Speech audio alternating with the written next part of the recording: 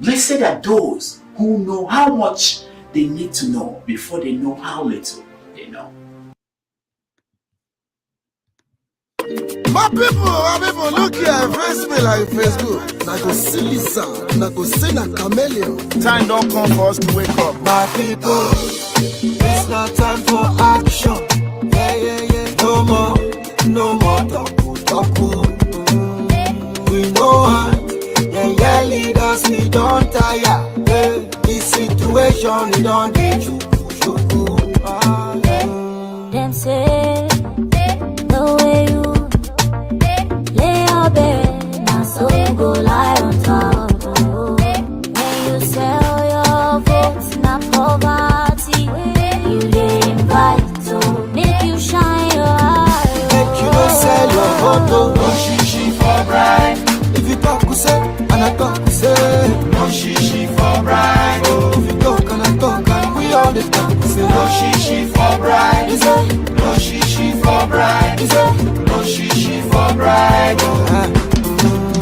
If you sell your vote, sell opportunity, sell your tomorrow. You say good roads, good health, and education. Them say the way you lay your bed, that's how you go lie on top.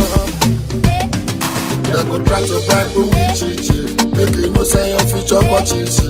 Them go surely take them back with profit, now you go so far. So far, Naija.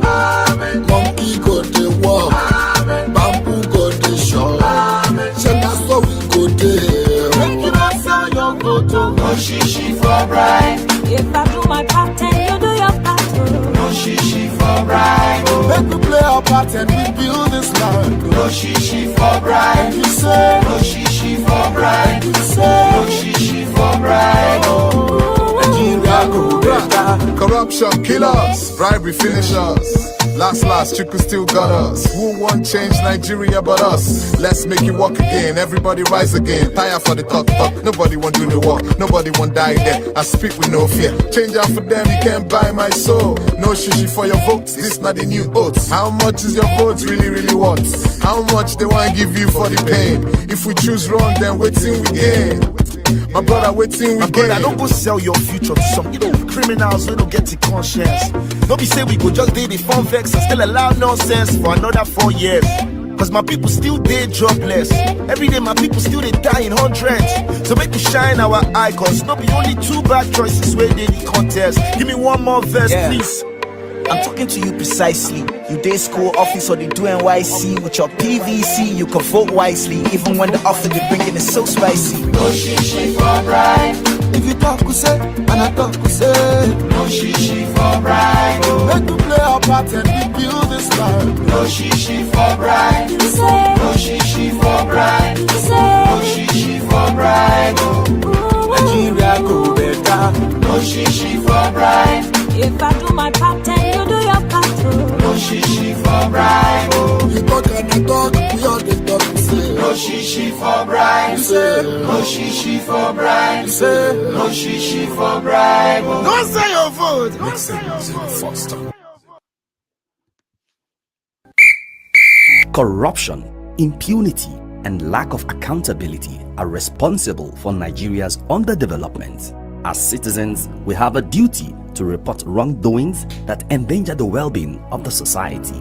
See something, say something. Blow the whistle today. Report corruption and other wrongdoings confidently and anonymously.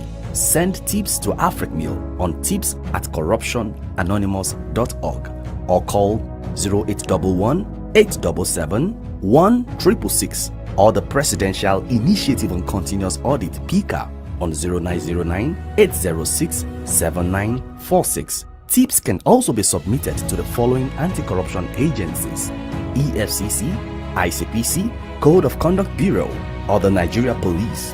This message is from the African Center for Media and Information Literacy, AfricMail, with support of MacArthur Foundation.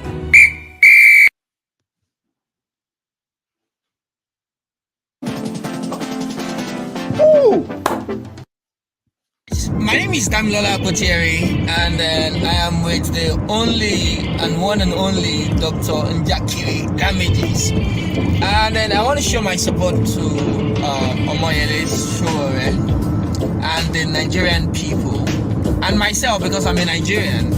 I want to say that we need to fight for what is ours, and Nigeria is ours. We need to take Nigeria back. My friend gave me my rings. Alright, people, all the way from where, how do we start again? So, my name is Rabiu Kwankwaso. I'm here to introduce to you Dr. Njakiri Damages! Revolution mood.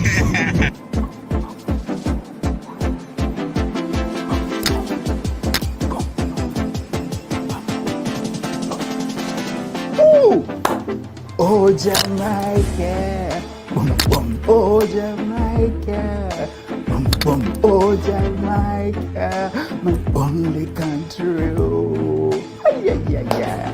Playback Nigeria with the support of Comedy Sports Portland USA, Imaginary Table Canada, and Organizational Theatre India wants to take your children aged 7 to 17 years on a trip to Jamaica this summer. This is a wonderful opportunity for you and your child to visit the Caribbean island of Jamaica as part of the International Children Theatre and Leadership Camp 2022. Oh man, I wish I'm a child. This boot camp is themed Belongings and will be for 10 days from August 4th to 14th, 2022. The International Children's Theatre and Leadership Camp is a multicultural artistic leadership theatre and adventurous gathering, and is open to children from all over, everywhere.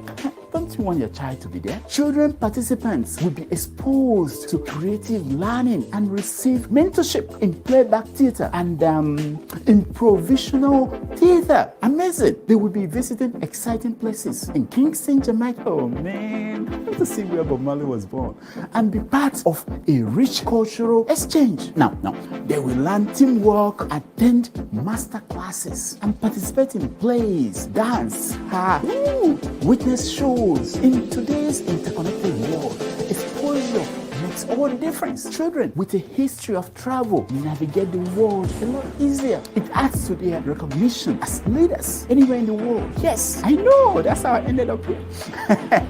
The spots are limited, so hurry and register. Some slots are open to parents of children attending. So you are allowed to also go on the trip with your children if you want to. Now, the parents will also have a couple of corporate training sessions that can be applied to their business and work life. I'm thinking I might go because for the camp is 2,800 per person. It covers hostel accommodation, 3 meals, excursions, tours, camp classes, and theater training, land transportation, and other costs. Isn't that wonderful? It's wonderful, reasonable. Participants traveling from Nigeria who need a visa, that's very important, will be assisted in getting a Jamaican visa with the help of the organizers at no extra cost. Other participants will have a letter to apply for their visa in their home country.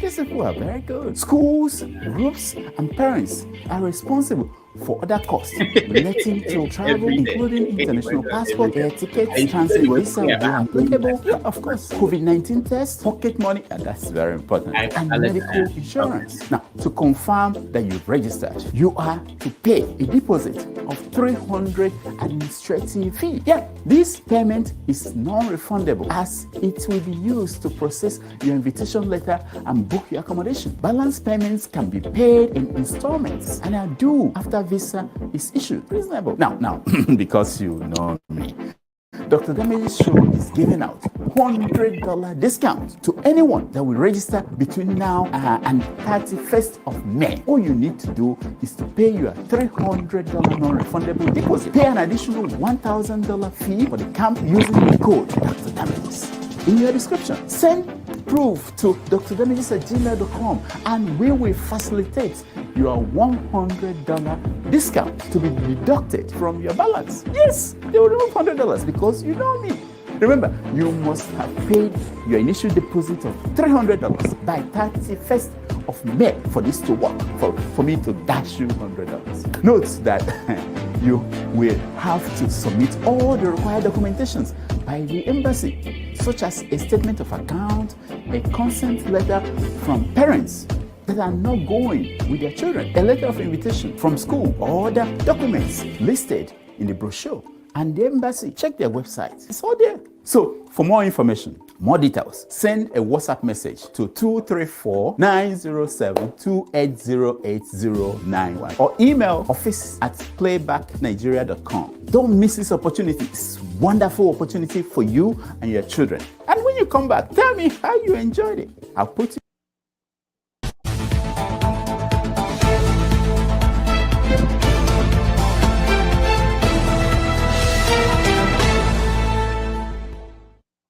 All right, welcome back to Have Your Say. This is Rabiu Kwankwaso, and we are glad. It's a wonderful day in Nigeria and across Africa. And the continent of Africa is passing through transformation, and especially countries like Nigeria and Kenya, which are key to what happens to the rest of Africa. Today, we are having a conversation on the presidential candidates in Nigeria and what is facing them. They have a week to pick their vice presidential candidates. So we get our people to join us. This is your show. This is not my own. So I want to hear from you. If you want to join us, I posted on all our social media how you can join. You can join the conversation by coming into the studio. You can watch us on Twitter, on Facebook, on YouTube. Okay, then let me bring in people who are already in the studio, and then we begin the conversation. All right, Janaba, welcome to the show.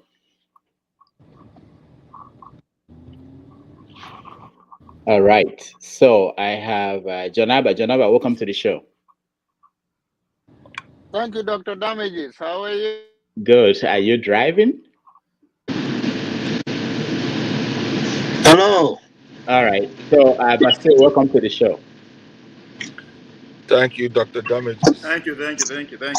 And the new Nigerian, Ovie. Welcome to the show. Yes. All right. So, 1 week, 1 trouble. It used to be a book that we read in primary school or secondary school in Nigeria. 1 week, it's not even a week, 3 days in Nigerian politics now. It's very, very shaky and transformational. So, how are things going? Jonaba, are you driving? Can you join us, or do we call you back later? No, I'm okay. Okay. All right. All right. So, the candidates are there. We know the candidates now. Jonaba, you know the candidates. We are thinking about the chances of each of the candidates now, and the pick of their pick of vice presidential candidates. What is your take, Janaba, in the last few weeks? 1 week, actually. What is your take? How are things shaping up from your own end? I think Atiku will pick up someone from the south, and Tinubu will pick someone else from the north. They will play their politics as usual, and we'll see how it runs in the coming days and weeks and months. Okay. But still, what do you think will happen? Yes, the other side way. Is the new Nigerian advertising in your program now? Because, I mean, unless he's paying you, I think you have to have a discussion with us. Because, anybody can. Then we know. We'll start know how much we are going No, to it's get. it's actually good that we know where he stands. So, yeah, we know where he stands. So Yes, you know, so even wherever he stands, it would not be advertised on a 24/7 program of yours. Marcel, you are getting it wrong. You should ask. No.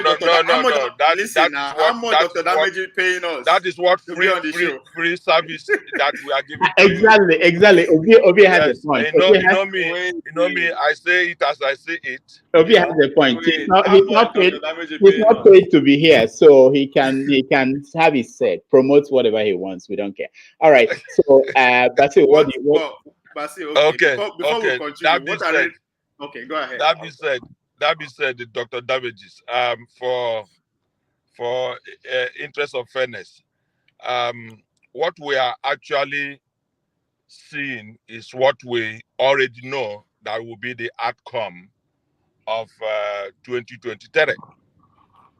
Which is if you had followed me closely, I have always made it clear, and I will also, before the end of the program, tell you the outcome of the 2023 election, because they have already set from the beginning the outcome.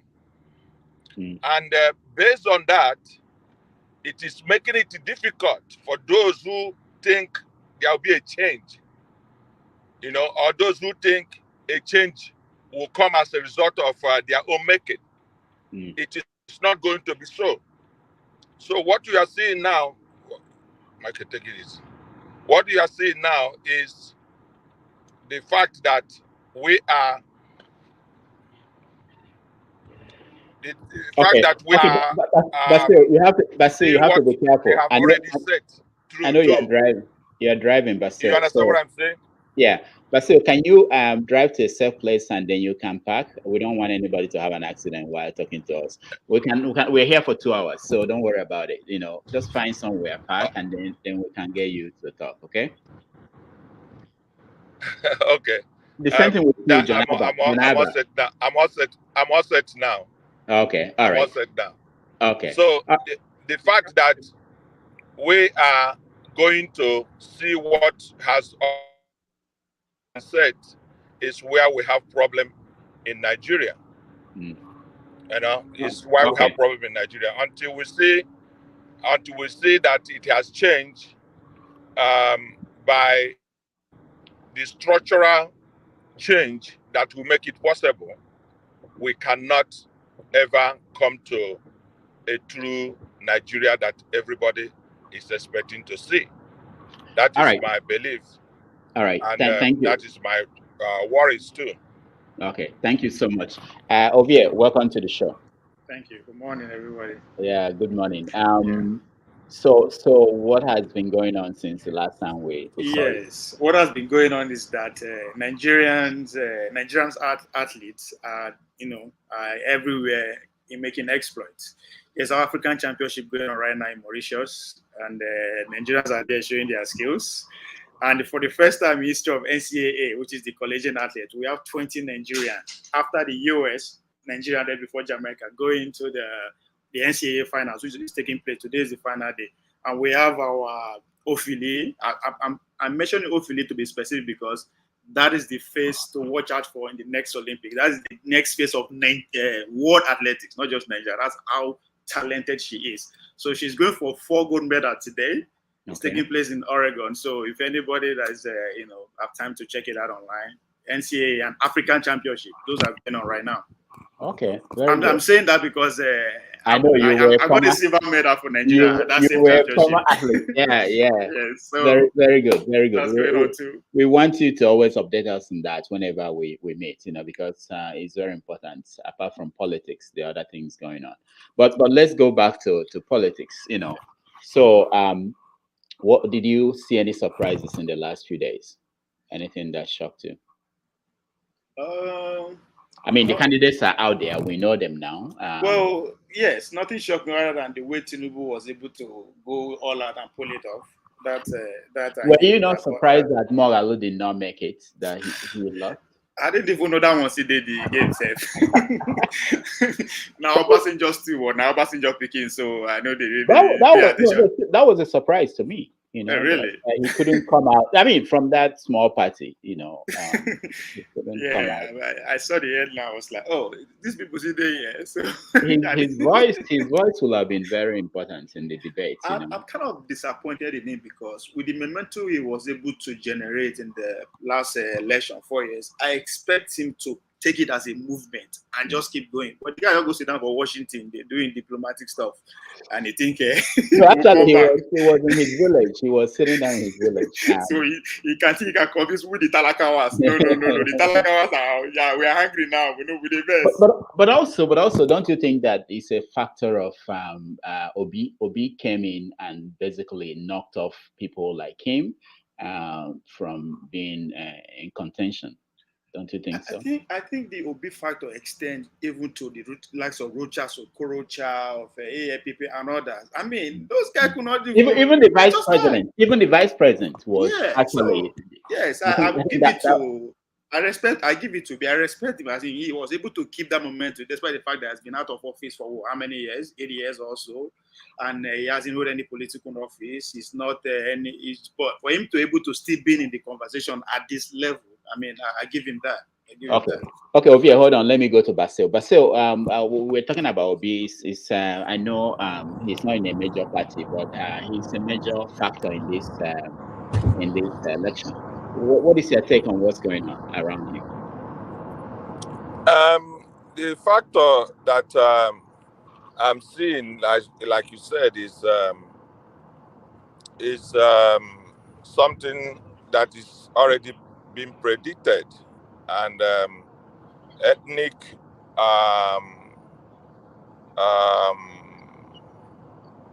social and regional factors will always outweigh the genuine interests of Nigerians, and that is some of the I would say irreconcilable limitations that unless something is done,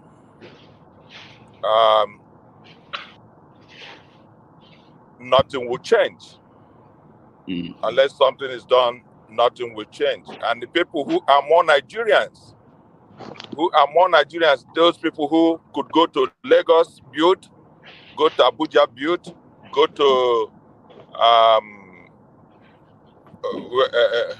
all the Kano build, those are more Nigerians. Okay, but still, we're having problem with this system. Where your connection. I think it's because you're driving. So let me go to Janaba. Wenbasi, welcome to the show.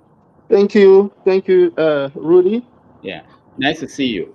Nice to see you too. Are you at work? You are dressed like you. I just came back. You just came back. Okay, nice to have you. So thank you. What are you seeing happening across Nigeria in this political? Rudy, I came here to solicit you to introduce me as a worthy vice presidential candidate to some of these nominees. Who do you want? Who do you want to serve under? Tell me, Sowore, if you want Sowore to pick you as his vice president. Who are you looking at? You know, my knees are shaking. I mean, if I want to follow the money trail, I'll go with Tinubu. But if I want to go with my conscience, I'll go with Peter Obi. No, we have to be. This is actually what we want to discuss seriously. How the choices that they face. So for instance, Tinubu, for instance, cannot pick you, and we now hear that Tinubu is considering someone from the north, which is appropriate, but someone who is a Muslim, and that's where the debate is. So we are going to talk about that. What would that mean? So for someone like Sowore, it's likely that he's going to pick someone from the north, because he's from the south. That's the traditional way. It's not that it's constitutional. So, but the Christian Association of Nigeria, they just issued a statement basically warning Tinubu to make sure that he doesn't pick a northern candidate. That this is not 1993 when Abiola picked a northern Muslim candidate. The issue is Muslim candidate, not about North. We expect And Tinubu is by the longest stretch not MKO. Yeah, exactly. And this is not 19. The problem Muslims had with the MKO was that he quoted the Bible more than he quoted the Quran. And so Christian has had that level of comfortability with MKO. I don't think Tinubu will enjoy such an advantage. He has to pick a northern Christian. And I've heard that echoed by some of his staunchest supporters who are northern Christians. Yeah. So he has a bunch of them to choose from. I think the former secretary of the federal government is one of them, and I believe I heard him on channels echo that he has to. So that's that for. I think Tinubu does not have that problem. I think he has for lack of a better term, a repertoire of people, a large repertoire, because his organization is far-reaching more than the other candidates. I mean, Tinubu and Atiku, that would apply to. Okay. So people like Peter Obi is what we are going to... Let's just start with Tinubu. We can go to okay. Let's just go around. Let me welcome African Queen. Welcome to the show. Thank you, Dr. Damages. Hello, everyone. It's nice to have you. Good join. African Queen. African Queen, where are you joining us from, if you don't mind? I'm currently in Dallas, Texas. Oh, Dallas. Okay, good. So have you been following the political situation in Nigeria? Yes, I have. Okay. Yes, I have. What's your take? I've listened to a lot of conversations. I've been on this platform listening in the background, and my take on all this is that it is time. It's really time for us to actually think as a nation, as a people. Think of the way forward. There's a lot of horrible things going on in Nigeria. A lot of horrible things going on in Nigeria, and it's time for a change. And that's the real change, not the kind of change they actually touted for us the last time. Because I remember I quarreled with my sister because of that change. And I was right at the end of the day. I'm not there, she's there, she's going through it. And every time she says she's having a problem, I say, how is the change treating you? So the truth is that we really need to think as a people. What do we really want? Do we really want this recycled, old politicians who have nothing? And when I hear people talk about structure, I ask, what is structure? Structure is the money that they're talking about. It's the stolen monies that they're talking about. And there's no other structure because they don't even have the people. They don't have the people. They just steal the money and use the money to fund the elections and bribe all sorts and commit all sorts of atrocities. That is their structure. You tell me that the international community does not see? Of course they see. But hey, if Nigeria is working, will I be here? Do you think that they care? The change comes from us. So in as much as, people say, oh, they're waiting to find the right candidate. Well, there's a cesspool of people that we can pick from. But unfortunately, we have just few people on the table. So we have to make a choice of those few. Okay, thank you. Thank you so much. Yeah. Thank you, African Queen. Let's welcome Omar. Omar, welcome to the show. Oh, thank you so much. Just as an FYI, I have my kids here, so they might be a little bit noisy, if you don't mind. No, it's okay. It's okay. We're okay with that. Yeah. So tell us, where are you joining us from? I'm actually joining from Gatineau. That's in Quebec, Canada. Okay. Yes. Nice to have you. Thank you so much. I've been watching you all this while, and I'm very, very honored to be part of the show. I'm so grateful. Thank you. So we want to hear your view. What is your take on what's going on? I guess it's same old. Nothing new. We need to put on this. Sorry, we have to mute him. It's Go ahead, Omar. Okay. I was just gonna say, it's really disappointing because it's same old, the same recycled leaders just coming back. Um, I don't see any hope for the future as of now. There is no candidate right now that inspires confidence except for Peter Obi. But I believe he's the way things are set up right now with the elections. I don't see a way he's gonna make it. So unfortunately, it's just between the APC and the PDP, and it just doesn't inspire any confidence. All right. Unfortunately. I want to ask you, why do you say that? First of all, you said that there are recycled people, but we have about 20 something candidates, that we could choose from, and then you said, yeah, why do you think the other people candidates are not viable? We have Sowore, we have Peter Obi, we have so many. Yeah, I maybe I'm still stuck in the past, but I have this belief that currently the way the electoral process is set up, those good candidates you're referring to honestly stand a very slim chance in becoming the president in 2023. So it's just unfortunate that we have to be realistic at this point in time, unless something drastic happens between now and the date of the election. But it's just my experience in the past and our votes not counting and rigging and all sorts of foul play going on. And it's just really difficult to see the so-called outsider emerge the president. All right. Thank you. Let's welcome Paul. Paul, welcome to the show.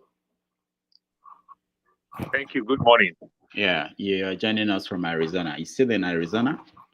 Yeah, right now I'm in New Jersey. Oh, very close to us. Okay, nice to see you. So, it's been a while we saw you. What's going on? Are you watching what's going on in Nigeria? Doctor, I don't understand. You look like you blocked me. I had to create a new YouTube, create everything. So to be able to come in. I don't know whether maybe because I vote for Tinubu, I don't know. You voted for Tinubu? I don't know whether maybe because I vote for Tinubu, I don't know. Or are you planning to vote for him? Did you go to the convention? And doctor, even the dollar they give me was fake dollar. What number they cut me? They give me fake dollar because they didn't believe my vote. So anyway, Paul, it's been a while we saw you. Were you surprised at what has happened in the last few? Doctor, if very many of us would tell ourselves the truth, this is like the old video that we can't focus. We always pride ourselves that we always know Nigerian own video, the end from the beginning. This one swept me off my feet. I didn't see it coming at all. I will tell you the truth. What was the surprise for you? I never believed Tinubu will win, will even go anywhere close. I never even believe. I don't think Tinubu will even get fed up on the convention to even stay there with his fragile health. I was shocked. It swept me off my feet completely. I'm telling you, it was hard for me. I had to go to work for only 4 hours because I stayed and stayed and stayed. Everything was a shock to me. I'm telling you, I didn't see it coming at all. Okay, stand by because most people here were not surprised. Nneka, welcome to the show. You see, we have women now. I feel good. You guys are behaving well because we have women on the show. Nneka, welcome to the show. I'll take the credit. Welcome to the show. Thank you. So when you join us, please turn down your. Nneka, I think you have your computer or your. When you join us, please turn down. We're getting feedback from you, so we'll come back to you, Nneka. Alexei Njoko, welcome to the show. Thank you. So you don't look happy. There's always someone who takes these things very seriously, and Alexei is one of those people. So Alexei, tell us what's going on. Why are you not happy? People, we have 8 months of this. 8 months of dealing with this until we get to elect somebody. Well, why are you? Well, yeah, what's going on? Well, we're still dancing around the same old thing, and we're expecting a new result, unfortunately, in Nigeria.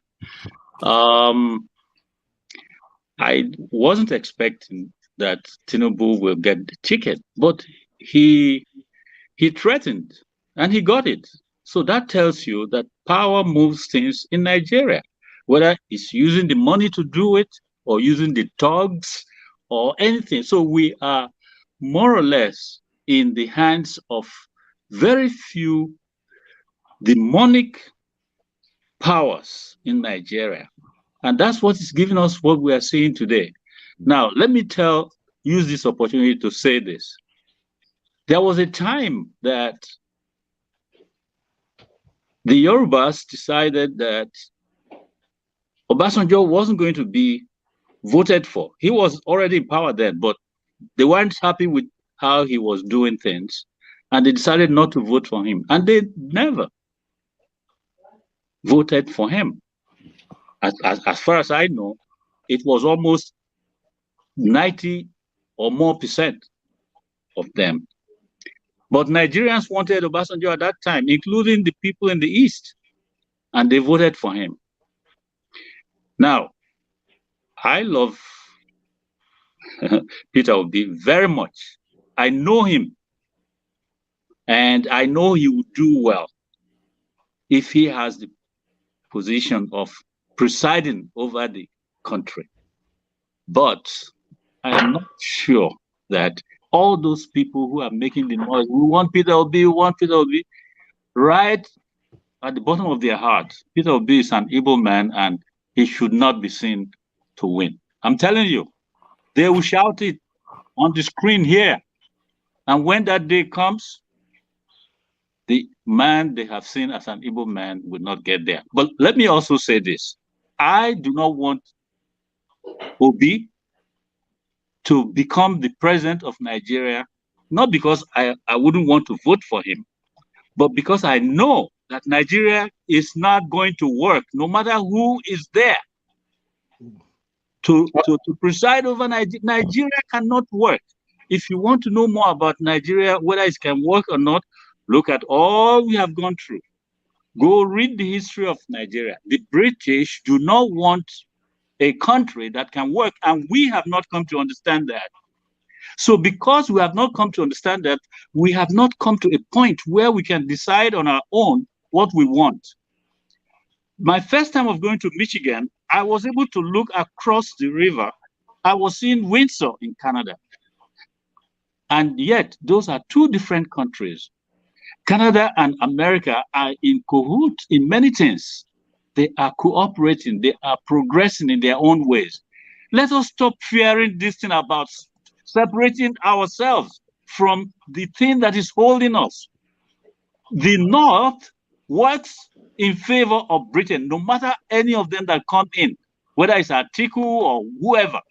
They consult London before they do anything with us. That's where they get their wisdom. Let us come together and decide how we are going to live together. We can live together beautifully. Thank you. Thank you so much. This is what we're going to do today, because there are a lot of people who are trying to join in. The studio is full, and we have to get rid of people at a point and get like me. No, not you. No, get people. No, I will understand that, though. No. We have to get people out and get new people in, so that we get opinion of a lot of people. Okay. So that's all I'm saying. All right. So, but we also have to make sure that we have one topic and deal with that topic and go to another topic, because we go from one thing to the other. So what we're talking about now is about vice presidential candidates that these people will pick. And we know the presidential candidates. So the first one we're debating is that of Bola Tinubu, who has a bigger, more difficult thing to deal with, which is that he's a Muslim from the South. And the North is insisting, the Northern governors are insisting that they want him to pick a Northern Muslim, not a Northern Christian. And you already have the Christian Association of Nigeria and different groups saying that we don't want that. We want you to pick a Northern Christian. We can't have Muslim tickets. And he's saying that, now let me play you a video, all of you, so that you can know where the debate is at this point. Hold on a minute. Let me play the video. Fine. All right. Make the right choice. Listen now. Then we'll make the right choice. I mean, the talks of a possibility of a Muslim ticket. How do you think this will sit with most Nigerians? Do you think your party can toe that line out in today's Nigeria? You're asking the wrong person, because I don't look at people from the lens of Muslim or Christian. Some of my closest friends, Christians. It was Pastor Tunde Bakari, a Pentecostal pastor, that took me to CPC, not President Buhari. So I'm very close to Pastor Bakari. I'm very close to many Christians. I don't think that the business of governance has to do with religion. I think we should look for the best person for the job, the person that will get the job done, and get him to do that. I'm the wrong person to ask, because in my state, I picked a very competent, qualified woman as my running mate in the 2019 elections. But just because she happens to be a Muslim, people are calling it Muslim ticket. And they said we're going to lose. We didn't. We won overwhelmingly.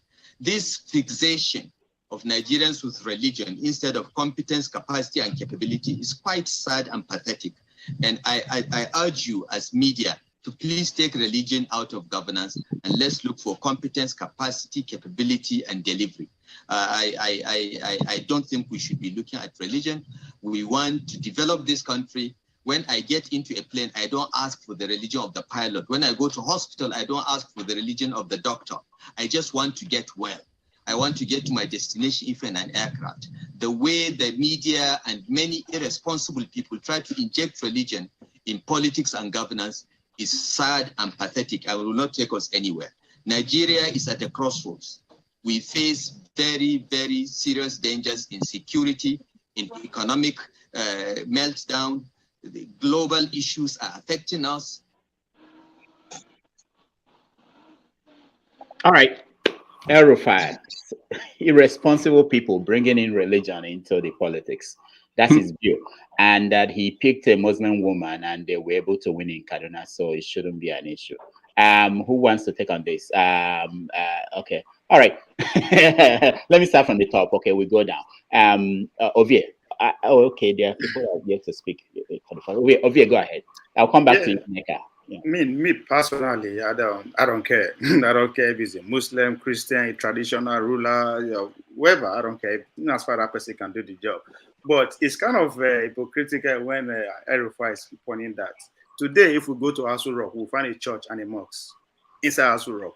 Inside every government house in Nigeria, whether have a mosque or a church. So it's going to be it's very silly to say, oh, it doesn't really matter when we have symbols trained at us like this. And with all this killing going around the country, government going to the mosques, shooting, going to the church and shooting, all these are political motives based on this singular thing that we are talking about, so that it should not be one-way street, Muslim or Christian. Because all these things that is going on are politically motivated. So it is we are in a time whereby it's hard. Even themselves, the politicians, they are the one pushing the narrative on us. We don't really care. He's saying that his closest friends he has a closest rubbish. That's cliche. When you live with people who are different from you, are bound to establish that relationship. So that's normal. Using that is not an excuse. So as I said, personally, I don't care. But the way the permutation is now, I'm sorry, it's not going to happen. And as I said before, this election is going to be the victory is going to come from identity politics. And these are identity politics. You can narrow it down. It's Christian and Muslim, which is sad. For me, if there's a way we can actually take both organized religion out of that is your religion in your house. When it comes to a public space, don't say, "Oh, now God do am, now Jesus do am." Now, no, I don't want to hear all that. What is in front of us is that we have a country to run. We have so many problems we have to deal with. Let's face it. Rather than bringing all this, but it's just sad that we are. This is the time we are. We will grow over it, but it's just not going to happen. Come 2023, it's too late. I mean, a lot happened a couple of days ago in Sokoto. Happened in Jigawa. They went into the bus, even though they targeted the data, the CQ. So it's hard. These are political motives to just keep permutation going. So I don't know how he's going to pull it up. I know he's going to try it. He has the mechanism, he has the money, he has everything to try. That's I don't know if he's going to succeed. Okay.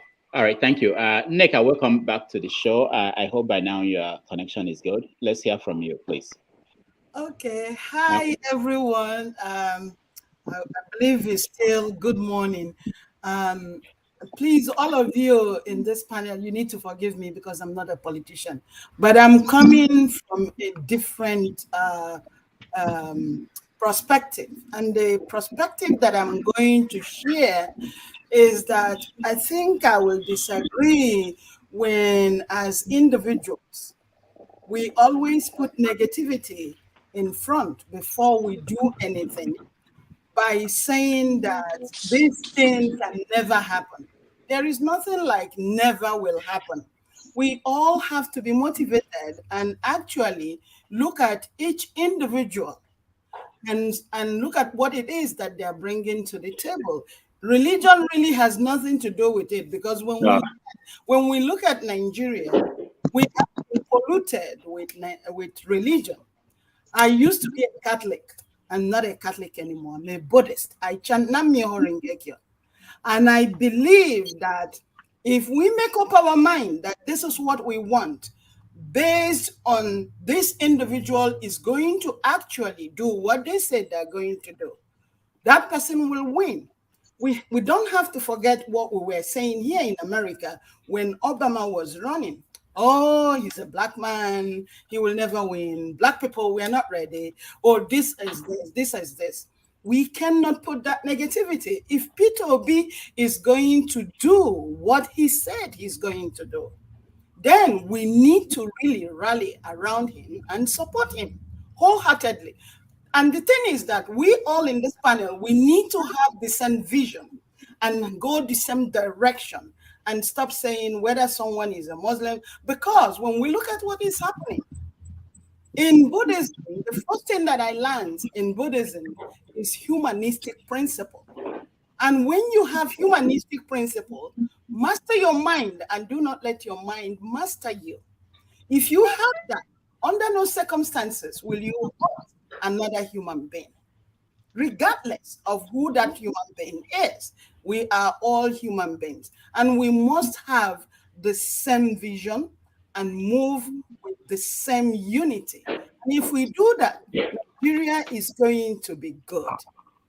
All right, thank you so much, Nneka. Let's welcome Alaro of Nigeria to this show. Welcome to the show. Thank you, my brothers and sisters. Thank you for having me on your platform. And I'm always, when I'm opportune, I try my best to show up. First and foremost, I think Peter Obi should stick on issue politics. If we can do it as a nation, this is the best chance, because it's not politics as usual before. Now we have social media. You have your platform, you can do an amazing thing. You have all of us from all tribes. I'm a PDP card-carrying member. I'm not going to vote for the PDP, but I'm waiting and praying that the people that are guiding Peter Obi's campaign will stick to issue politics, bring other tribes. Don't preach politics, don't preach religious politics. Don't preach tribalistic politics. Don't try to just get to the Igbos. Don't do that. Everybody is open. We are tired. And this is the best mind that can bring the nation forward. We know that. We are voting for person, not party. I'm not voting for, and I know people that are with me. I was a former chairman of PDP NRV in Germany. I know what's going on. I know how people are thinking in diaspora. People are ready to vote for anybody, whether Muslim. It don't matter who his vice president is, but they should stay focused on issue, security, basic health care, electricity, nothing else. Little things. Nigerians don't want to be millionaires. They want basic things. Everything else, if we can do those things, even if we attain them in 4 years, in 60%, Nigerians will never vote for any Yoruba or Hausa again. This is the point. You can do the job, we'll go with you. If he gets the chance, he has to utilize it. I pray they will run a very good campaign. This is very, very, very important. All right. I'll give it up for the next point. Thank you so much. Well spoken. Thank you so much. Thank you. Let's go to. I want to hear from people we've not heard from before we go back to people who are here. Wazobia, welcome to the show. Thank you, Dr. Damages. Yeah, please, if you don't mind, if you can tell us your real name and where you're joining us from. We just want to. My name is Ezekwesili, and I'm joining you from Owerri. Owerri. Okay, very good. I like to hear from people in Nigeria and not these foreign-based people who have no idea what's going on. So, what's going on in your part of town? What are people thinking about the Nigerian political environment? Actually, there is a big clamor for Peter Obi to be in the seat of power. But that notwithstanding, I'm even trying to talk about the structure of Nigeria as a whole. I've actually traveled around the world to see how people are doing their things. And I've come to realize that most of these governments, they normally segregate power such that every state, emirate, or whatever province you call it, controls its affairs. What am I trying to say? I've been to UAE. I realized the first time I landed in UAE, Dubai was actually doing better than all the Emirates. Charger was neck deep into Islamism and stuff like that. But at some point, Charger now had to come back and listen to their brother and say, see, this guy is getting it right. And Dubai is almost taking all over the whole UAE. Sometimes you don't even know the name of the country is UAE. You call it Dubai because the Dubai ruler was doing it right. Charger now got paid from Dubai. And what happened? Charger developed at, mathematically you call it geometric progression. You get my point? Why can't we replicate something like that in Nigeria? Because everybody is afraid that some people will be richer than others. Yes, if River State is richer than others, go and populate River State. Take your Alamajiri, go there, populate them, they will take care of you, eat from their wealth. For us who doesn't like populated place, we will go to the north, which is quieter, based on my own, how I want to do things. So there is no fear like sharing this national cake. Anywhere that is richer than each other, go there. If that is where your business is, go there as a Nigerian. But this idea of sharing this national cake is what is making them hold on to Nigeria like this. That is why they don't want anybody to leave. That's my own humble submission. All right, thank you so much. It's nice to see you. Okija, welcome to the show. Unmute yourself, please. Okay, Jana, so now I want to we by copyright. Now I want to election. Why they copy me? So hold on. We have over here advertising Kwankwaso, his candidate, and Okija, you are now advertising P2B. Okay, so Basil said that we should start charging people who are advertising political party candidates. I agree. I will pay. Maybe we should. We start making money. So P2B, I said P2B. Okija, what's your take on what's going on? What's going on where? Which one in particular? I mean, you were late. You've not been following us. Okay, so we're discussing the vice presidential candidates. These candidates that we are going to pick or who they might pick. Okay. Your candidate P2B has not indicated anywhere where he's going, but we know that he's going to pick someone from the north. Yeah. What are you hearing? I mean, of course, he has to pick someone from the north, and it's gonna be like that. Atiku, someone from the south, Kaka, Tinubu from someone from the north. But I think the undoing of APC, if Tinubu picks a Muslim candidate, it matters right now in Nigeria, the situation of Nigeria. There have been so many things has been going on. Buhari has been accused of so many things.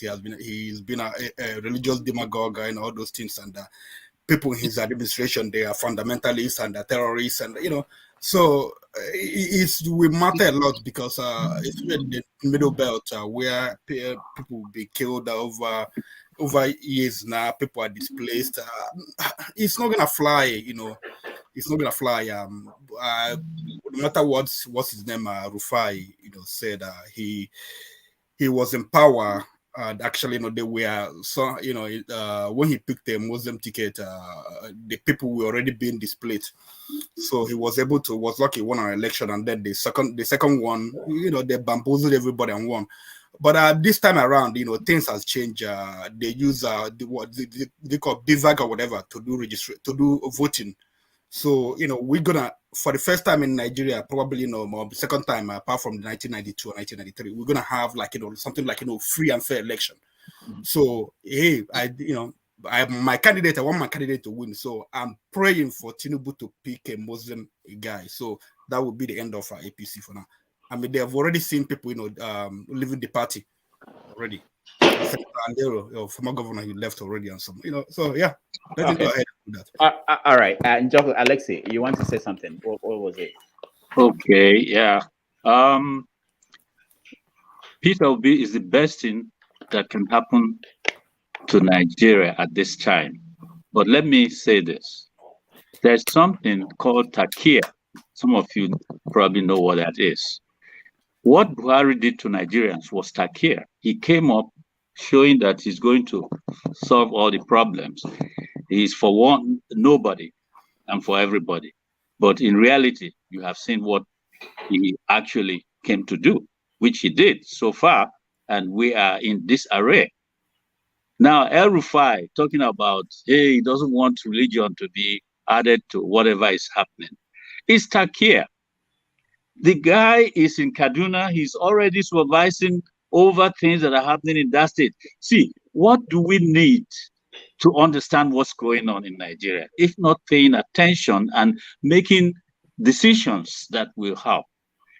Me saying that Peter Obi is the best thing that can happen to Nigeria now doesn't mean that I want Peter Obi to continue and become what he wants to be in Nigeria. But I know that if Nigerians are sincere that he is good, and he is, Peter Obi is not, none of those contesting are anywhere near his quality and what equity he's bringing into that position if he wins.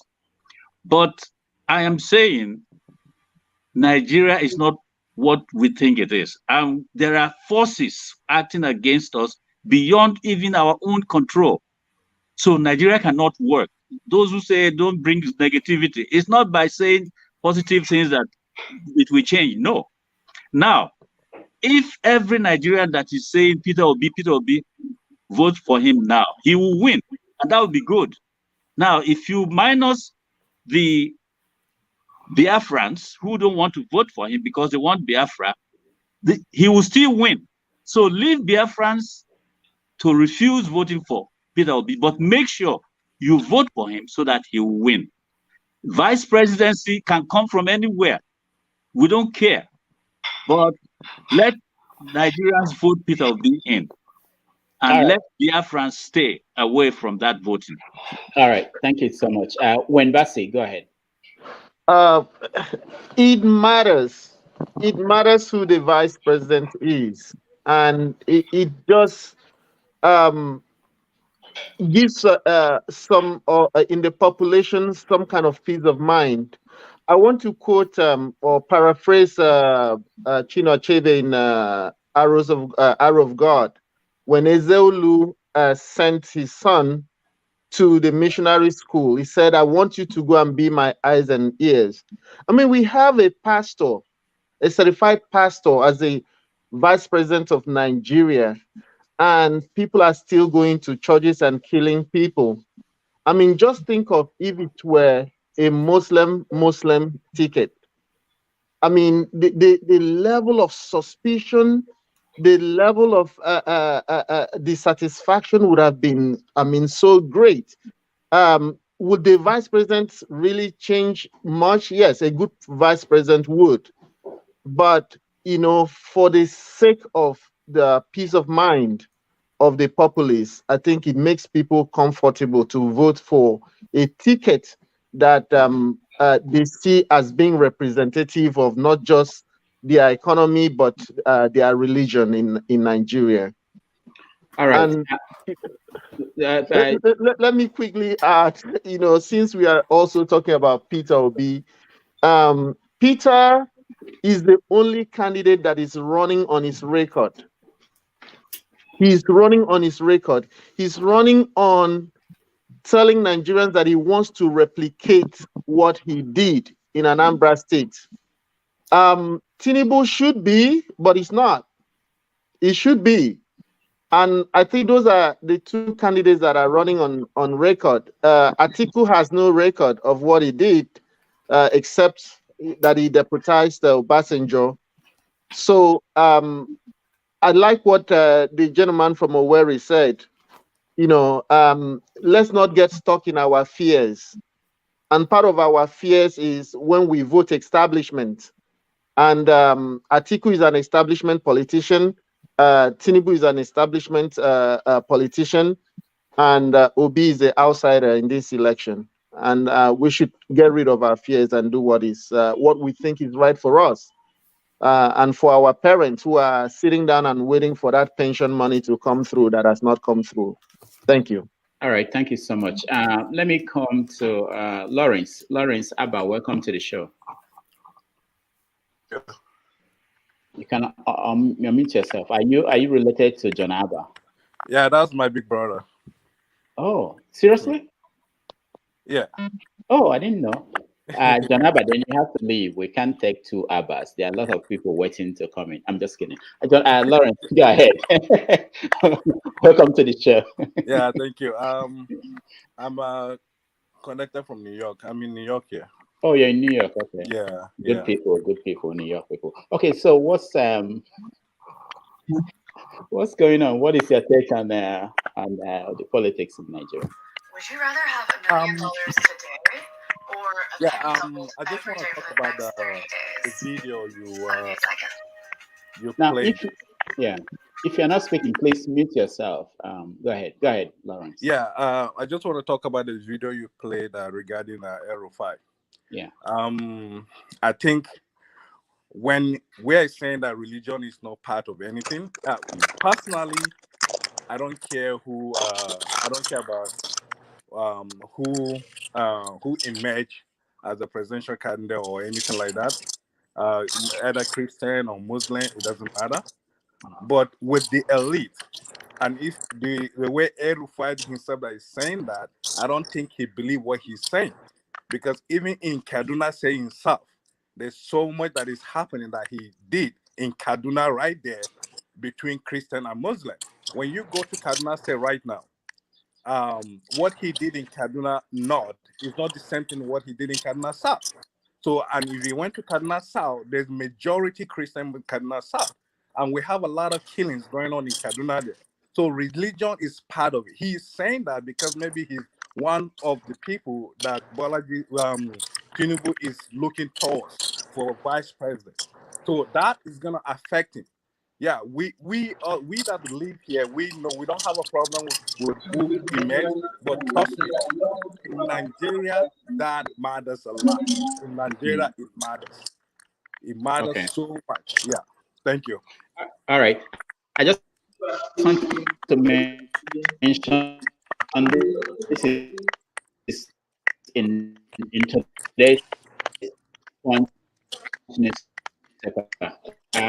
Please, if you're not speaking, if you're speaking, please mute yourself. So in today's Punch newspaper, this is what they are reporting. Kwankwaso is Atiku is consulting Obi and Kwankwaso. Tinubu is considering Lalong and El-Rufai, as well as the secretary to the federal government. All right. You say Kwankwaso, you say Atiku is going to go Kwankwaso instead of Atiku to say Wike. No. That's what the Punch is writing, not me. Punch newspaper, the article to consult Obi and Kwankwaso. So you might lose your candidate. No. Impossible. All right. Banky, welcome to the show. Thank you, Doctor. Yeah, nice to see you. Where are you joining us from? I'm joining from Jamaica right now, though I'm based in US. You're based in US, but you're enjoying in Jamaica. Yes, sir. Okay, nice. Now, so what is your take on what's going on in So my short take is like what happened during NSAS. I think we the youths or Nigerians, the professionals, the business owner, who actually are the populate. When I say the populate, not the politicians, because Nigeria has been on cruise. The politicians have been cruising with the term Nigeria. For me, is a term, not even a country. But now we have decided to take our country back. If we will take away the religion and regional sentiments, vote for the right candidate, because the elites are the ones killing Nigeria. I'm sorry, I'm a Christian, but the people killing Nigeria is the elite, which are categorized into two: the religious leaders and the political leaders. And at the end of the night, they circle back to tap each other at the back. If you look deep into what I said, They use Christianity and Muslim to antagonize the poor masses or the average people. At the back, them, the elites or the rich, they do things together. I heard El Rufai saying, Bakare is my friend. Will Bakare preach El Rufai in his pulpit? He won't. So the politics of Nigeria have always categorized it into two. It's between the rich and the poor. But them, the rich and the poor, use the religion and regional politics to deceive us, the average people. But I think with the crisis going on, not only in Nigeria, it's the universal inflation right now. People have reason we want who can manage our resources. Out of all these guys, we saw what Tinubu did in Lagos. He did great, but at the end of the day, it was for his family benefit. We saw what Peter Obi did. So it is left for our own conscience to know who we will call our Messiah. Because now, if you ask me, I'm an Igbo man. If Atiku is going to lead Nigeria to greatness, I'll vote Atiku. Personally, I'm coming back to vote for this election. It's just that the politicians know that if they give the right for people outside Nigerians to vote, they will never be politicians tomorrow because people will actually vote their conscience. I think this Mahmoud of INEC chairman right now, I think a lot of pressure is on him to get it right this time. And based on Mr. Njoku that says who we pick doesn't matter. It matters because these guys have brainwashed us now that we believe Nigeria is between North and South, Christian and Muslim. So for now, we have to play to the rhythm. If you don't play to the rhythm of North and South, Christian and Muslim, it's going to be a failure. And that's what APC have seen. That's going to be a very serious setback. They are running around El-Rufai because he wants to be VP. He's coming out to do the damage control. But them themselves know Muslim ticket is not going to work. And from what I'm hearing behind, that Peter Obi has two people in mind. Because I'm kind of hearing from behind because right now in the US, Obi is a movement. All right. People are donating. Thank you. I'll come back to you. Let's hear from new people that joined us. KFK256. Welcome to the show. Thank you. What I really have to say is no, hold on. Can you tell us your real name, where you're joining us from, please? Okay, my real name is Oyekumi Fakunle, and I'm calling from the US in Texas. Okay. And what I have to say is, okay, yes, fine. We know what all our issues are. We know the ethnicity, we know about the religion, we know all of that. But after all said and done, it comes down to these few people that are running. So I think Mr. Damages, to make the most effective use of our time, can we start discussing these candidates, talk about their ethics, talk about their integrity, and just focus on those details? You know, I think that would be a good thing for us to spend our energy on now. We know what those issues are. We keep talking about the same things over and over again. But I think at this point in time, it comes down to these people. So let's pick them one by one. I don't care if you even take one candidate per show, but let's just break them down one by one. So that way the people out there can actually make their choice based on the things that we expose or the things that we bring out about these candidates. Because saying all these things is not going to do anything beyond the fact that we just repeating the same stuff that we know. We talk about religion, we talk about ethnicity. Yes, fine. Those issues are there. They're always going to be there. They've always been there since the beginning of time. But right now, it comes down to these candidates. Let's start breaking them down one by one. So that way people can really make their choices. So I really don't care who wins, as long as the person does well for Nigeria. I don't care if the person is Muslim or whatever the case may be. But I think like a show like this should be used constructively to help people know who these candidates are and bring out all those things. That's all I have to say. Thank you so much. I like your contribution. Once again, can you tell me your name again? Let me write it down because. Oyekumi Fakunle. Oyekumi, okay. Thank you so much. We will, over the next few weeks, we will break it down. We are not going to make this big discussion. We reduce it to particular candidates. So one day we could pick Atiku and pick Tinubu and pick Sowore and have that conversation. Mandela, welcome to the show. Thank you so much, Mr. Rudolph. Thank you. Are you Nelson or somebody else? Okay, well, my name is Bethel Angunihu. Okay, all right. Yes. Nice to have you. So what is your take on what's going on? Thank you so much for organizing this forum, first of all. And I just want to extend my greetings to every one of you here. I really enjoy being in the midst of concerned Nigerians, genuinely concerned Nigerians. My take on what is happening now is the fact that we need the best. We can no longer be beating around the bush. Most of these people basically the major three candidates that we have now for the election, most of them, we've tried them before. We know what they are like. We don't have any time. We don't have any opportunity. This is our best time to make our mark. We cannot no longer be sitting on the fence. So everybody has to come out, because most of us have left Nigeria not because of anything. It's because we don't see any future, and most of us were even much more comfortable back home. But right now, you can't guarantee that safety and all of that. So we must make our choice. And just analyzing the various candidates, the three major candidates that I think that most of us are looking at for this election, or the four major. I think they're actually four, to be honest, because these are people that I believe that if they do anything, it will affect. If, let's say, somebody like the four of them being Atiku Abubakar, Peter Obi, Tinubu, Kwankwaso. and then Kwankwaso. Yeah, if there's any realignments, it will affect the election. So I believe that all these three candidates are very, very important. These four candidates are very important. Even other candidates as well, but the magnitude is quite different when you're comparing these candidates, when you're bringing them to the fore, basically. So I think we must make our choice very wisely, and I have made my choice. I think we can see what the situation is like. We know who, kind of, because everything is there. The facts are before us. These are not. If I'm a lawyer, but my background is basically law. So the fact speaks for itself.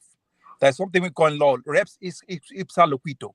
It means that the fact speaks for itself. You don't need to seek much further. When you see things that are very glaring, we have seen videos, these are things that were not even planned for this particular purpose, but they are coming to the fore now.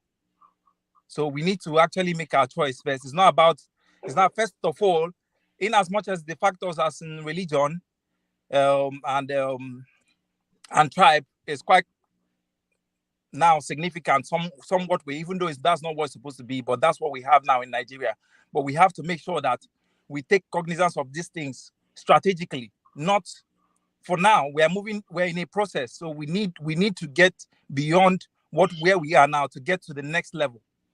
So there is need for us to be also whichever candidates, they need to take cognizance of the background of this person.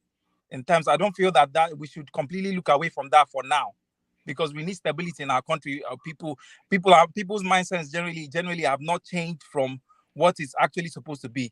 So we need to try to picture all these things when we are trying to make a decision. Okay. So this is my viewpoint, and I beg to differ from anybody who, yes. And for me, I would like people like I'll really envisage something like a Peter Obi and Kwankwaso ticket. That's what I'm really hoping for. If that happens, then that's a game changer.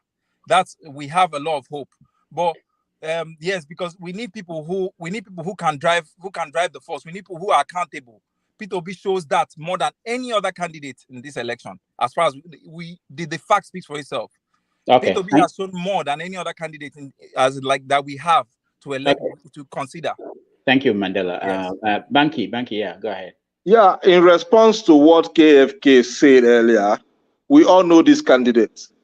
And Nigeria is such big and in a mess that Anambra State was when Peter Obi came into Anambra, because Oba brothers were running Anambra. So when he came, he found out what's the solution. He made each town to have the autonomy So take this money, develop your region, and account for it. He was the only governor every month that was rendering himself to EFCC. He has that record. Paul Elia, Nihi Rubadu, and all those EFCC past chairman, they will tell you, that's why when he left, the track record was there. He wasn't, there's a way they looked, they can't catch him up. Because he was, every month, he would take his books to EFCC and say, oh, this is how my state was run for the month. So when you look at Atiku, what was the source of Atiku's income? He was a custom officer. Custom officer, how much do they make? But now he's super rich. Look at Tinubu. Before then, yes, he was an accountant. He made so much money from Chevron. But after that Chevron, the amount of wealth he has now, is he comparable with resources he built from Chevron? So we all, like you say, if we start looking at these candidates one by one, I think if you say to merge, I'll still go for Rabiu Kwankwaso. But and age too are on both sides. But this man, Tinubu and Atiku, they are fading away. Yes, they still have experience in politics, but they don't have experience to help us, the youth. The world is going technological right now. Where is Nigeria technologically? Come to the US, Nigeria's heads affairs everywhere. When it comes to IT, aside Indians, Nigeria heads the affair everywhere. But in our dear country, we are still operating on manual way. Whereas everywhere, everything is automated. Okay. So we need people that can take us there. All right. Thank you so much, Banky. Let's go to, I'll go to Obi and then Alaro, and then we have CM who joined us. I think okay. I will advise Okija, because I mentioned you because you are copying our style, and every other political party do it the way we are doing it. What we do is that to set up a committee, 3 committees in NNPP. 1 to focus on an economist. Now I'm talking about vice president. Who wants vice president? To go around the country and source for a vice president who's an economist. There's another group again who is going after academia, somebody from university and other. And there's another person who is leading in charge of a politician. So that's where we are looking at. We are not looking at the religion. Who is this? This is what we need at this point in our country. We need an economist. That's the number 1 on top. An economist who can actually work side by side with the engineer Rabiu Kwankwaso. So we are not actually focused on religion, Christian, where this person comes from. No, that is the new Nigeria everybody should be looking forward to. What is this person beginning to offer? Not necessarily what is coming from, or the kind of religion God he serves. All right, Alaro, go ahead. Unmute yourself. Yeah. Okay, I'm on. Thank you, everybody. First of all, the former vice president, 8 years he was vice president. All his great ideas, he didn't give it to his boss to help the country. Ever since, he's been running on the same point over and over. His ambitions. We cannot fix problem of 2022 with ideas he has been running with forever. Tinubu, 8 years as governor. Since then, he owns Lagos. If what he wants to say is he wants to do for Nigeria what he has done for Lagos is a failure. So now let's go to, I'm going for Obi. I keep saying Obi, and there are other candidates also. But the Peter Obi campaign, I'm begging them, don't just say, because we are all screaming Peter Obi, and just assume you sit down, everybody will come and vote. Get people involved. Keep repeating the issues. Stay focused on issues. Everybody has something in common. Whether we are Muslim, whether we are Yoruba, whether we are Igbo, Hausa, poverty, insecurity, no basic health care. Electricity will bring up, with dissolves poverty. Stay focused. Keep telling people this. Reach out to people. Don't tell people to donate 1,000. Tell people to donate $1 a month. With all the millions, at least you are guaranteed to get $20 million every month if you ask for $1 a month. Whoever can donate more should donate. Don't take people out of their comfortable zone. Let them donate. I know I've been in this politics forever. When people put one set down, that will force them to go and vote. Let people invest in him, no matter how little. This is very important. Thank you very much. All right, thank you so much. Before I continue with the people that just joined us, let me play a video for you guys to see. Okay, I'm not allowed to share any video anymore because our studio is full. Okay, let me come to you. CM, go ahead. Welcome to the show. Thank you, Dr. Damages. Regarding the issue of the moment, it's a no-brainer that Peter B is the man of the moment. If I should say a savior comment at the right hour, it should be Peter B. I should say it. But the thing is, we Nigerians ever learn those primordial sentiments of religion and ethnicity. We play it safe again.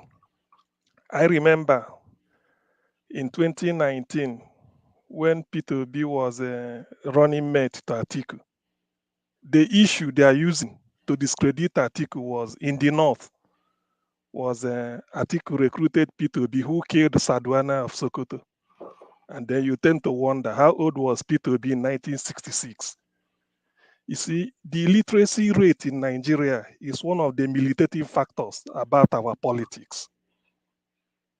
The degree of illiteracy and ignorance is so pervading that I don't really think, even if you bring Jesus Christ, people will still find some fault and say, look, because they will ask him, okay, you are Jesus Christ, you turned water into wine. After all, which state are you from? If he says he's Igbo, he says, see, these are the people that that killed the Sadwana of Sokoto. Or some will say, it was them that killed the Brigadier Demulegu in those days. You know, all these things will come up, but it depends on how do we counter it. They all know, you see, the tragedy of Nigeria is that Nigeria is like somebody who is hungry and is crying for food. When you now bring the food he requested, they will now be asking you who brought it. Look at P2B. What can you say about P2B? This is a governor that the only leader I've seen since 1999, not harassed by EFCC. Rather, people look at him. You even be wondering. He has only 2 kids. The daughter is married. The son is independent. So what will bother him? Are you going to bring Atiku with 29 children? His contribution to Nigerian advancement is to tell you, I married Igbo, I married Urobo, I married Fulani, I married Hausa. So if you come to my house, it's meaning Nigeria. Is that what we are talking about? Because this issue, I'm looking at it. I'm looking at it in a different way. Or is it Tinubu with all the baggages he's carrying? Alpha, beta, every month. If Lagos State makes 50 billion, Tinubu gets about 15. Is that the type of person that we'll be talking about? You see, if really Nigerians really want, if they want to say enough is enough, P2B is because Nigeria. You see, the thing is that Nigerians have been praying, both Muslims and Christians. God, we need a good leader. Now, this is that good leader. God in heaven cannot come down. P2B is the person. Peter is the only person that we, after granting interview, say, go and investigate, go and check. Watch his interview at Brekete TV in Abuja. All these things, Brekete family. But then Nigerians will still see a way to turn it, look at it. Forget about whether he's Igbo or not. In fact, if I'm to tell you my personal that's my personal wish, is for Nigeria to break, then P2B will be the president of Igbo extraction. Then so that we can move. Because bringing him to Nigeria is like giving somebody who he doesn't know. P2B is like the Ronaldo, Messi, and Pele of Nigerian team. This is the person, because we haven't had, in fact, we've not had this a man like this since the beginning, since the inception of that country to date. We have, if you like, if you just if I'm lying, please correct me. We've not had a man that is selfless and clean, very, very clean. All right. Nigerians will find fault in him. I don't really wish for him to be president of Nigeria. Let him be president of Ndibo so that we can be on our own and then advance. Imagine if we. All right, thank you so much. Someone wants to say something. Yeah, go ahead. No, I just Yes, actually, I wanted to counter what Okay, Ovie said. let him finish. When he's done, then you can talk. Yeah, go ahead. Okay. Well, I was just gonna say, in response to everybody, yes, we all have a candidate. I have my candidate as well. But at this point, just like Mr. Bank is, some other people said about Peter Obi, those are the kind of things that we're looking to go through each candidate, so those things come out in the open. Because I know why I'm supporting my candidate, but I want other Nigerians to know that as well. Same thing applies to everybody's candidates. So let's put the energy into bringing those things out when we focus on each one of these candidates, and then we'll talk about those things. So hopefully we get to a point that we're able to educate the rest of the people about what's unique about your own candidate. I really don't want to push any candidate at this point, but once we go through all of them, then we can all stand behind it and say, okay, look, this is my pick and this is why I'm supporting it. Because there are some things that you might not be aware of the other candidates that actually exist in those other candidates, but you think is unique to your own candidate. So that's why I'm taking that approach. I have my candidate, but I'm not going to push that at this point. Okay, that's very good. Thank you so much. Neka, I know you raised your hand one time. Yeah, go ahead, please. Yes, I did. And again, everybody in this panel, if you just look at it, everybody is really saying the same thing. And I do applaud the person that said we need to really know all the candidates and get to know their history. And at the same time, for CM that says that Nigeria is very illiterate, I do understand your sentiment, but I wanted you to add something to that. I think that as a human being, before we speak, we really need full data. Because if we operate on just emotion, we're going to make so many mistakes. We need to vote based on the character of the individual. Let's remove the emotions from voting for candidates. Okay, so I think Damages, I deeply appreciate you creating this platform, because with this platform, there's people like me who has not been a politician that I'm learning so much.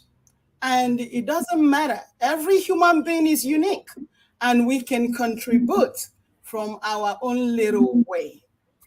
Okay, that's all I want to say. Thank you so much. All right, thank you so much. Okija, go ahead. You have to mute yourself. Okay. Yes. Ovie said something about that his candidate they are looking for. It doesn't matter to them. Muslim ticket. I mean, all over the world. I mean, for instance, US. The number one democracy.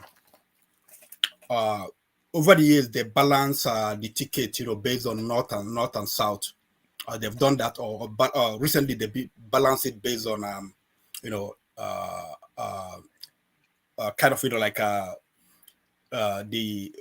they consider the what do you call the evangelical base. Like when Trump came in, they had to balance him with Pence.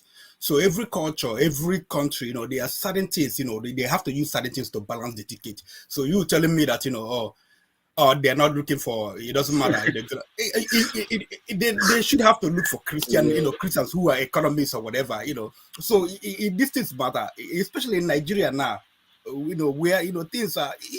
Nigeria is in a precarious situation right now. That any small thing just will tilt it, and then they'll be to blow up. That's the thing. But I guess CM said something about illiteracy. It doesn't matter. The thing is, consider Hitler. Germans, they were illiterate, but what's his name? Hitler was able to convince them, and they did some wicked things. In US, it just it's still happening. We have QAnon. We have people who believe that John Edward, JFK is still coming back. Some of them, they went to college, but they still believe that. So it doesn't really matter. The human mind is the easiest thing to manipulate. That's the thing. Peter Obi, I'm still selling my candidate. Like Okay, Peter Jack. Obi has been consistent. Like he has been. Okay, Jack. I was in Nigeria when he was governor, and what he did in Anambra, in Nigeria, one of the problems we have in Nigeria is that the politics have not gone local like that. The governors, they hijack the local governments and do whatever they want to do with it. If they have been able to, devolve power to the local government and local government to the councils, Nigeria will do, better. Peter Obi, even though one of the things I have against him, he didn't conduct local government election in Anambra. But what he did was that he saved their money. To the extent that my local government had about 6 point something billion, and actually that pushed me because I went to my town, one day, and people were talking about, the money. I see some guy coming, what we're gonna do with the money if we're gonna contest local government chairman, we win what we're gonna do with the money. It prompted me actually to say, what? Why should I, like I'm here, I'm counting myself to be educated, that knowledgeable, certain things, and then these people are here, they want to, just go in there and then they chop the money. I have an idea. Why can't I join in and they use this money and do something? So, but eventually, people didn't conduct the election. So, this one of his good side. He never mismanaged from every information we have. He never mismanaged public money. So that's one of the things why I think he's a good candidate. All right. I know. Hold on. Somebody wants to say something. Who? Yes, it's me. Who? Raise the hand. No, let's see Jay go. Let's see him go. Okay, CM. Okay, go ahead. CM, go ahead. You see, when I say ignorance and illiteracy, it's just in interrogating issues. It's not just not in terms of what the population, whether there are 80, we have 1 million universities churning out graduates and secondary. No. I mean, not in terms of paper qualification. I mean, in terms of interrogating issues. Character, like Nneka said, and I have to say it again, makes a leader. In the Western world, the moment you raise your hand up, you want to contest for any post. People are not interested in telling because you are saying you will build bridges. It's your character they go to. Who are you? So I want people to go to the character of Peter Obi, the character of Tinubu, the character of Atiku, with what Obasanjo wrote in the book about him. At least Obasanjo said with what he knew about Atiku. If he puts his name forward for presidency, Nigeria, God will not forgive him. But that is by the way. So this is what Nigerians should know because the character makes you, if Peter Obi as a person, look at the type of life he's living. He's been able to handle wealth. He's not stealing because the problem with Nigeria is that we have this money, we have the wealth, but it's being filtered away, mismanaged and stolen. Look at an accountant general seeing 80 billion in a country that ASU is on strike for how many years, for how many months. In a country you are borrowing money from China. Yet you are borrowing the money. Accountant general is able to see over 80 billion. So this is what we are saying. Until you get somebody, a leader, you get somebody whose character is very, very clean, you can vouch for. That's why I'm saying, because Nigerians will the only thing they will throw against Peter Obi now, if I'm to predict, is where he comes from. As simple as that. That is unless we want to deny it. That's all. Yeah, sorry, but hold on. Obie, hold on. CM, you are saying that the thing that would hold will be with where he comes from. When you first spoke, after you sing all his praises, you ended with saying, "Oh, I don't even want him to be Nigerian president. I want him to be Indigo president." Exactly. Because they won't appreciate him. It's good, but now you are not saying that they will use it against him. Why not? See, that is the problem here. It is too late right now for us to say, "Oh, we want to make things change." No. The elite have already presented who they want for us. It don't depend on us to select and vote anyone. Anybody we vote is a win-win for them. The problem is that the time that we have to actually interrogating issue, policies and all this time, we use it to be doing what play identity politics. The Indigos started the first forest Buhari administration that is a dead man. Is a dead man. Is a Jibril dead man. You people are singing that praise, thinking that his followers will be say, "Oh, you guys are doing well." No. After that one, who proceeded there? Nigeria is a zoo. I'm happy that the zoo now has a very special animal in the name of Nnamdi Kanu in that same zoo. All these things, the Aboki man put down for Empam, they wait for the right time. And that is what is going to play out. It is too late for me and you to say, "Yeah, no." They have already presented their candidate for us. Left for me and you, if they give us power to select who will bring to Nigeria, none of these men will make our list. But guess what? That's why I keep saying it is an elite game. They will give us who they want. We'll go there, we kill ourselves. Whoever emerge, nothing is actually going to change significantly. So this idea Omokudu is too late. I'm sorry, it is too late. Okay, hold on, everybody. I'm going to play a video. I think there's something that we are missing. I think for most young people in Nigeria, they think there is an opportunity. I'll play two videos. One is music that they just released, trying to get people to get their PVC, which is very important. And then the other thing is people who are going out there to register. I think we underestimate the number of people who are, for the first time, showing interest in what is going on. I don't know if that will translate to votes. I don't know if that will mean that something will change. But I think for most Nigerians who are speaking out, they are saying that we are tired of what has been going on and there is need for change. So let me play these videos as kind of a break, and then we'll come back and have that conversation. The first video is Aisha Yusufu. I want to play her video where she talked about this candidate. I see many of you shouting, oh, politics 101. What Bola Tinubu did. Oh, it's politics 101. That's how to do. No, it's not politics 101. It is wickedness 100. That's what it is.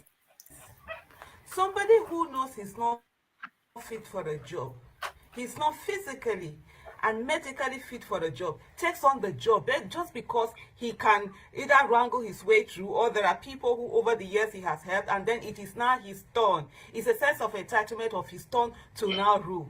And you're there gleefully laughing and, you know, all the permutations and whatever. Your life is being wasted. It's your life and that of your children and your children unborn that are going to be wasted. All our lives. That's what it means. Let me give you an example. I'm 48 years old. I have arthritis. I mean, sickness is something, as you come with age, these are some of the things that you deal with. What I could do 8 years ago, I can't do them now. There are things that I could do when I was in my 20s very well. I can't. So just imagine for a moment that because I have certain connection, I've placed people in certain places, then I now say that, and it has always been my dream to run for the Olympics. I'll now go and put myself to run for the Olympics because I can, and then I can get my way through there. When there are people who can actually go there and bring in the gold medal, that's exactly what we're doing. And this is what Nigerians have been doing. You keep people who do not care about you. Look at Atiku. Abubakar Atiku, where has he been all this while in your life? He went out, he's chilling. You have people who are chilling in Dubai and chilling in London, coming to be your leaders. But gleefully, this is the time, all the prayers you'll be doing, with the miracle you ask for, this is the time for that miracle. But no, you rather put in people who cannot, you can truly see that they cannot even deliver on the job that we have. The same thing I was saying, 2014, I was saying the same thing. Why was Buhari running for office? Why didn't he bring somebody else? And today we are here, the same thing again. It's 8 years of wickedness, right? All of us will suffer. There's enough evil to go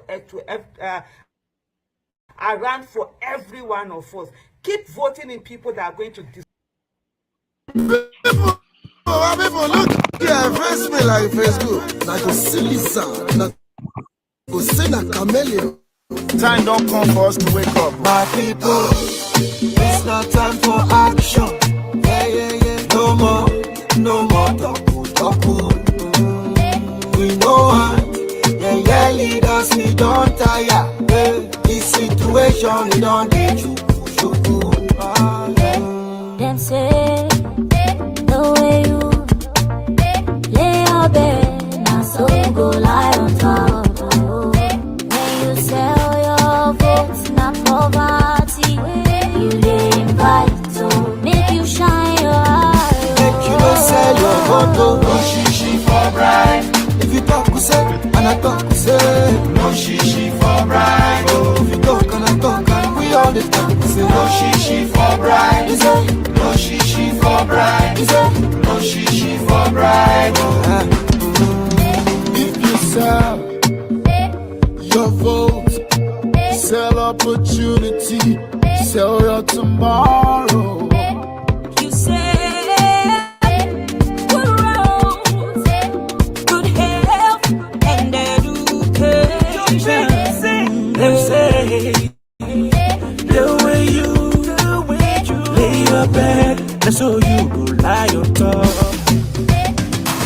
go try to bribe with chichi. Make you know say your future for chichi. Them go surely take them back with profit. Now you go suffer. Suffer, Naija. Monkey go the walk. Bamboo go the shop. Say that's how we go there. Make you not sell your photo. No shishi for bride. If I do my part, then you do your part too. No shishi for bride. Make we play our part and we build this land. No shishi for bride. You say no shishi for bride. You say no shishi for bride. Nigeria go better. Corruption kill us, bribery finish us. Last, you can still got us. Who won't change Nigeria but us? Let's make it work again, everybody rise again. Tire for the talk, nobody won't do the work. Nobody won't die there, I speak with no fear. Change out for them, you can't buy my so, no shishi for your votes, this not the new oats. How much is your vote really worth? How much they want to give you for the pain? If we choose wrong, then waiting we gain. My brother, waiting we gain. Don't go sell your future to some, criminals we don't get the conscience. Don't be say we go just do the fun vex and still allow nonsense for another 4 years. Cause my people still dey jobless. Every day my people still they die in hundreds. So make we shine our eye, cause not be only 2 bad choices where they the contest. Give me one more verse, please. I'm talking to you precisely. You day school office or they do NYC. With your PVC, you can vote wisely. Even when the offer they bring in is so spicy. No shishi for bride. If you talk, we say, and I talk, we say. No shishi for bride. Make we play our part and we build this land. No shishi for bride. You say no shishi for bride. You say no shishi for bride. Nigeria go better. No shishi for bride. If I do my part, then you do your part too. No shishi for bride. You talk and I talk, we all the talk. Say no shishi for bride. Say no shishi for bride. Say no shishi for bride. Don't say your vote. Don't say your vote.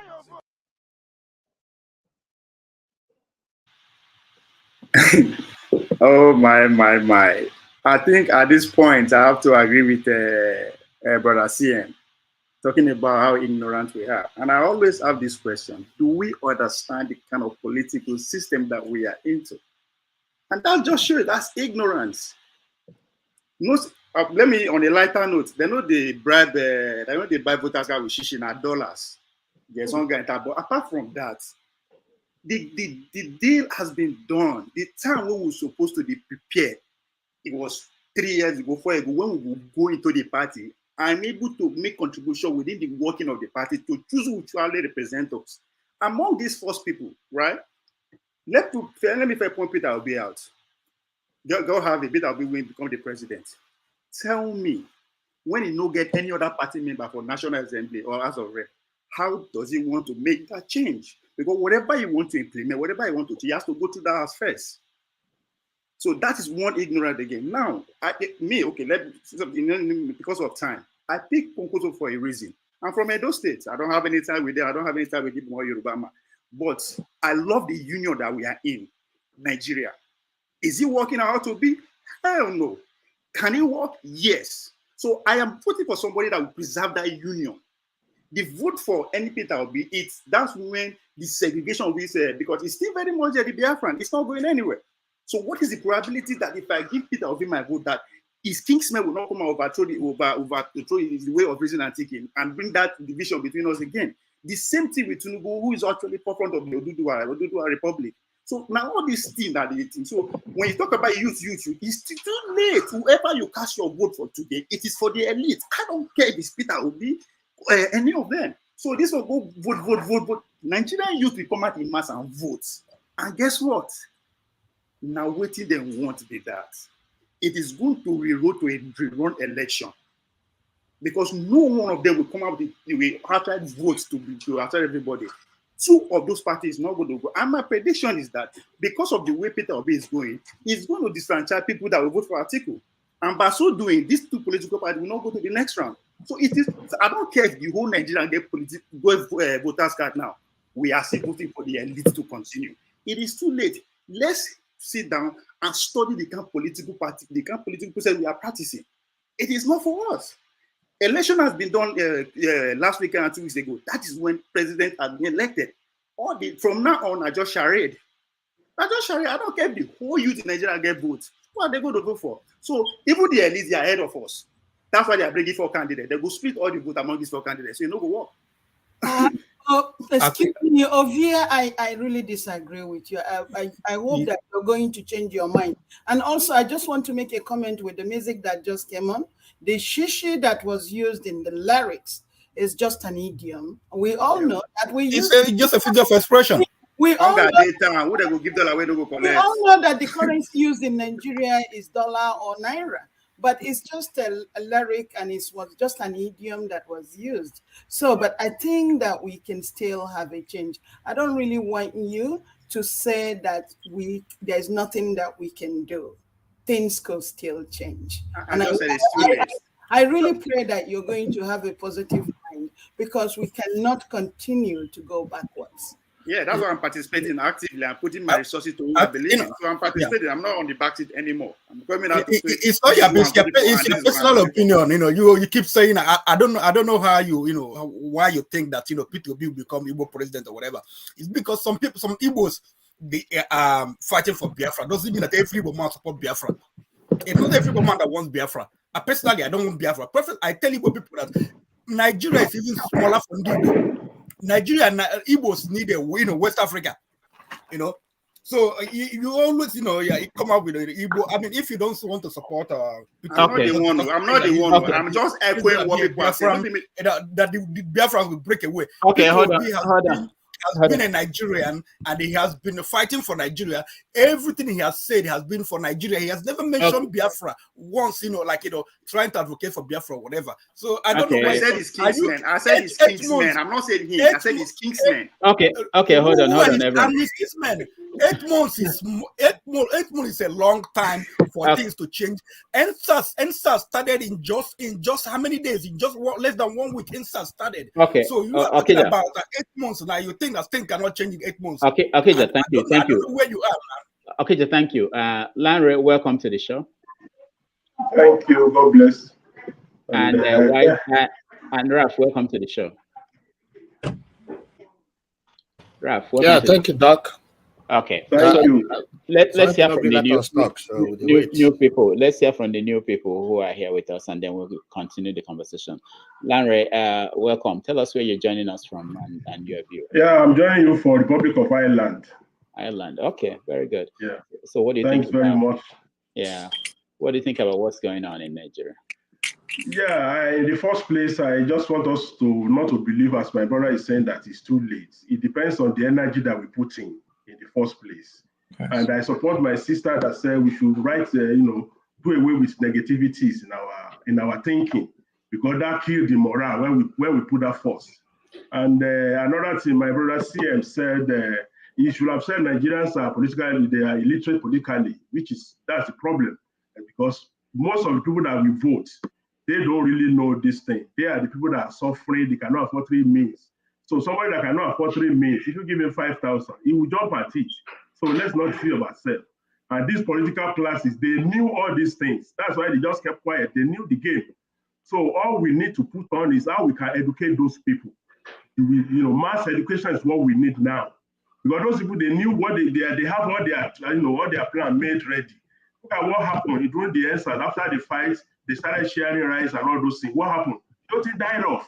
So we should let's face the real thing, that now, since we have a large population of Nigeria under such less standard of living, how can we educate them that the only thing that can bring us out of this is not by selling their votes?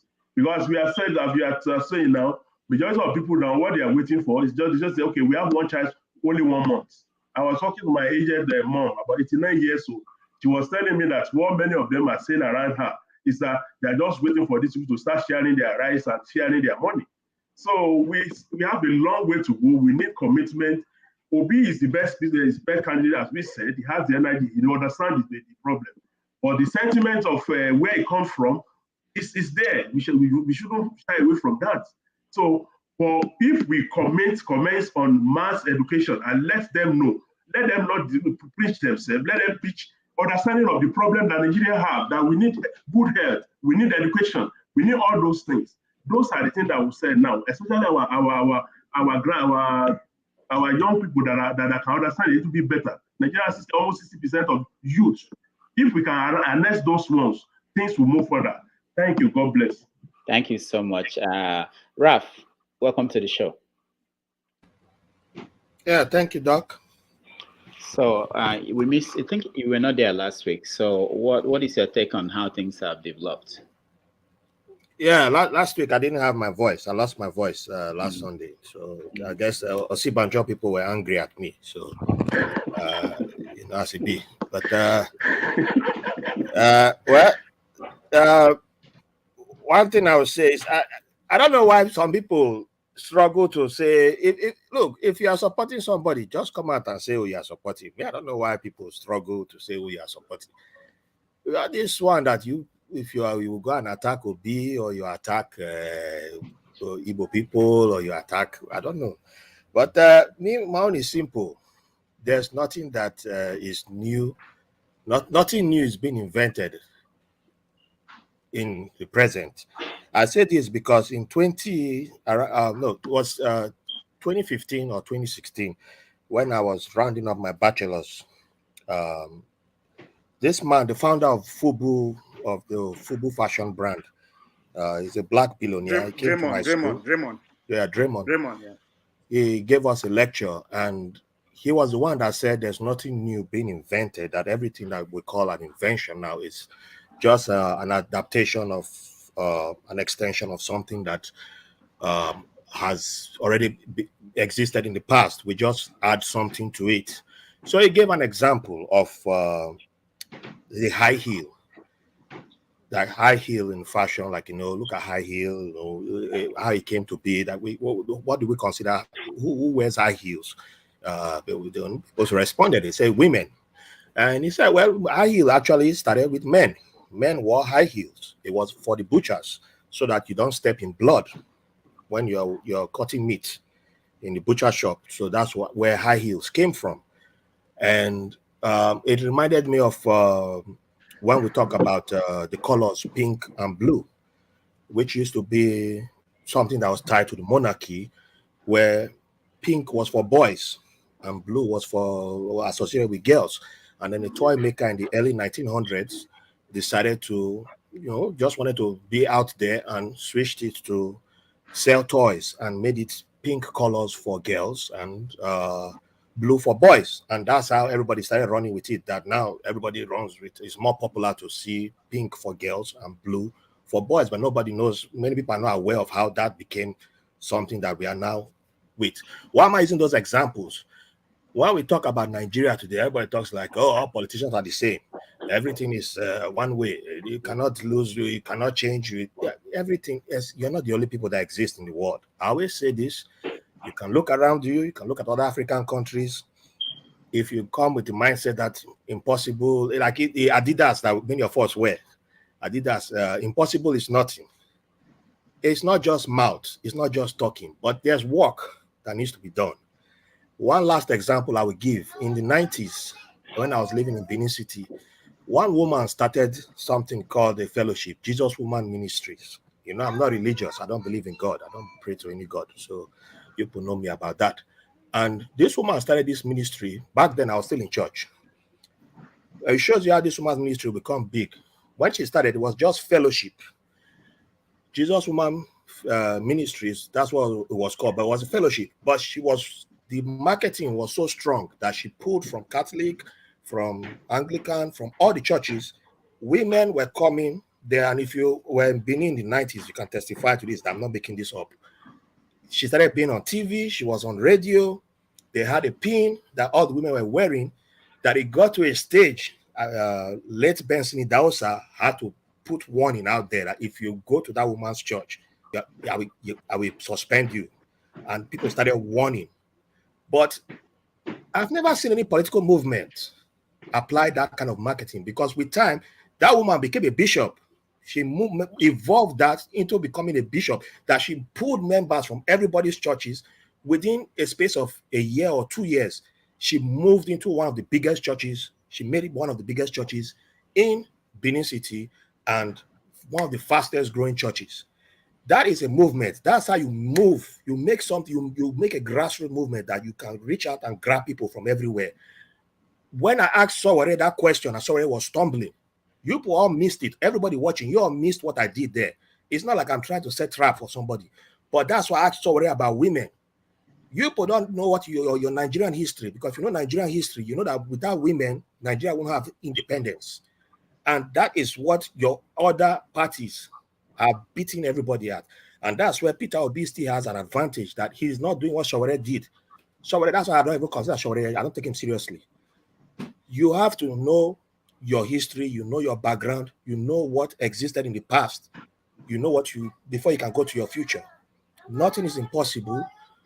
You can beat anybody if you know your past. The Roman Empire would have conquered Africa because of a woman in what is Eritrea today.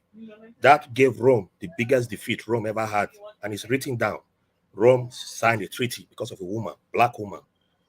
So you know your history, know how to, everything is down. It's not like you need magic, you need to go and move heaven. Everything is down there. You can do it. But hey, it's not me. If you need it, come and hire me. I'm available. Tinubu can hire me. Anybody can hire me. I'm available. I'm not down to anybody. So thank you. That's all I would just tell you people for now. Thank you so much. I think I'd just like to add some things. I like those who spoke about education, voter education. I believe it all starts with a movement. If we are all determined towards achieving a goal of change, the goal of true change, not the one that we were promised in 2015, a goal of true change, we can actually do it. Everything, just like you said about movements, we know how NSAS started. We know it did not take so long before it became a massive movement, and before it could create the impact it created. Even though it's not wholesome, we've not stopped. We can't stop. This is all part of that movement, because look at our students staying back home. It's all because of these wolves that we keep handing our daily bread to, who don't know how to manage it, who are only concerned about themselves. So we need to actually do something. We need to come out. Even here, as I'm in Birmingham at the moment, there's work going on. I have some partners that we're trying to at least mobilize up to 100 or more youth for the candidate that we're supporting. So that is all part of it. It does not start as in your small units. Keep professing the gospel and then drive a force. Find a unit and form your unit and expand. And there is need for those that talk about structure. Structures can be created in time. It just takes people. So there's nothing that is unachievable. It's just about a couple of people who are driven and who can check themselves, who can checkmate themselves, who can monitor themselves, who can be accountable to drive a force in each community. And I don't know. I'm so happy that I just had a news that they've extended the. I wish anybody can confirm that they've extended the voters registration to August, sometime in August. And I really appreciate that move. That will give me the opportunity to come back, because I've not gotten my PVC. I was hoping to come back this month, but it doesn't seem so. I have to come back, because I have to, no matter, even if it takes me 2 million naira, I'm ready for Nigeria to change. And I want to say something about somebody talked about P2B being maybe a tribal force or stuff like that. It goes beyond that. We are the youth. We are more enlightened. We should know who actually amongst these people can actually drive a force. P2B shows accountability. When he was governor of Anambra State, we saw the things how he encouraged students to engage in the academics and be the best performers. He had the numbers of all senior prefects in most schools, if not all the schools in Anambra State, and he was communicating with them, asking them what they needed in their universities. These are what you need to motivate people to want to learn. We don't have that system in Nigerian leadership now, whereby they are concerned about they connect with. You are trying to get students that are knowledgeable and can drive the society. The leaders of today. You need to engage them. You need to bring them closer. You need to let them know that for them to drive a force, they need to be excellent in what they do. So you cannot just say these are things that drive people to politics. So somebody that okay. was Mandela, thank you so much. Okay. Thank you. Let me play a video and then get themselves inside in order to do their registration. It's been a tough battle for like a while now. This morning when we arrived here, they were seated at the stadium. They were seated at that seat. But at the moment, you can see all of them. They've all moved to where the registration is happening because they want to come inside to get their registrations done. Details will unfold as we move on. This is uncouth. This lacks respect for our people. That's what I'm saying. That we have so many people that are ignorant in that country. All these things can be done on your table. We have computers. We have even in your hometown. You can do your registration there. You don't have to go and crowd in anywhere to go and do any registration. It's just unfortunate. It's have been done online. It's unfortunate that things like this are still happening. Yeah, but also I think that I don't think INEC they were prepared for what is happening now. I think when you're viewing some things, you may not know that this is different. I think there's something different going on. I think the fact that we have Atiku and Tinubu as the candidates for the two major parties shocked a lot of people.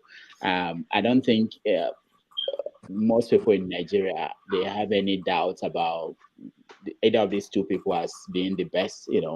If APC had ended up with the vice president, it would have been people would have been calmer. But the way it was, people just, I think they feel that something has to be done. So there's something I want us to ponder about this voter education, enlightening our people.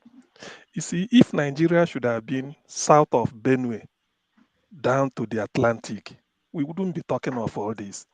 But the problem is, you see, this north, that is my own.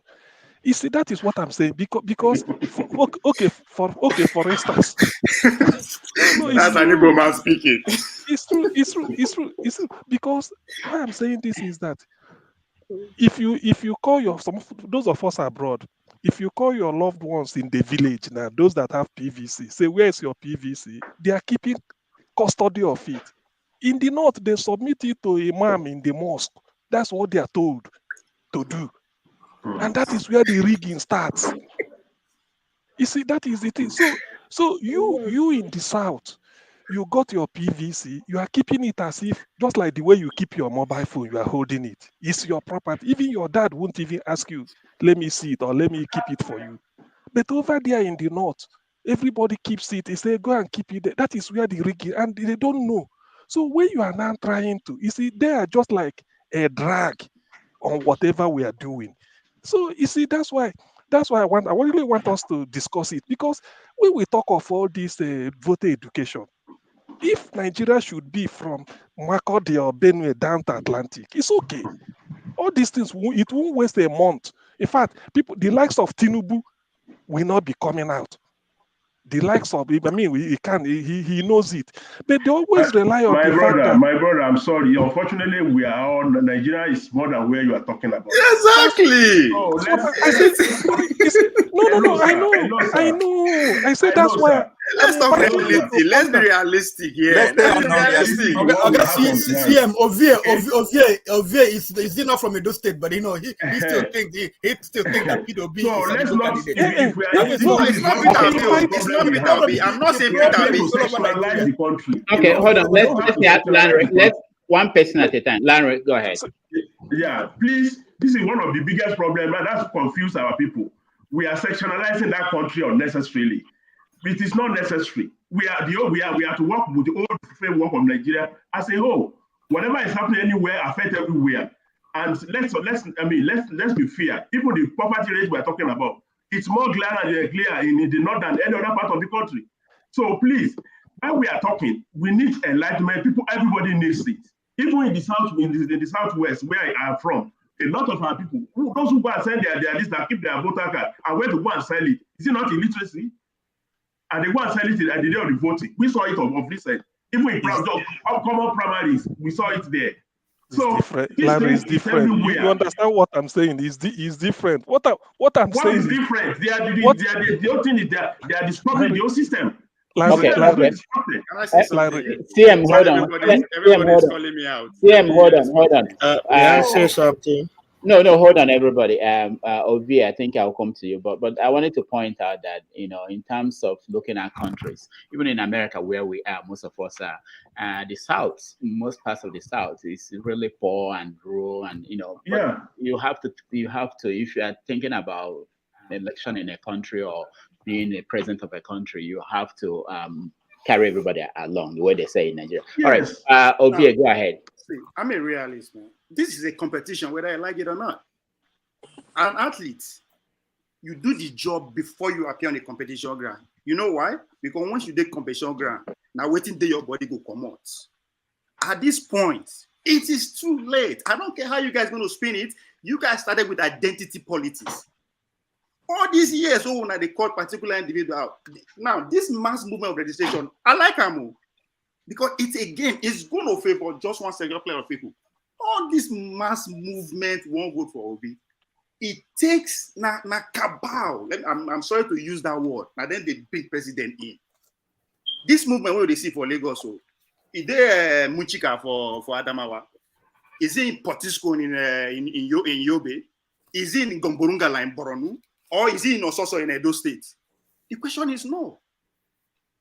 So at the end of the day, whether we like it or not, one of these four people will be our president. And guess what? No be our choice as Nigerians. So All right. when I said it's too late, it is too late for all this shenanigans. These men are ahead of the game. People are making billions of dollars with this current system. You think they will just sit down and they watch you can't take over from them? No. It's a game. It's a game of life and death. Were you not there in 1993 when the establishment, Babangida, they were against Abiola, but yet Abiola won. And did he become president? Did he become president? Did he Do you become know president? Under PDP, Babangida and co, they supported two candidates, I think Bala Usman and what's his name again, and Saraki. But yet Atiku won. I mean, they are not Nigerians.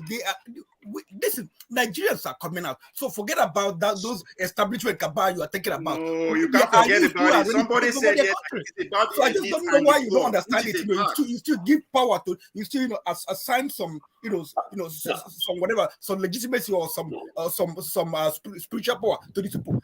I mean, Nigeria, spiritual power is real. It is real. It is real. But things are changing now.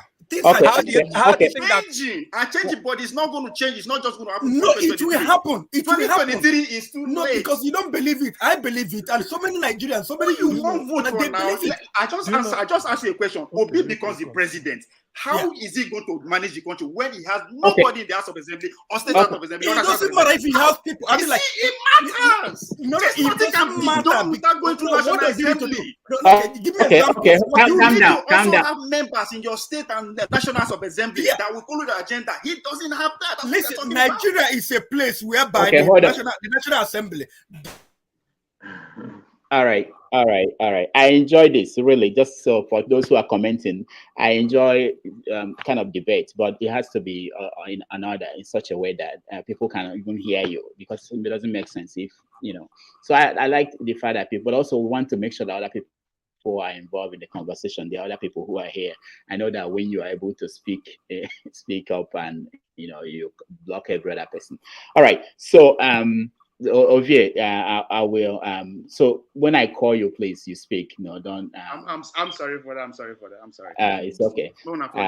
They just voted you out, but unfortunately, they voted you out. I'm sorry.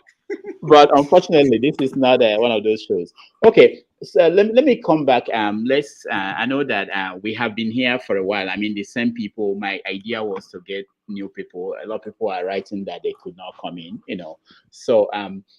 So let's give everybody an opportunity, especially those that have not spoken in a while, to weigh in. And I want us to look at this. We agree that there's something going on. We may not be able to define it now, but this is something that is new. We don't know what it will end up being. Okay, but we hope that this will give people an opportunity, and Nigerians an opportunity to maybe express themselves through a democratic means. And if it fails, we don't know what else will happen, because that's another thing. If it fails, something else will happen, because people, especially young ones, they can't stand this kind of society that we've subjected people to for many years now. So let me hear from you, Alexi. Go ahead. You have to unmute yourself, Alexi. All right, thank you. I wanted to call the attention to the fact that people were speaking, spontaneously without control, and that's not going to help us. You see, this America that I live in started with a few states coming together. At one time, there were only 13 states, which included one of the smallest states in this country called Rhode Island. As small as it was part of that 13. Then later on, other states began to join the whole setup. Why? Because things were going well, things were working out. They saw that joining the union would make their environment or their state, wherever region they were, better. And so today we have over 50, I think the 51st state, if you exclude Washington. Now, when good things are happening, people want to be part of it. On the other hand, in Europe, there was a time when everybody was under one umbrella of authority and statehood, and there was fights all over the place. They began to split and split and split until today we have Luxembourg, that is less than 1 million people as a country. Now, before our very eyes, we saw how Soviet Union had so many countries under it, and they could not stay at peace. They were suffering. They couldn't get anything done well. And what happened? They split and split and split until where they are today. My people, let us stop being afraid. Let us stop fearing. Oh, we want to break Nigeria. Who is breaking Nigeria? The same distance from my town to Benin is going to be the same distance if we have a boundary of nationhood. We will work together. People are afraid of working because they are getting money free. I am telling you, people, it's now going to look. The best choice you can make now is Obi. There's no need even wasting time with other people. Ovie, you are right. What we have before us are these 4 people or 3 people or whatever that have been brought up. But that's not going to solve the problem. None of them has the answer to the situation we find ourselves. And it's not going to help when we just start saying things like the ostrich putting his head in the sand. Oh, no, don't talk negative. Oh, let's not be doubtful. Let's not be discouraged. Listen, there's reality on the ground that our people have come from grace to grass. I saw a good time in Nigeria. Can you believe that as a child, I was in a club that my parents belonged to, or my dad belonged to, in this workplace, where at the end of the year, we will do this Christmas celebration, and helicopter will bring Father Christmas down on the full field, and he will come out and give us gifts. All of us will be happy. Hooray! In Lagos, railway compound, railways was working. The trains were running. The British were not happy about it because they thought that when they leave, we can't exist. But what happened? They have been tearing us down, and this is where we are today. I am telling Nigerians, go ahead, vote for Peter Obi, but leave us out of it. Because when the Yorubas refused to vote for Obasanjo, he still won. So your best choice now is Peter Obi. But there are people called Biafrans, people who believe that it's time for us to separate, not to kill Nigeria, but that everybody should mind their own business. Those people have decided they will not vote. You can do all you want with Peter Obi, who is the best choice. But in the end, I say problem is not going to be solved for us to remain in Nigeria. So I am proposing Biafra to all Biafrans right on this screen. Some of you will not vote for Peter Obi, even if you approve him on this screen. I know what Nigeria is like. The mind of here is a very good picture of what goes on in the average Nigerian's mind. But he's saying his own. Yeah, he's clear. He doesn't like anything about the people from the East. He doesn't want any to take power because he's going to lose what he's getting now. Alexi, thank you. First of all, your camera is off and we don't see your face because we wanted to see your face while you're saying this. But anyway, thank you. Tunde, welcome to the show. Unmute yourself, Tunde. All right. We still can't hear you, Tunde. Okay, hold on. Okay, go ahead, Tunde. Hello, I'm Tunde Nilogbo. I'm calling, joining you from the UK. Sorry about my voice. I've got a bit of cough, so bear with me. All right. I appreciate all the comments that all the panelists have been talking about. And I hope that come 2023, Nigeria, we have the best of the best when we engage like this and communicate, and hopefully we get the people who's got their PVC to get out there to go and vote. I believe, I've listened to Ovi. I know that he's been a man, and he looks like he's the only person that's got Kwankwaso on his back at the moment. But that is also great. I don't know much about him, apart from the fact that he's been part of the government at one point or the other, or being the governor of Kano State at some point. But talking about the people that we have, I believe that their records are there for us to look at, and we can get the best of these people. Of course, Peter Obi at the moment seems to be one person that, we can say is above the board. Talking about his past and everything, and his record, his accountability, what he has done and what he has achieved. But every one of them, I believe, has got what they can bring to the table. Atiku, we can say, well, he was a custom person. How did he get his money and his wealth?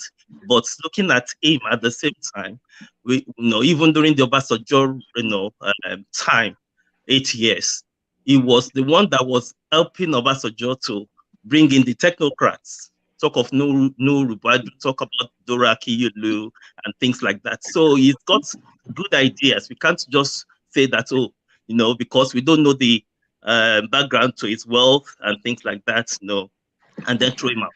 The same thing for Tinubu. Even though we might talk about the Alpha, whatever, the company that he established for taxation in Lagos State, even with that, we can see that Lagos State is still vibrant, even compared as a growing economy. When we talk about the whole of Africa, the 5th largest growing economy in Africa, and that's just a state. So every one of them, I believe, has got something that they can bring to the table. And I believe that, when we engage more like this, bringing points together, we'll be able to help Nigerians to decide the best president. Talking about people in the executive and the legislature, we want a Nigerian president who can engage, even though they might have nobody in the legislative arm of the government. But I believe that we need a president who will be able to engage them to drive through what is best for Nigeria. In other words, engage them. We have played this politics for the last about 24 years, where we look at the president not engaging with the legislator, or when they get into power, they take their party into power. We need the president. We need officers, like the legislators or in the executive, who can actually forget about the party and know that they are there to do the job for Nigerians, because it is Nigerians at the end of the day that actually elected them, not the party. Yes, the party had done their part in the primaries, and that's where the party, of course, up to the campaign point and until the election. After election, when they get into offices, they should forget about their party. Not that they forget, they are still members of their parties, but they should actually know that they are now doing the job for Nigerians. They are there for Nigerians, not for the party. Yes, the party will get more support by Nigerians supporting them more in future elections. That's the best they can do, but they should be working for Nigerians and not for the party. And I believe when we have people like that, when people can give us comments about people who can do that for us, I think then we are on the right course for 2023. And I believe that Nigeria will progress. Thank you. All right, thank you so much. What we're going to do now is to give those that have been here for a while, like the final word. So we make room for a few people to come in. Most of the comments I'm getting is that they just cannot come in. They've been waiting for hours to try to join us. We've been on for 2 hours. So if you are, people still get in, every now and then. But if you've been around and you can round up, not the traditional people. There are some people who I need, like Raf. I need you to close the show at the end. Okay, so Okija. What is oh, hold on, let me welcome Bolaji. Bolaji, welcome to the show. Bolaji, can you hear me? He's muted. Oh, okay, He's Bolaji. muted. Okay, Bolaji, welcome to the show. You can unmute yourself. I can unmute you from here. I thought California they have surplus, and it doesn't look like it's. Bolaji, can you hear me? California is run by Democrats. yeah. They have a different problem now. They have too much money. They don't know what to do with the money, which is something to say about how we run Nigeria, where the states are not independent in terms of the income they raise, and they depend on the federal government. Because if some states in America are running on surplus, you wish that we had that kind of structure. Bolaji, can you unmute yourself? Go ahead over here. Can I touch on that, because it's actually related to how this election is going to turn out. Talking about. Okay, Bolaji. Is it back? Yeah, Bolaji. Yes. Yeah, Bolaji, welcome to the show. Thank you very much, Doctor. Just a very brief comment. I personally am rooting for Obi, not because it's an Igbo man or Yoruba man or a Northerner. But right now, it looks like that's the best man for the job. He has the experience. He was a former governor, and we've seen what he did. He understands the modern economics, and he can communicate very well, like in a very clear terms that most of these other candidates, they cannot.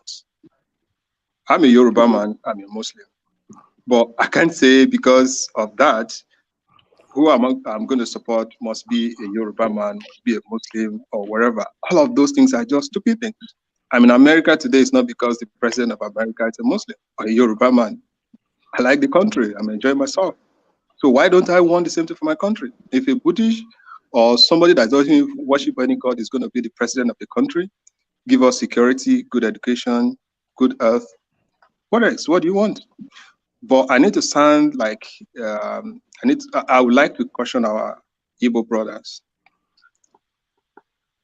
The comment, the attitude, the way people speak, sometimes I don't want to respond to some of them the way some of these comments are coming across.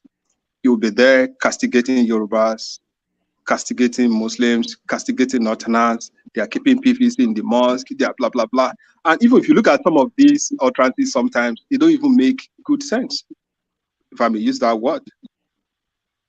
Like, it's the same thing, like comments that if you look at them, they're still the same thing, like when people were saying Buhari is a Jubril from Sudan, some kind of conspiracy theory that doesn't even make sense, that people don't sit back and kind of filter it out. If somebody is saying that, well, you need to tell them to sit down, educate them. However, I will say this one. The time from now to like February or March next year that we're going to have the election, we still have a lot of time. A lot of time. If Obi also needs to step out, start talking to people. The way Tinubu is moving around, talking to governors, moving around, Obi needs to be out there talking to the activists, talking to people that want Nigeria to change. He shouldn't just sit down somewhere and be tweeting. It needs to be out there, moving from the north to the south to wherever. And the Easterner, they need to see that, like, say, how you actually want to play this politics. If you remember, about maybe less than a month ago, there were some people that were trying to register for PVC. I think some people went there to start shooting them, if I recollect properly, in the same East. Now you are now complaining that you have long queues, that they are not giving you PVC. It doesn't make sense. You are the same one that you are going there like you want to scatter everything. Now you're not saying people are not coming. People know to sit down, like, what exactly do you want to do? Do you want to separate, or do you want to be part of the union? And this problem, if I will say this one, I'm sorry to say, because we need to, like, be frank with ourselves. The project Biafra is dead on arrival, if anybody wants to be sincere. If Southwest is not going with you, or South is not going with you, it's not possible. We'll be landlocked. It's not viable. We need to be sincere with ourselves. Let's be out there, convince people, make good arguments that people will be able to reason with us. Not like you go there castigating people, saying the Yorubas are this, outside are this, but Igbos are the best people on the earth. It doesn't make sense. You can't castigate me and you want me to like you. You're castigating me and you want me to help you hold the ladder for you to climb up. It doesn't make sense. And you say, not is this, not is that. People are poor everywhere. People are gullible everywhere. Even in this same country that we are today here, people are gullible. When people are telling people to use hand sanitizer for the COVID, that there's no COVID, all of those things are there.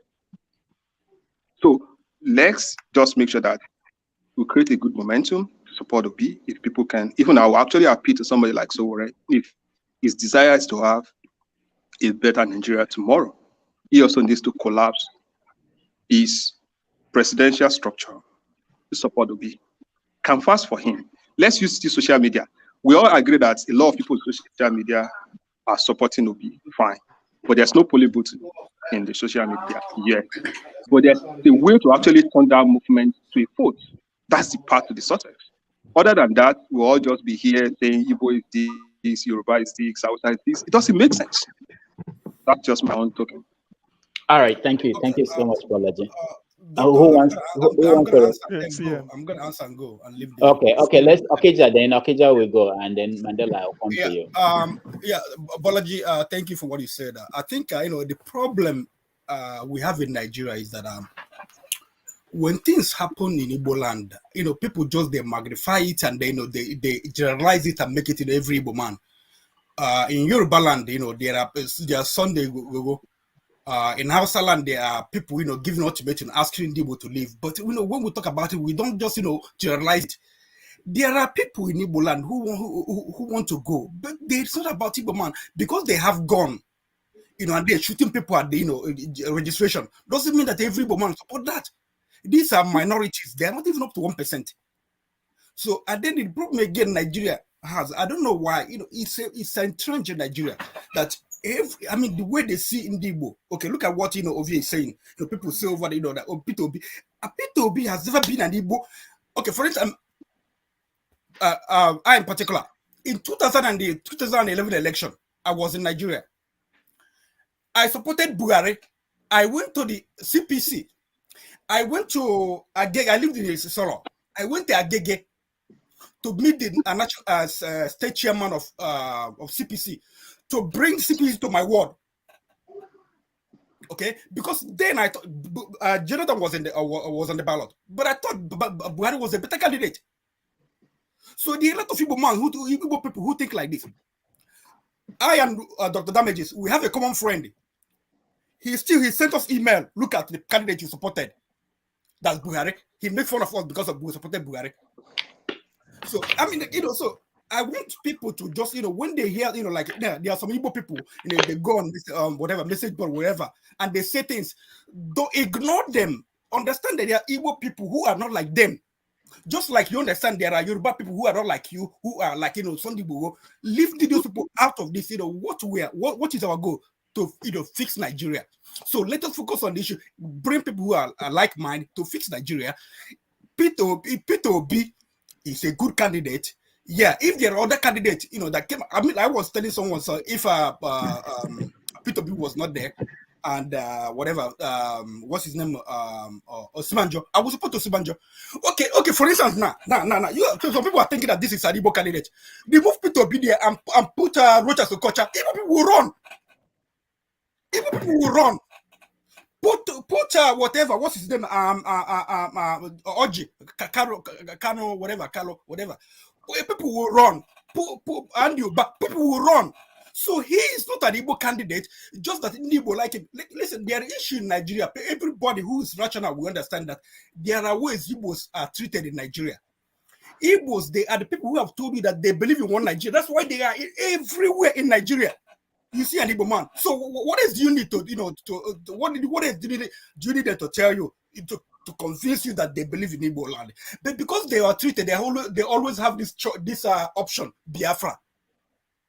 Make Nigeria work. No one will have that option, Biafra. So that's my take. So leave these people out of this. I myself, I go online. I tell people, please, Igbo people that use a song I listened to. He was praising P2B, talking about Igbo marginalization. I said, no, we don't need this song right now. P2B is a Nigerian candidate. We want him to fix Nigeria. He is a good candidate. That's why we are supporting him, not because an Igbo candidate. I supported Buhari before, not because he was Igbo. So thank you guys. Thank you. Sorry, Dr. Damage. If I may say something, Okija, you are one of those people also that need to check your comment. Even starting from, I remember the last time when we were talking about the lady that was killed in Sokoto. That was a very bad. Hold on. I remember some of the comments that you made then. No. Sorry. Let me land. I need to make my point as well. People don't just made your point. I need to make my point. Remind me the comment. Hold on. Let him speak. Let Bolaji speak, okay? Let me finish my point. Yeah. I remember that time, everybody cautioned you, Okija. Dr. Damage at some point also cautioned you. If you remember, about what? Less than 2 or 3 weeks after. Hold on. That he said they need to be killing the Northerners back in the South, right? Yeah. I remember 2-3 weeks after. Yeah. A man, I think a woman was killed was pregnant, was killed, the children and every other person was killed like that. See, we need to be cautious the way we go about it. Don't sell Obi as an able candidate. Sell Obi as the best candidate. That's it. Otherwise, Obi is not going to get anywhere. The Southerners vote, nobody has ever won Nigeria election with just the Southerners votes. That's never happened. All right, thank you, Bolaji. Excuse me. Let me say my own. Yeah, I'm gonna. Hold on. Bolaji, what you said 3 weeks ago, the woman that died, the woman that they killed, she was not Igbo. She was a Northerner. Okay, they killed her. And I came on the show. Rudolph knows me. I came on the show. The show was, kind of lousy. People were talking about this. So I wanted to sensitize, to up the level. So that was why I said that I don't believe in violence. Me, I don't fight. I don't believe in violence.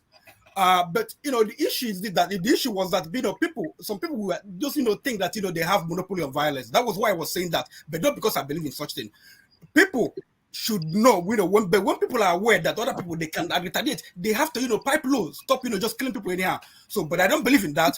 But that has nothing to do with this issue. The woman was not Igbo, so I don't know why you have to equate that to Igbo issue. It was Christianity level. That was where I was coming from. I wasn't talking about Igbo. All right. It has nothing to do with this. All right, thank you guys. Let me sound then. I know if I can. Okay. CM. Yes. Okay. Thank you, Bolaji, for what you said. The one in particular I have to reply you is I said in the north they keep a PVC in their permanent voters card, something like in the mosque with the imam. I have evidence. It's well known. I'm not fabricating it. I'm not saying it to score tribal point or religious point. It's well minority. I'm coming. I'm coming. They don't keep it in the mosque. Listen, I'm coming. This is what is published in Daily Trust. That's what I'm telling you. They keep it and then go and keep it there.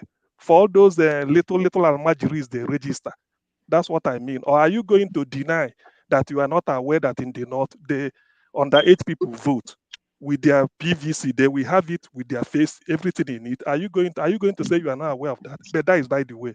So that is for you to judge. Now the next thing is this. I remember reading a book called Because I Am Involved, written by Odimegwu Ojukwu. He said, it is not the Igbo that we are that is causing the problem, but the Igbo people see us to be. You see, Nnamdi Kanu started the issue of Biafra. Fair enough. Who are the people truncating Biafra? The Igbos themselves. For instance, you had Umahi, Dave Umahi said, Ebonyi can never be part of Biafra. That is to tell you that at least there is one person, even if you don't know who is against Biafra, quote Dave Umahi. Dave Umahi said it, Ebonyi cannot be. So the issue of Biafra is not for every Igbo man. Just like Yoruba nation that has held a Million Man March and they are planning to hold a Million Man March, whether it's on June 12th, I don't know, with the Ambazonia, Biafra, and the Yoruba nation. I don't know whether in Brussels. I know somebody like you, Bolaji, you are not part of it, but you are Yoruba. And I cannot say that every Yoruba belongs to Yoruba now. Even when Barrister Keredolu Aketi of Ondo State authorized that Yoruba national anthem should be sung in schools in Ondo State. What if we say they should be singing Igbo national anthem in the school? People will now say, see, they've broken away. Are you going to deny that as well? That Yorubas are not singing their national anthem in their own place. Yet, they are still electing Tinubu to be leader of Nigeria. What happened in our war? Do you hear what Sunday Igboho said about it? Did you, I don't want to say it here, but you should go and do a little bit of research. Hear what Sunday Igboho said about it. It's at variance with what Tinubu wants. Tinubu wants to rule Nigeria. Fair enough. But Sunday Igboho is discussing another thing. Yet people are not asking Yorubas, you have to decide what you want. But when it becomes an Igbo issue, the people will now tell you, Igbo should come out and sit and then say what they want. Are you going to tell me that you've not had prominent Igbos? I don't want to say the level of Okija. Okija maybe, I don't want to, but just say Dave Umahi stood out. Nyamodo, President General Ohaneze, came down from Abuja in 2017 to address Anambra State House of Assembly. It's on NTA. He said that his father, John Nwodo, his father Nwodo, who was the minister in the Eastern region, helped to truncate the issue of Biafra because they don't want it. That he will also repeat the same, that under him as Ohaneze the president, he will never allow it. Yet, people will leave all those things. At least 2 people have given you. These are Igbos, prominent Igbos. And because of them, you can never say Igbos should come and say what they want. Yet, Yoruba anthem has been authorized. In Nigeria, we are living Yoruba national anthem, singing in Yoruba national, not even Arise O compatriots in Ondo State. And yet nobody is asking Tinubu, you have to tell us what you want. Are you going to do? Tinubu, you are even that want to rule Nigeria, has said it that he does not believe in one Nigeria. Go and see April 11th, 1997, this day. He said it. So when we are saying all these things, you see, what pains me is that when you now want to tribalize the issue and start to tell me Igbo is this because of Nnamdi Kanu hisses, people will say, you see it. How do you define one Nigeria? When you can see Karanamoda, Igbo man, and then see everywhere, and you are still telling me okay, all right. This is painful. I need to leave, please. CM, thank you so much. I can't take. No, don't leave. Ovie, why are you laughing? Mandela, go ahead. Mandela, go ahead. Thank you so much. I appreciate everyone that has contributed so far. Bolaji, I really like what you said. I like everything that you said, and I understand the sentiments. I understand all of that. First of all, there's something I want to say. I just have 4 things to say. I'll try to be very, very fast. 4 points. One is there was a point I made about tribe and religion being strategic. Basically, what I was trying to say with that is the fact that as much as we know that we want it to be a situation whereby every Nigerian from every part of the country can aspire to be whatever they want to be, and that we should move beyond all those sentiments in electing candidates, be it for VP or president, respectively. The fact is that currently we still have those dichotomy. That thing still affects our politics, so we need to be a bit cautious when we're dealing with it. So we need to try to infuse it when we're trying to advance a cause. Even though we'll move away from that. I believe that we'll get to somewhere. We'll get to it. Then, talking about, I agree with Bolaji. The fact that some pro Biafrans and all of that, they try to leverage on this. They try to act like a vulture and try to like hop on this whole P2B movement and all of that. We should always try to distinguish. We must employ ourselves when we are trying to be objective, try to distinguish what the actual motive from whatever propaganda that comes around it. The fact is that yes, Igbos feel or marginalized and all whatnot. Some people want out already because they are tired. Most of those things are just, I'm a bit tired, and that's why I'm working towards trying to make things better. So it's not just about Obi. Obi is just the best candidate at the moment, and that's why we're all supporting him. So I feel that, like, for you, who is a very objective Nigerian, you should just follow through. Don't be distorted. Don't be affected by what all those naysayers and all those people that try to bring in rubbish sentiments into it. Look away from that. Look beyond it. You know what the goal. We know what we are trying to achieve. That's one thing I wanted to talk about. And then, secondly, no, the last one. Yeah, okay. I'm a bit okay. Then I just want to tell like Igbo, my fellow Igbo people as well, because I'm Igbo as well, to try to like remove all these tribal sentiments, like when they try to advance the whole propagate Obi to other people. Then in terms of what do you call it, the control in the National Assembly, I believe that it will not, in as much as we should all try to make sure that Obi gets in with as much Labour Party members and other ideal leaders as we propose. We must make sure that we should also understand that it will not be so easy for even these hawks to just remove Obi from power. There are procedures in the Constitution. You have to follow those procedures before you remove. Obi cannot just, once Obi keeps his hands clean. Obi was impeached when he was governor of Anambra State, and that was basically because he was trying to save money and all of that. But that didn't work out because they did not follow the procedures. And you can't just come out and impeach somebody just like that because you have majority. You need to state reasons. What is the reason why you are removing this president? Is it that he's not? So let's try to look beyond all this impeachment and all of that issue. Then basically, I'm just trying to implore other people that are just, this is the last point. I'm on the last point. All these people that are talking about I just want to plead with people that maybe have not changed their minds in terms of candidates to advance or to follow. The fact is that we need more accountability and we need to eradicate corruption. All these people that we're talking about now, like example, I keep using these people because they are the major people, Tinubu and Atiku. They have multiple interests. People that they have. Tinubu has Alpha Beta. Atiku has his own Meccano, and all those type of wolves, all those wolf companies that are all right, Mandela. Who the best candidate is? Mandela, thank you so much. Femi, welcome to the show. Thank you very much for giving me this opportunity, and thank you, Dr. Damages, for providing your platform to have this kind of conversation. I'm joining from Maryland. Okay. And close to DC. Yeah. So I just want to make some contribution to the conversation. I will talk about the candidates that he matched during the presidential primaries. So I've seen a lot of people that argued that those that he matched, especially under PDP and APC, they have strategies that they use. I will say no, I disagree. So I will only say that those people that emerge are the people that have stolen so much money that they could afford to just buy all the delegates to themselves. So that's what I would just say, and that's what I believe. So having said that, I don't see either of the two major candidates that are most likely to win. I mean, Atiku and Tinubu.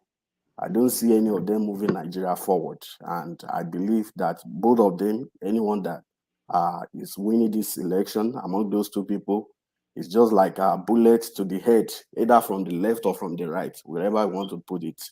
But irrespective of that, I would still prefer if Atiku wins. And I have my reasons for that. Tinubu, I'm a Yoruba man. So, but Tinubu believes that he owns Nigeria. The way you can even see it in his speech, he believes he owns everybody. He believes it's his turn to become president. Yeah, if we say it's his turn to become president, when is it my turn? How are we lining it up for all Nigerians? Because I believe all Nigerians should have access to become president, and not just for one person believing that he should become president, irrespective of the electoral process. So that is my preferred candidate I would have voted for if I'm available to vote would be Sowore, and I have my reasons. I've studied him, I've seen the way he behaves, but I believe he doesn't have any chance of winning the election. Let's be frank with ourselves.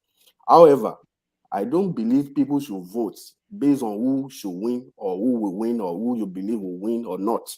I believe that the definition of vote is you vote for the person you believe your best candidate. Let me put it at that.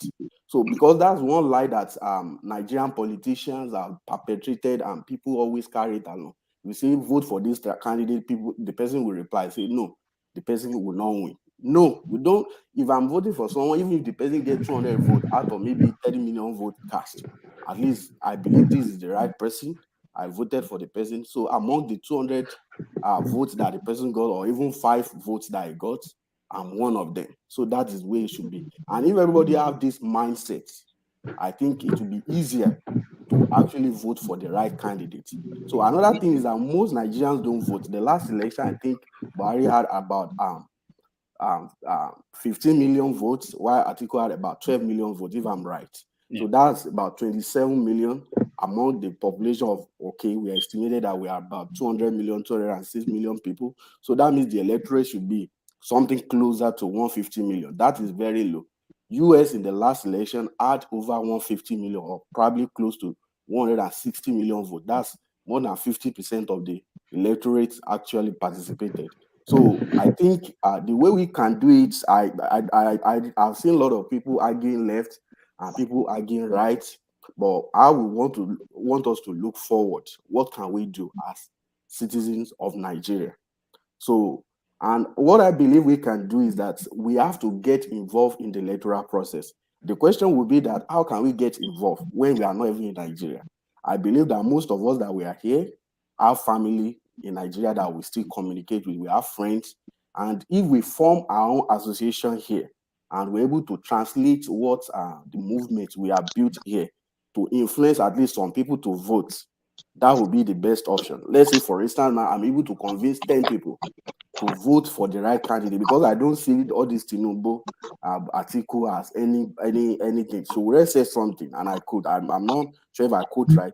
He said, those that destroy your past cannot guarantee your future. And that is what is happening. People have been arguing, I don't want Fulani to become president.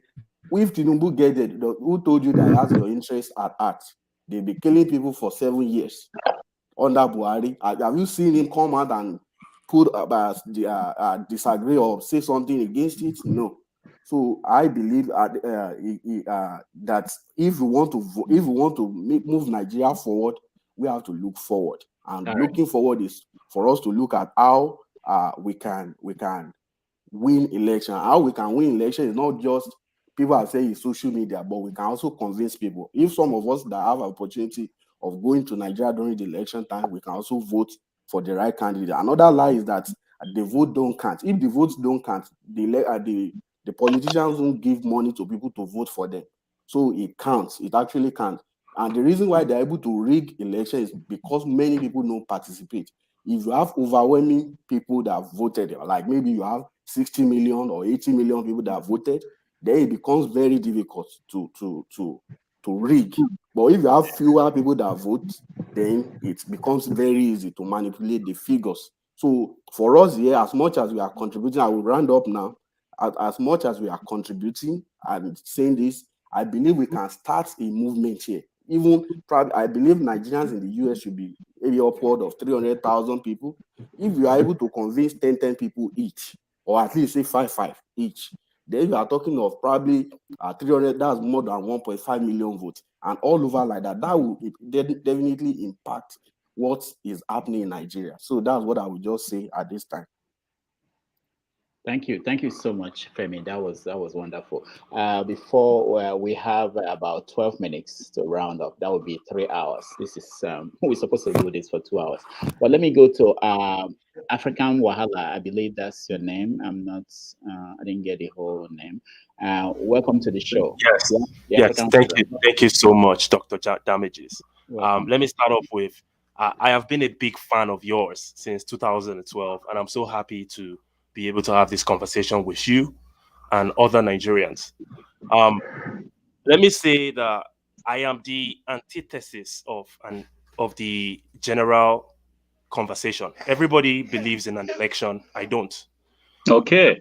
There are millions of people like us out there that are Nigerians, but we are convinced 100% that another election is not going to solve the problems. Oh. So with that being said, let's go to the third force, Peter Obi, because right now, if you are being realistic, logical, and you follow the trend, you know that Tinubu is going to be the president of Nigeria, period. There is nothing we can do about it.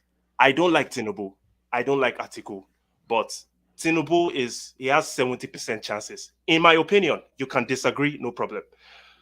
My question to the Peter Obi supporters is, do you guys realize that Peter Obi aligned with PDP at some point? He was a member of the PDP. He left APGA to join PDP so that he would have better chances at winning whatever political dreams he was pursuing. Do you guys agree? I wouldn't. We don't have to agree. People are listening, so those are the people that matters. Those who are listening. So we don't have to agree. I would assume that people agree because it's facts. It's not an opinion. These are facts. Now, the same Peter Obi is also aligned with Atiku Abubakar. Right after he left PDP for Labour Party, he was still all over Twitter telling the entire world that Atiku Abubakar is my mentor, is my godfather, I respect him. That also happened.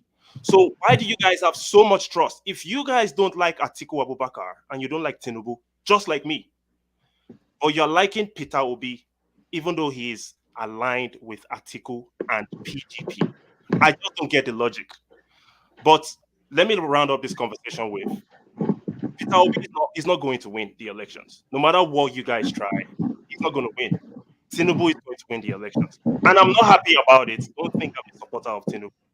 In my opinion, PDP, APC, they are the same. And if you don't mind me using some strong languages, they are criminal organizations. That's how I see them. Okay. And Peter Obi was once a part of PDP. Now he has left PDP for Labour Party, and the bandwagon is unbelievable. I can't believe how much people. It's like we Nigerians, we are the reason why we're going to continue suffering for a long time. Okay, because we keep on supporting the same structure, the same system. If I had an opportunity to have a perfect election, who I would have preferred would have been Omoyele Sowore, simply because Sowore doesn't give a damn. He has been out there speaking his mind, threatening all these politicians that if I become the president, you guys are going to jail. I haven't heard that kind of straight talk from any other person. And that's why I prefer Omoyele Sowore. But he's not going to win either. He's wasting his time, and he also knows that he's wasting his time. So with that being said, thank you for this opportunity. I really hope people start rethinking many things that they had, ingested throughout their lives, and realize that you supporting Peter Obi, even though he's not going to win, you are still supporting the same structure. Thank you so much. All right. Thank you so much, the African Wahala. Let's welcome. I wish. Oh, he's gone. I wish you have time to query him a little bit. We have a new guy, Sobawale. Yeah, I know. Sobawale and Dominic. You ignored Dominic. Lanre, go ahead. I'll get to you guys. Yeah. Before I go, please, my brother. The question of talking about people, applicants, please, maybe we should just keep it for another time. Let us focus on the issue that affects the populace in Nigeria. And that is what should be the most thing that we should sell out to the people. Let them understand what they are voting for, not that the people that are vying for position of one of the political party. If we have the party and the agenda, what they are up to, what the candidate is up to do, or what they want to do, that should be what we are selling, not the candidates, please. And all this tribal sentiment, please let us remove it. We are on the national, it's not only Nigeria that are watching us. It doesn't really speak well. Please, God will help every one of us. Let us understand that people are in Nigeria. Nobody is thinking about Igbo, and they are only looking for what their daily means of surviving.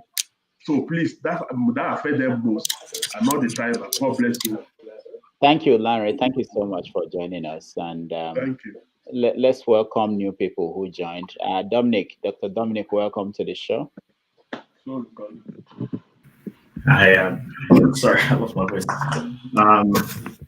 Yeah, I decided to sit out a little bit and listen to people's opinions before I jump in, and a lot has been said here. So I decided to toe the line of Raf, who's always writing things to say. So I wrote a couple of things down. So if you allow me like a minute, I'll say much of what I was going to say throughout. So I'm someone who was open-minded when I started jumping up on this show.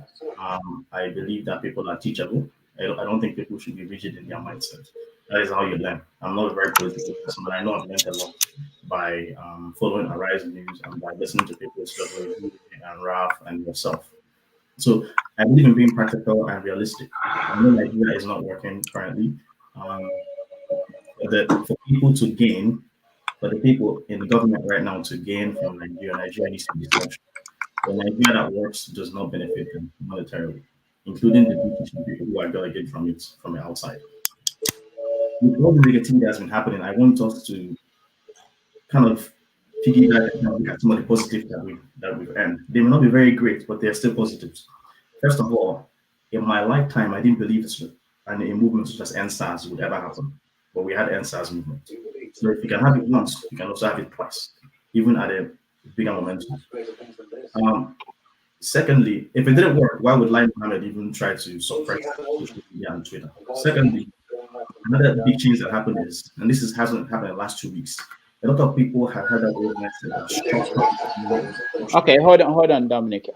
We're getting feedback. I think it's from Ovie. Maybe it's from you. Yeah. Okay, go ahead, Dominic. Yeah. Another positive that we've had, second positive that we've had is in the last 2 weeks, people who've been thinking about structure being corruption and money bags have started thinking of structure as the people and registering people. That's why you see all these big PVC turnouts. So that's the second mindset that's changed. Thirdly, while Obi is not perfect, right? He provides an opportunity for us to prove to millions of Nigerians, especially those that have the old mindset that, you should vote for less of two evils. We can prove to them that a third force can actually break that dichotomy, that hegemony that we have between PDP and APC. Look at PDP, who held power for 16 years. Buhari, who's lost 3 times, realigned himself with AD, which is Tinubu, and they were able to break that PDP's hold. Now, whether you want to talk about whether it was corruption or Americans were involved, that is besides the point.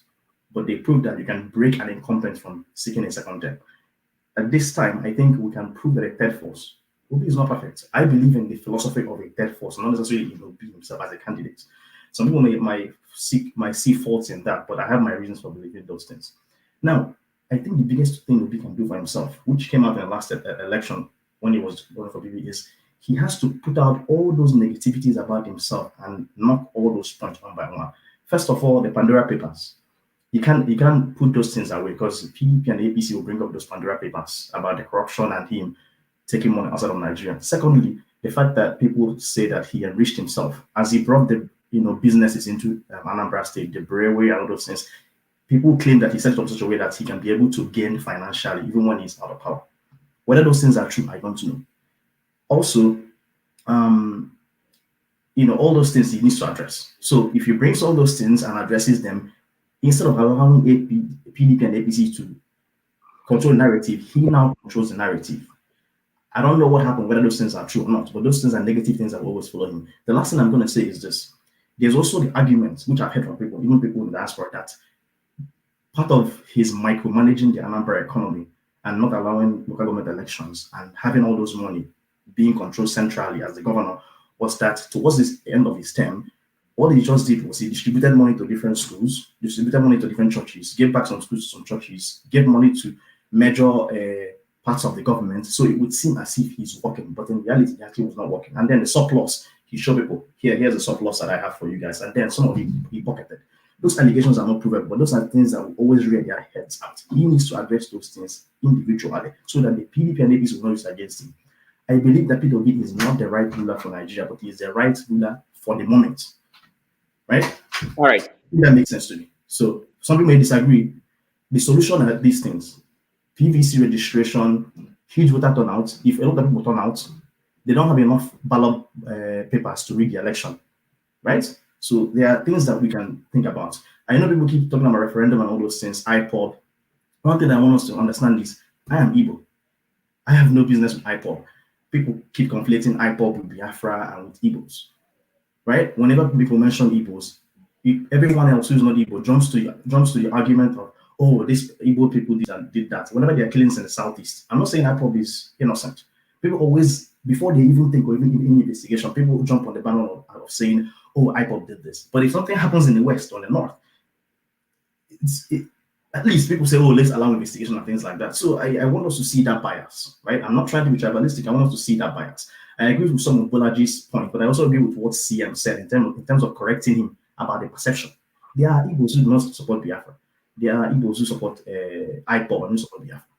When you want to look at the issue, don't be like, oh, because IPOB is doing something, that means all Igbos don't support the election. I believe there's no mechanism for us to get IPOB at this present moment. The best thing we can do is to put someone like Peter Obi. He's not perfect, right? But he is the man for the moment, even though he may not be the right person. If I were to pick the right person, I would pick Sowore. But I don't think in this particular political climate, we only have a few months, less than a year, I think. There's no way Sowore can do any magic to win. That is all right. All right. Thank you so much, Dominic. Shobowale, welcome to the show. Tell us where you're joining us from and your comment, please. Hello, good afternoon, everyone. I'm sure you can hear me. Joining in from Maidstone in Kent, England. Few things, I just stumbled on the show. I didn't even know this existed, so I'm glad I stumbled up, on the show. I'm quite glad I did.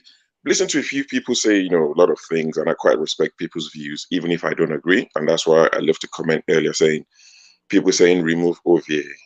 I don't agree with a lot of what he says. If I get to know him more, I probably agree more. But as of right now, I don't agree with a lot of things. But I don't think we should be silencing every voice that doesn't agree with what we are saying.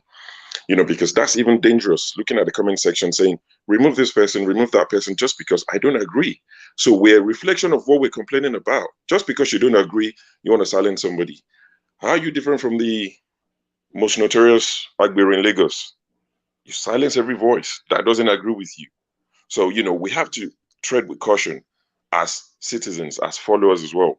So that aside, as of right now, out of everyone who's contesting for presidency in Nigeria, I would vote for Peter Obi if I was in Nigeria.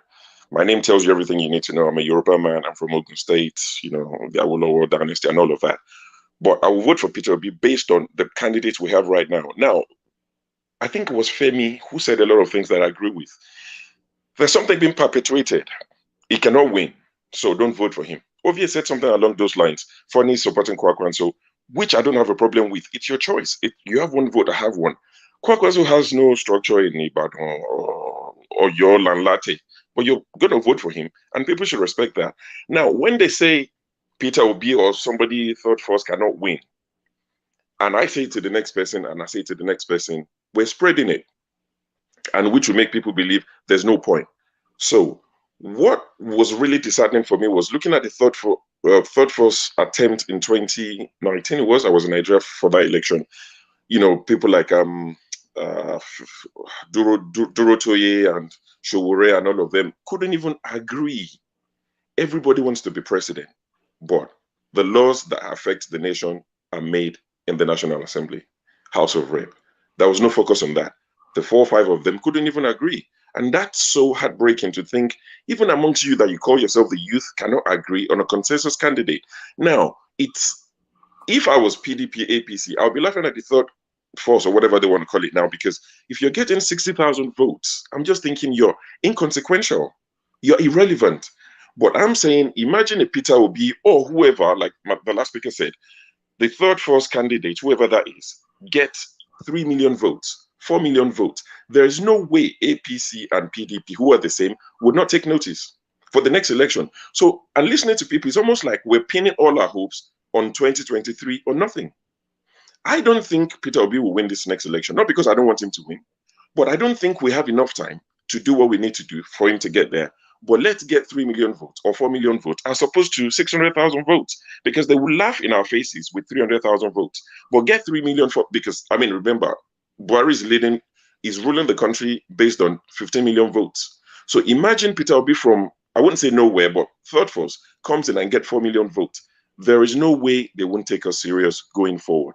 So don't let's pin all our hopes on 2023 or nothing. I know it's almost like Nigeria's at the brink. It's about to just topple over. But I promise you, Nigeria will be here post-2023.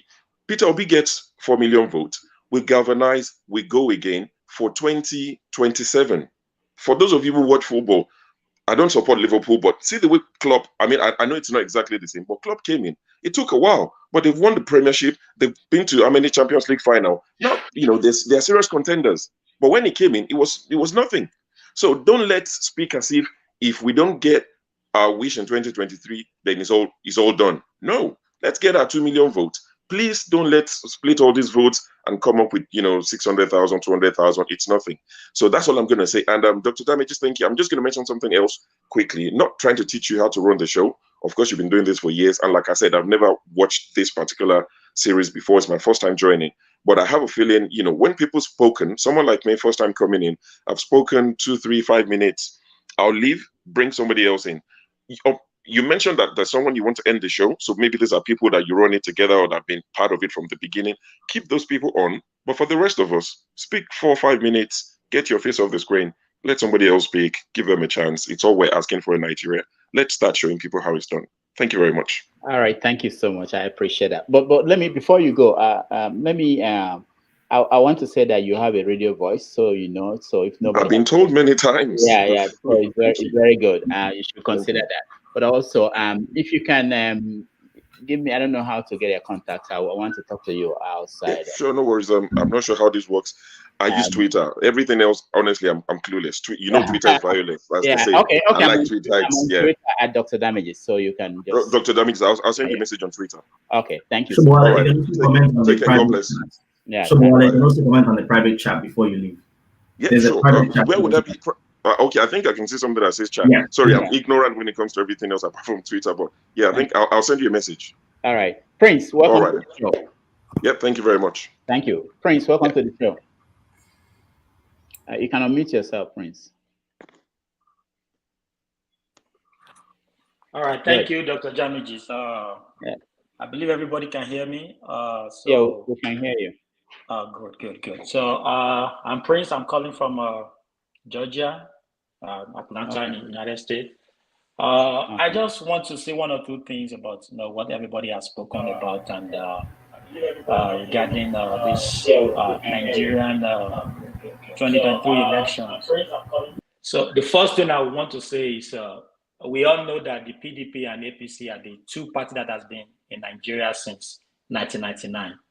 And we all know that starting from 1999, we know those people that have been in power from that year till now. And it is, if you look at it, the Nigerian election, we have had the same set of people from the beginning till now. It is just like a how do we call it, like a family heritage. They just transfer from them. Buhari was once a former military head of state, then he came in. So what I'm trying to say is, we need a new change. We need a new face in our politics in Nigeria, a new face. Whoever that has done with PDP and APC cannot rule Nigeria. cannot lead Nigeria to their whatever we are aspiring to be, a Nigerian nation. Because if we look at it from the perspective that Peter Obi as a candidate, because I've heard a lot of people mentioning Peter Obi, and I've seen people mentioning other names. You know, like the last person, maybe I think it's Mr. Dominic that said something about third force and third force. Yes, I think third force is the thing that we need to look at. You know, bar APC or PDP. The third force, I think, is what we need to look at. And we look at this third force. To me, as a person, I don't think Peter Obi is part of the third force. And the reason why I said that, because Peter Obi was part of PDP. He was a PDP a month ago. A month ago, this man was in PDP. He was a former governor of Anambra State as a PDP. So he's not a third force. So if we are looking at the third force, you have to look at someone that has never been in this particular position before. You have to look at a new person that has never been, that has not dined with APC or PDP. Because if you pick someone that has dined with APC or PDP, it's just like we are going back the same food. Okay, let's just take, for example, now, let's just look at, like, let's say Peter Obi became the president. We all voted for him and we voted for him and he became. And 2 months later, and he said his margin is decamping to PDP. What are we going to do? We are going to talk, and there's nothing anybody can do about it. This is man that, because he doesn't have a platform in PDP, jumped to PDP. For me as a person, if I have opportunity, I would think Sowore is the better candidate. That this is the only person that has been tested and trusted. This man has been in jail. He has been to the political party. Even though some people say it's too extreme. Yeah, I know it's extreme, but that is what I think Nigeria needs. Nigeria needs an extreme person. They say violence. The kingdom of God is what? Is violence. You have to take it by force of violence. It's full of violence, because Nigerian politics is not something that just one soft person can just come in and say they want to change. And I want to say something. I'm very sorry. I don't want to take your time. Somebody says something like, if we have Peter Obi or someone like Sowore become a president of Nigeria, and the House of Senate and the House of Rep is APC and PDP, Nigeria can call back their senators. They do that here in America. You can call them back. If they are not doing what you want, you can call your senator back. If you need to change the head. Once the head is changed and you have good person at the head that you know this man is tested and trusted, the others, all those supporting candidates, the executive, the legislature and judiciary can be changed. Something can be done in that. What we need is just have somebody that you know is already tested, that can change something. It's not someone that you know that, okay, this person has been part of something because he's coming from it's a grievance candidate from one political party because he doesn't have his way. Now he's coming to this political party. Now we are looking at him as a person. And again, if we vote for anybody that we ever vote for, don't let us condemn whoever we are choosing. If I'm a person, if I say I want Sowore, if you say you want other part, I'm not going to condemn you for that. But like the last person said, if that person has 3 million votes, that is a rude awakening for the political elite in Nigeria. All right, we can start from there. That is just what I need to contribute, and I really appreciate you, Dr. Davidis, for this program, and I believe we can keep it up. And also, this is my first time too. I don't listen to this. I don't really watch YouTube much. It was my wife that brought this to me on my bed. I was lying down, but getting ready to go to work. She just said, I need to contribute. And I said, okay, let me see how I can get in. And I was fortunate enough to get into the program. And thank you for accepting me to talk. Thank you very much. Thank you so much, Prince. Let me say, I appreciate people who join, and I appreciate their time. I know that it's not easy for people to spend their weekend here, especially people who have been here for more than 2 hours with us, Prince. So thank you so much. And we let people have their say, even when we don't agree with them. I see a lot of people saying someone should be removed. We are not removing anybody. The only reason why I suggested removing people is simply to give room for other people to come in. You don't have to agree with people. And sometimes when people say things that are not accurate, other people correct them. For instance, Prince said that Peter Obi was in PDP as governor. I know it's maybe he made a mistake. He was an APC. Whatever party. Yeah. Okay. So we want this as an open as possible, so that people will exchange ideas and people are out there to correct. So we have 2 new people that I want to hear, but I want to go to African Queen. She was in, and I think she left or something happened, and she came back. I was actually kicked out of this show, my own show. I had to struggle to come in. So people who who complained that they could not come in. It's the same thing. You just keep trying to come in. I don't know why I was kicked out. But African Queen, welcome back. Thank you. Thank you, Dr. Damages. Hello, everyone. I actually was kicked out, and I'm opportunity to hear a little bit of what was said over time, and I want to correct this impression that we have that it can be done. It can be done if we all agree to do it. And the truth is that is the mindset is what has kept us, in this place, this position, whereby the good, when they don't do anything, evil thrives in the land. So the fact is this: from what we have, Peter Obi is just the best of the lot from what we have.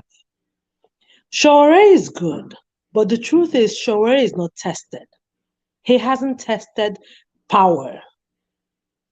He has not. You don't know a man until he handles power. That's when you see the true man. A poor man is not humble. Give him wealth, then you know the man.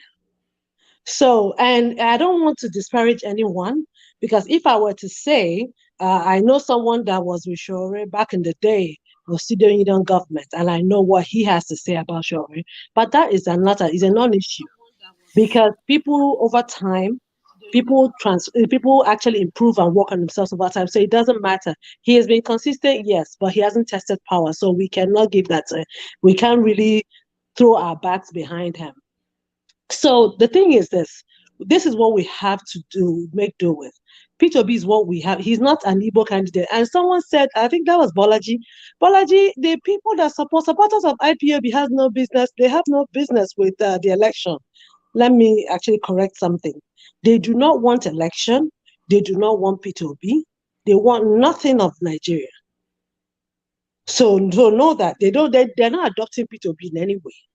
So IPOB doesn't have any business with Peter Obi. They don't even want him. They don't want anything concerning election. So just that faction, they're on their own.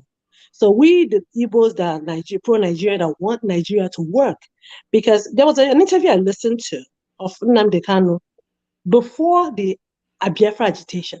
He gave that interview in London, and he was actually pro-Nigeria. So if Nigeria is working, trust me, nobody will be talking of Oduduwa, Arewa, Biafra. Nobody will be talking about that. All these things stem from, the injustice in the land and the ills of the land.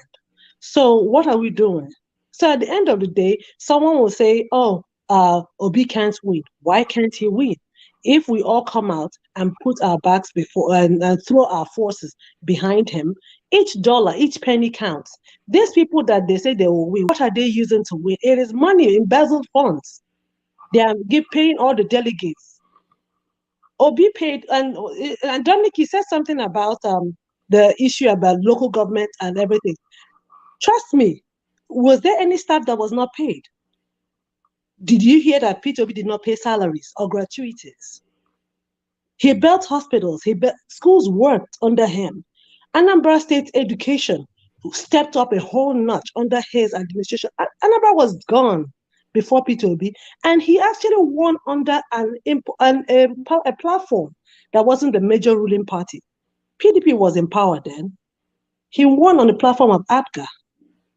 So there's nothing and he wasn't sharing money. So there's nothing that we should realize the power that we have.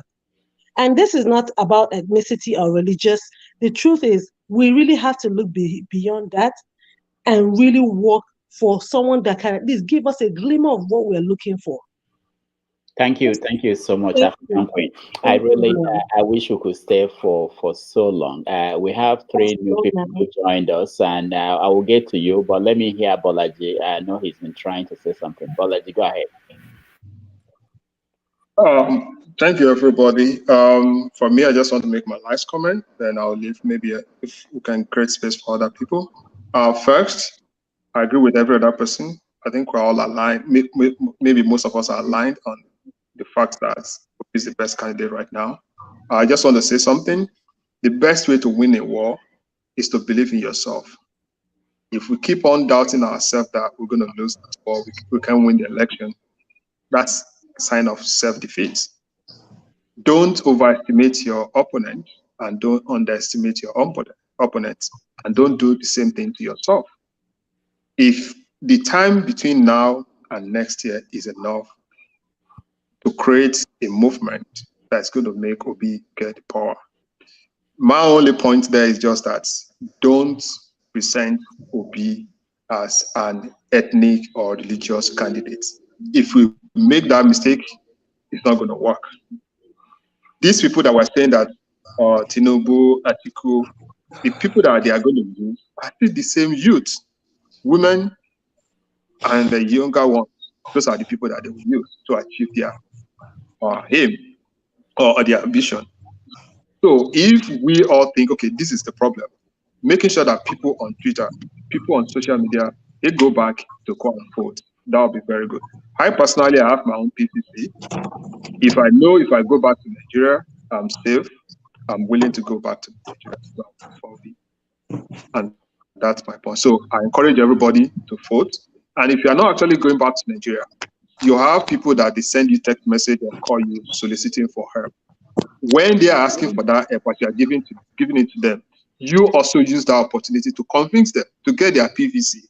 Convince them that Obi is the best candidate. So that way, if APC and PDP are using their own dollar or naira to get some votes, use that money that you are giving willingly to help them, like put food on their table. Use that money also to influence them to go and get their PVC and vote the right candidate.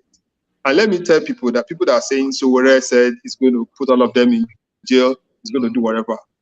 Except Sowore is coming in as a military ruler. You can't just pick people on the streets like Buhari was doing those days and put them inside the jail. You still have to go through the democratic arms, go to court, convict them and all of that. So that is why, like, if we're supporting Obi, people still need to support good good senatorial candidates, the rep, so that when things goes like budget and all of that, they'll be able to pass budget on time. They won't have a good president, and less than 3-4 months, he'll be impeached. Even the Obi that we're talking about, if we all remember, he was impeached 2 times because people in the house then, they didn't have the same vision. The same thing he was trying to do then. It wasn't like they weren't on the same page. He was just able like manage his way around them and achieve his aims. But maybe he will have achieved much more than that if those people in the State House of Assembly then they were on the same page, that they were working together. So all right. May God help all of us, give us a better Nigeria, and thank you everybody. So, thank you, Bolaji. Thank you so much. I appreciate you. Okay, so thank you so much. Let's go to the 3 people that joined us. Briefly, we have to really end it in 10 minutes. Eze, welcome to the show. Yeah, thank you very much. Can you hear me? Yeah, we can hear you. Eze, tell us please where you're joining us from and your comment. Okay, yeah, I'm calling from England. England, okay. So what's your comment? Yeah. Yeah, I really agree with quite a lot of things that people have said. I just made a quick note. First of all, someone, it is not original, but someone quoted somewhere, there are only 2 tribes in Nigeria, the politicians and the masses. So we need to stop, fighting ourselves. And that leads me to my second point. The West, the 2 main blocks in the West, the East and the West, we need to stop fighting each other. We need to actually come together as a force. We keep, making comments that kind of bring ourselves, sometimes unwittingly.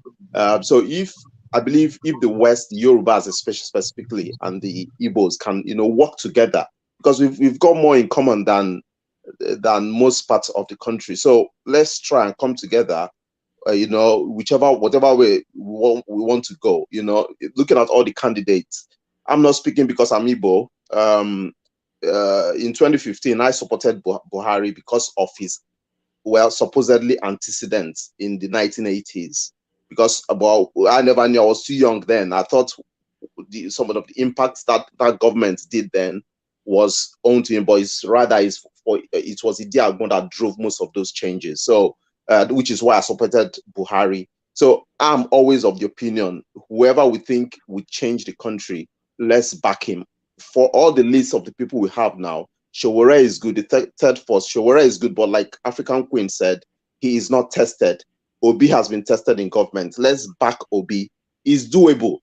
It's really doable. And thank God for the new INEC, whatever, the new way of voting. At least there's no snatching of ballots. It can be done. People talk about structures that cannot be done. I think it's a strategy to just make people relent and, rest on their hours and say, oh, we cannot change things. I'm not in Nigeria, but if I've got the opportunity to be in Nigeria, I will vote Peter Obi, and I will advise every other person, every youth, whether you're Hausa, Fulani, Igbo, Yoruba, we want that country to change. I'm in England. I don't want to retire in England. I want to come home to Nigeria, my country. I've got kids here. I want to happily take them home. I don't want them to lose their heritage, which is why we want the person that will come in power and make things work. And another point again, then again about Bolaji. Bolaji is left now. And I know Bolaji, I don't think he had anything malicious when he made the comment. But however, I think Igbos are the most tribalized, because if they are not, they won't feel comfortable going to other parts of the country. During my youth service in Nigeria, I served in Kano, specifically in a town called Karaye. Karaye is one of the most remote parts of Kano, but you find Igbos there, traders there. So tell me, if you turn it around in the innermost part of Igbo land, how many times will you find maybe a Yoruba person or an Igbo person, a Yoruba person outside there? So please, let's back Peter Obi. I personally support Peter Obi because I think of all the candidates, he's not a saint, he's not perfect, but the way he carries himself, there's a bit of honesty there. Let's use Peter Obi to lay a stepping block for other generations to come. Thank you very much. Thank you so much. I appreciate your time. Let's move on to Baba Femo. Welcome to the show. Yeah, good afternoon, Dr. Damages. It's nice to see you. Yeah, can you hear me? We can hear you, yeah. Yeah, good afternoon. This is afternoon here. I'm speaking from Canada. Yeah, I'm speaking from Toronto here in Canada. Good. What's the comment?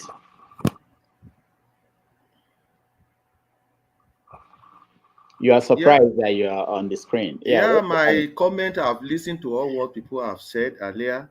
They are good comments. Yeah. I think you are delayed. I thought Canada is nearby. What's going on? What part of Canada? I don't know.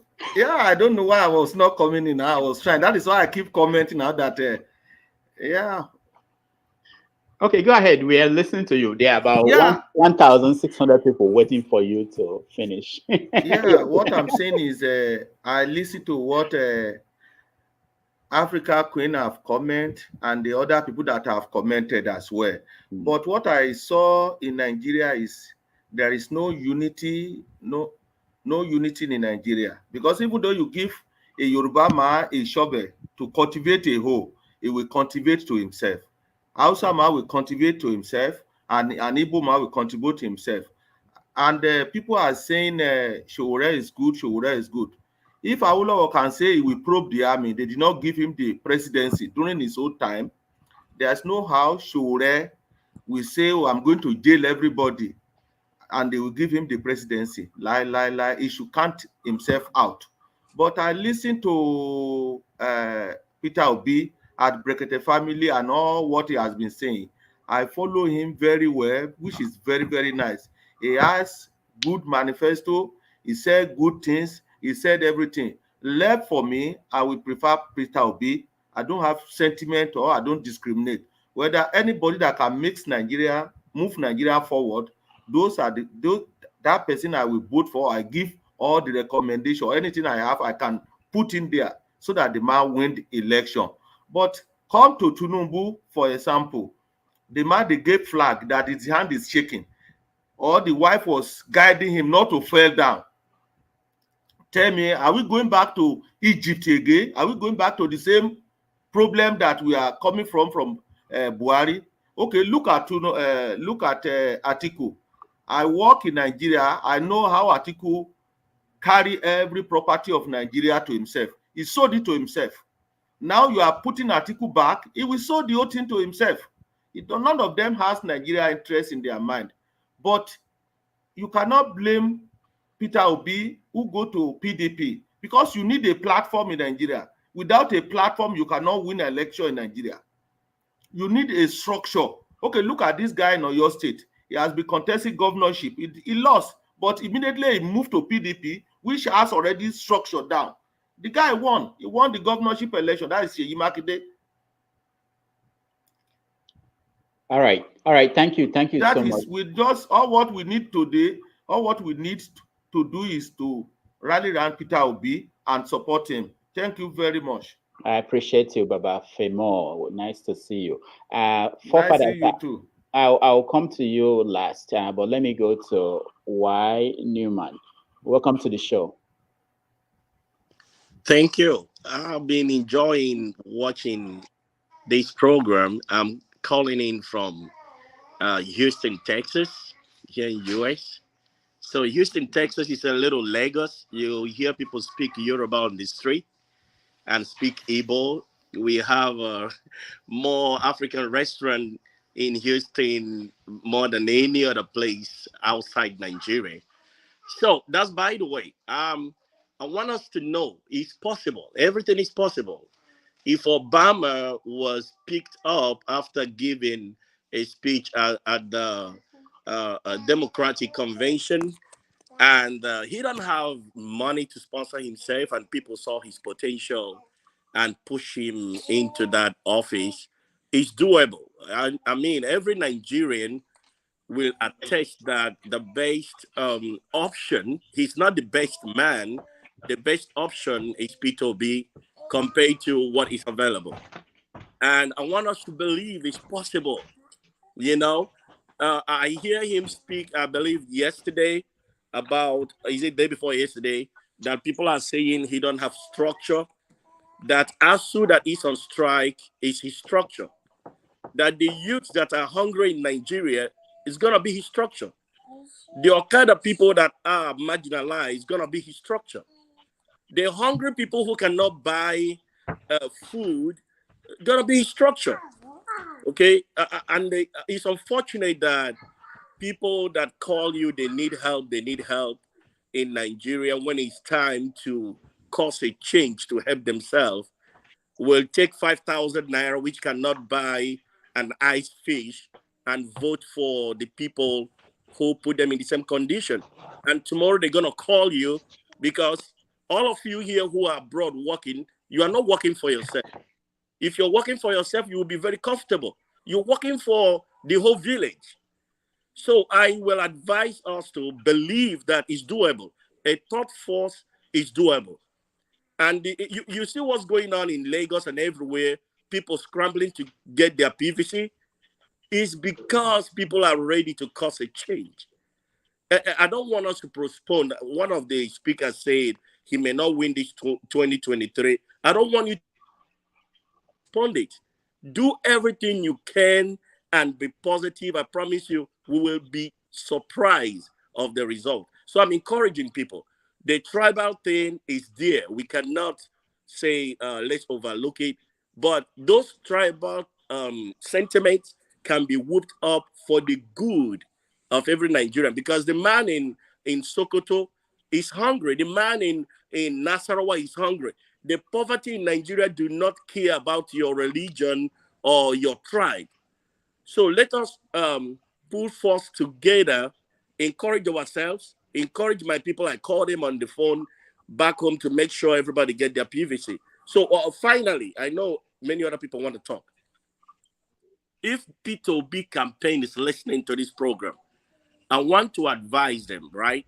P2B is an easy sell in the south, southeast, and even in the southwest, because the people mostly in southwest are very intelligent voting bloc. But to sell himself to the north, if his campaign can approach Kwankwaso and see how they can get into an agreement, it doesn't matter who is first or last, that would be a game changer, because that man from Kano have almost 50% of the northern vote in his pocket. So let not ego come between them just to dislodge these blood-sucking people out. And then as we move on, just the same thing APC did to PDP, it is possible. All these little thought force, they can unite together with Kwankwaso in the mix. I think is doable. So I'm very glad there is a platform like this. Mr. The organizer, Dr. Damage, I appreciate you giving me an opportunity. God bless you. You are doing a good job. If we have such platform and people are telling their view and encouraging others, we will move forward in Nigeria. Nigeria have a future and Nigeria have hope. I want a future for girl right here. She's not going to be here forever. But with what's happening in Nigeria, everybody's scared to go. I even cancel my travel because I want to go home for something. But we are the target. But with all this going on, it's an opportunity to cause a change for our generation and this generation in my house that need to know that they are from a blessed country called Nigeria. So let's rally around P2B, not because of his tribe or whoever he is, but he is the best option on the table at this time. Thank you so much. Thank you so much. I really appreciate your contribution. So what we're going to do, I'll go to Forefathers next, but after him, we go around and I'll give you an opportunity to tell me what's keeping you up at night. That will be how we round up. It will give you a chance to maybe, if you have something you thought you wanted to say you couldn't, you say it at that point. But I'll go to Forefathers to talk to us for the first time, and then we round up everybody. So Forefathers, welcome to the show again. Please unmute yourself. Yeah, sorry about that. Yeah, thanks for having me, and greetings to the members on the panel. Yeah, I guess the idea is about Peter Obi and what are the chances that he's got.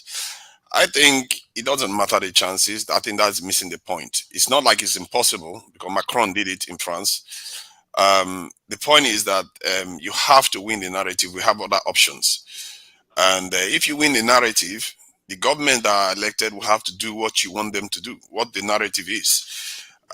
So sometimes we miss the target when we are looking for change. And if there is, say, you want to take power, I believe that we should take power from the center. That's one. And then it wouldn't matter who gets there, because there are countries that are run for almost 1 year without a government, and the countries are still functioning. The age of a savior is over. This is the age of systems that you put in place. You have to put systems in place to guard against these crazies that want to go into office to go and steal. That is why you have GPS in cars, you have CCTV cameras everywhere, because people don't trust people anymore. You have to guard them. And the way you do that, you start putting systems in place. I've said it before. There's no reason why government accounts should be this in private. It should be public. People should be able to see the funds in real time. What is happening with their money? It means that people cannot trust the government when they say, you know what, we have so amount in our account because we are seeing it. There is nobody running away with the money. And every other way they have to steal money, we put systems in place to forestall it. Those are the kind of smart things we need to be doing, because then it wouldn't matter. Let's see who is going to be willing to pay 100 million naira to get nomination anymore when they know that they are not going to see money to steal from there. They will have to go and look for a proper job. So that is one. And if we want to change stuff for personal, because of what happened, personally, I believe that security is the number one issue in the country. We have to start demanding the real things that are going to actually change it. Because if we are arguing between Peter Obi, Kwankwaso, Tinubu, they will come in and they will not do anything. They will still keep us in the same position. 4 years from now, 5 years from now, we will still be talking about the same thing, because they will not change that security situation. I think it was Eze that said he wants to come back to Nigeria with his family so that they can. Many of us are facing the same situation. I've seen a chief in Nigeria that's like a king in Nigeria come to London, and he was having a meeting with people, and many of them retired, many of them very wealthy people. But the key thing that they were complaining about was security. They don't feel safe to return back to their country. If we don't fix this stuff, and I don't believe that the issue is about money, because the thing will pay for itself because of the money that will be poured into the country.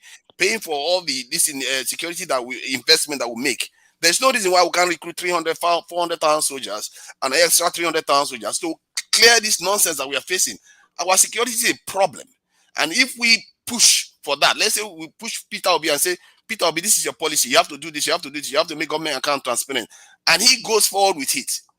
If he wins the argument through social media campaigns and through campaigning on the streets, if he wins the argument, Tinubu or Atiku will seem like an aged politician when they get into office and want to repeat the same old tricks. They will not succeed because people can see through them.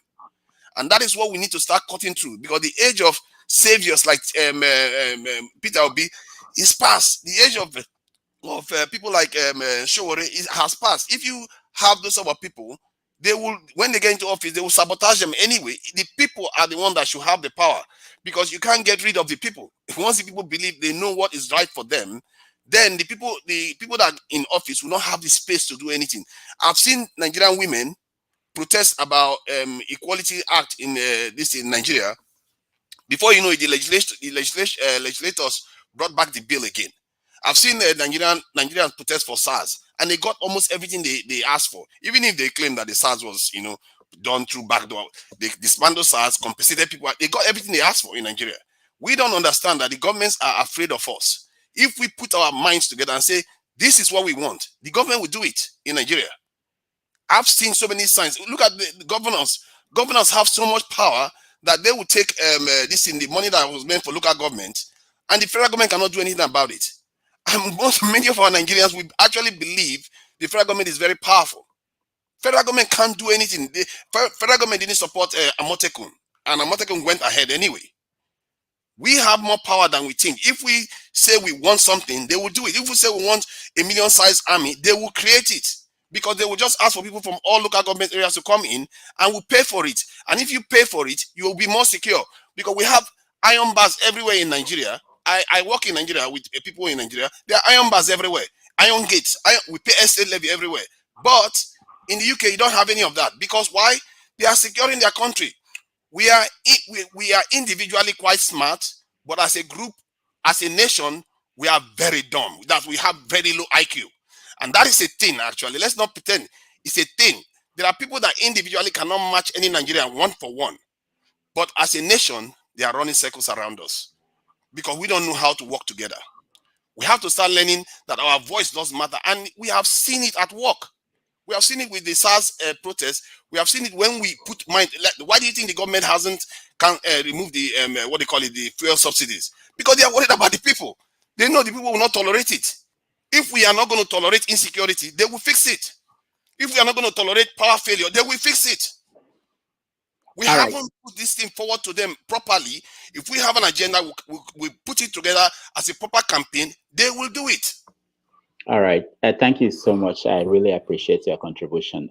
We've spent over 3 hours and 40 minutes. So we have to round up. So I will go around, and everybody, when I get to you, you tell me what's keeping you up at night. And it's an opportunity for you to also round up your thoughts. I'll start with you, Neka. You've been here with us from the beginning. Thank you so much. I appreciate this. Okay, thank you. I was saying, well, now as a woman, because I know when the testosterone is going up and nobody is actually thinking. And from the beginning, my position has always been, let's vote, not with emotion, but with data. And at the same time, when I've been listening to everything everybody has been saying, people are actually saying the same thing, but in a different way. So we don't want to go back to what Nigeria used to be. We need to really move forward. Many of us that have been outside Nigeria and have acquired the knowledge that actually brought us here in the first place, we want to go back. We want to come back to Nigeria and establish and start doing things. But if we don't have light and you come back to maybe open a business, all your equipment will be damaged. So again, we've been praying to get somebody that is going to do well. All I'm asking in this panel, and I'm encouraging everybody, we need to obtain information and work with the information and be able to elect the right person who will have the vision to do what they say that they're going in there to do. We cannot operate on emotions. I'm an Igbo, I'm a Yoruba, I'm an Hausa. No, we should leave all that away, because if somebody has a good intention, they will be able to run. And we cannot continue to say somebody cannot do this, because Nigeria has not been that way. Obama, when he was contesting, everybody was saying America is not ready for a black man. But he finally was there and able to run for at least 2 sections. So we must remove that from our mind and really focus forward and remove all these distractions of things that are not necessary. Thank you so much. I will now take my exit.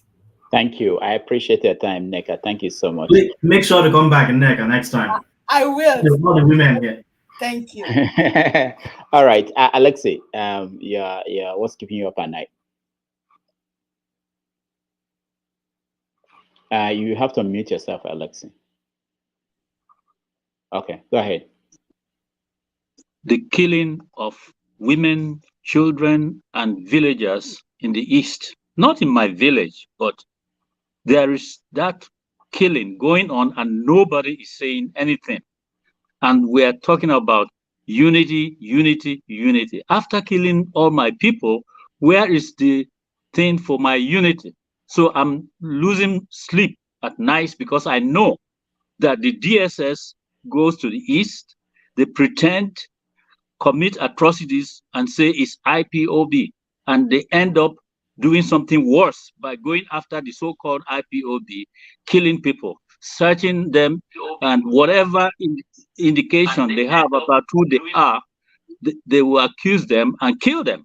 People are being killed every day in the East, and Nigerians are saying nothing. Whatever indication they have about who they are, somebody needs to put up. People are being killed every day in the East, and Nigerians are saying nothing. I'm trying. Somebody is doing that too. Okay, so I want Nigerians to know that they can make Peter Obi the next president, even without those of us who are tired of voting or being part of the voting system. Believe me, if the way they are saying it and the way Peter Obi has come up to prove himself, if Nigerians are sincere, my fear is that they say things but they don't mean it. Let them vote Peter Obi and let him be the next president. He will most likely turn things around. But if Nigeria remains what it is and it's not going to get better, we would need Obi in Biafra. We would need Sowore in the West. I am happy with the Oduduwa. I'm happy with Biafrans. And whoever else wants to join that union, we will make ourselves better than we are in this thing called Nigeria today. People should stop being afraid. We will have better tomorrows if we have our self-determined desire and then we work together as partners. Nothing is separating Nigeria structurally in terms of geographic distances. We can still work together, but that's my own dream about the solution. Otherwise, let Peter do it and let's see if Nigeria works or not. All right. Thank you so much, Alexei. Thank you for staying all these long hours. I appreciate your time. Okay. Ralph and Dominic, you two have to decide who will close up the show. But let me go to African Queen. Welcome to welcome. Give us your final thoughts and what's keeping you up at night. My final thoughts is that actually what keeps me up is seeing the youth, some of our youths still throw their support behind the old school, Tinubu and Atiku. It's insane. Like, when will you get it? When will you take up the responsibility of your country?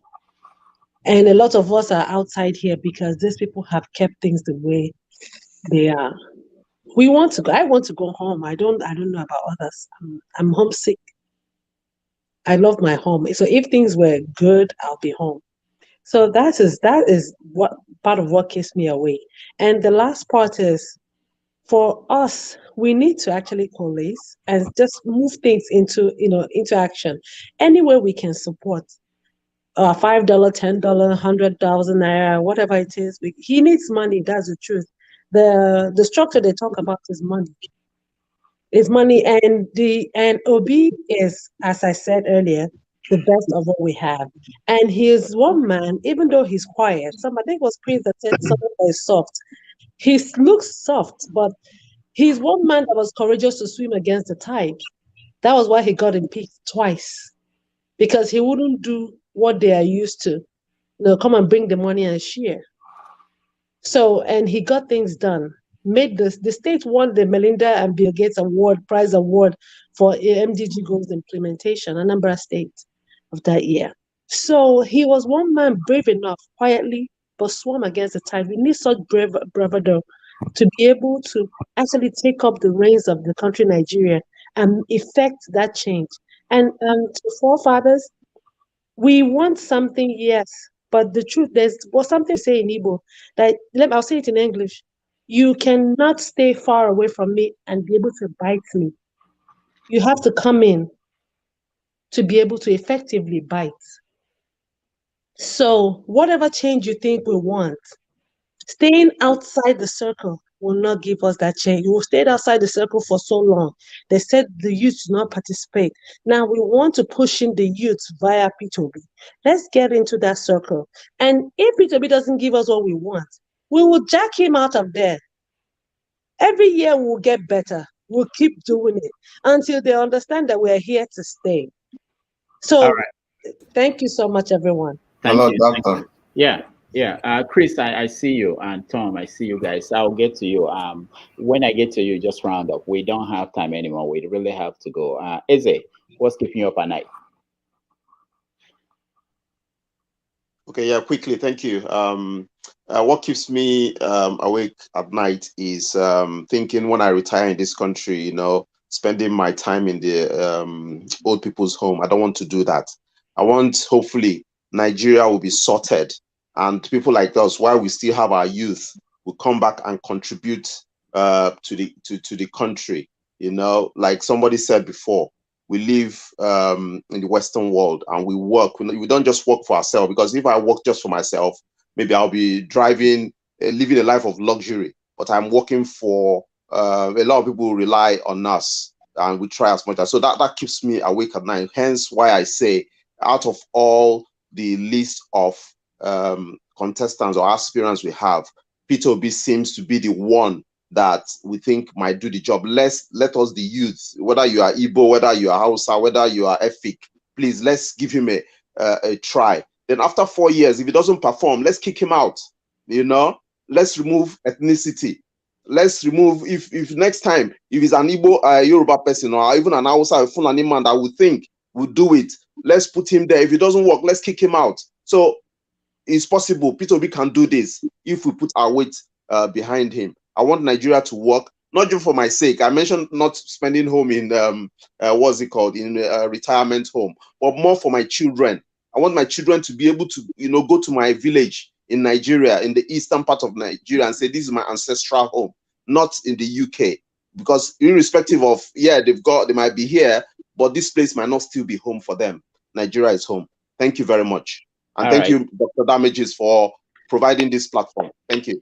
Thank you so much. I appreciate you. So, forefathers. On mute. Yes.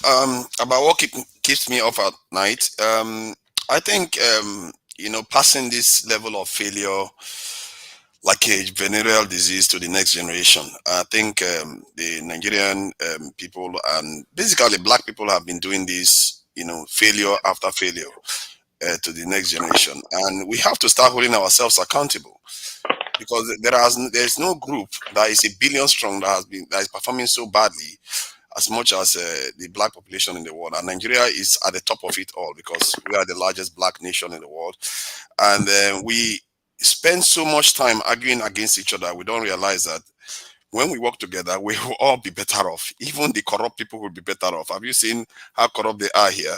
But they are just richer here. That's the difference. And the so-called corrupt people in Nigeria, they don't have money compared to the kind of money the people have here. And we are living on scraps in this world. And we should be a little bit forgiving of ourselves because we are stressed. We are a stressed people. Our systems are stressed. Our people are stressed. They are poor. And as a matter of fact, Governor Ayade said it the other day that even the Nigerian people have a stunted growth because of the suffering we go through. We have to understand and what we are dealing with here. And this is why we see this sort of, attitude towards each other. We backbite each other. We fight each other. We suspect each other. If you put two nice people in a room and you starve them of resources, the devil is going to come out. And this is what we are dealing with. And if we understand it, I think we can be able to start fixing the problems. Someone once, the Bible or all these religious people, they often said we are fighting against principalities. There's also elements out there that don't want these things to change, that we have to understand. And I believe the easiest way to fight them is to frustrate them through the people. What our people know matters a lot. If our people understand that they all share the same goal, whether you are Muslim, whether you are Christian, whether you are Igbo, whether you are Hausa, it doesn't matter. We all share the same goal, and we need to put things in place to take power from the center, because that's the center that is easy to control. The center, somebody can come from overseas and just overthrow the center and control the country. But if the people are not going to buy it, forget it. They can overthrow as many people as they want. They can bribe whoever they want. They can recruit whoever they want. It's not going to work because the people will never accept anything less than the best. And I believe there is a window opening, and our people should take it. We should be realizing that Muslim guy, I wish most Northerners are taking part in such conversations so that we hear their sides, because I actually believe they share a lot of the things we believe in too, but they are being frightened that the South is more developed than them, that we should not trust the South.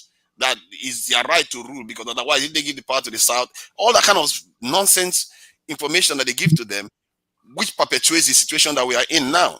That is why that is my biggest nightmare, that we pass this failure on to the next generation. I was growing up in Nigeria when Babangida took office, and I saw when Nigeria currency was just as good as the dollar, and it just went downhill. And I've seen how situations and countries can go down. It's because the people sit there and allow it to happen. People need to start changing their mind. Peter Obi might be the answer, but I don't believe in saviors anymore. And I really ask people not to worry about saviors, worry about what you demand and make sure that they give you what they want. If Buhari can give people what they want in answers, and they can give people in what they want in fuel subsidies, yeah, you can get anything from anyone. Buhari is not exactly the most yielding man. So thank you. Thank you so much. Thank you so much. I will come to you, Tom. Just I have to limit it to 1 minute, please. I forgot that I still have Dominic and Ralph. Go ahead, Tom. Okay, you have to mute yourself. Tom. Yeah, it's mute now. Okay. Let me first of all, let me say, let me tender an apology to Dr. Damage. During the time of Jonathan regime, I wasn't the PDP man, but I saw how I was watching your program all the time. And when Buhari took over office, I saw things were even worse, and you were not reporting the way you used to report about Jonathan. So I personally had a beef with you. So which I want to apologize here right now and said, I'm sorry for you giving us this platform, for Nigerians to express their own view. You see, having said that, by the way, Tom, we could go for pay-per-view fight if people will pay to watch, somewhere, and we collect some money, and I already apologize. Go ahead. Yeah. So you see, the issue confronting us Nigerians, I live here in the States. I also live in Europe before I moved here. Sometimes I see Nigerians always saying like, I don't live in Nigeria anymore. It's none of my business. It's our business. Regardless of where you live as a Nigerian, your home is Nigeria. You can have American passport, have German passport, but your home is Nigeria. That's why we have to be very, very concerned, and we have to also play a part in this coming election. If you ask me who do I think is the best candidate, I do not believe in people. Most people say age is just a number. That is not correct, because if you cannot elect a 5 years old to represent you, you also have to understand that you can't elect an old man to represent you. So that's why I said I don't believe in that. So among all the candidates that are just pumping out right now, I think they are trying to tell us that they don't care about us, the youth. That we can say or do whatever we want. They don't care. So this is where Nigerian youth, whether you are Hausa, Yoruba, Igbo, from the south, I don't care which part of Nigeria you are from, so long as you are under the territory of Nigeria, and we are fighting for one common goal, to make Nigeria a better place. Let us support one candidate. And that candidate, I think, that can do that among all of them right now is Peter Obi. I'm from Edo State. I will wholeheartedly support Peter Obi because Tinubu is a no-no for me. Atiku, no-no.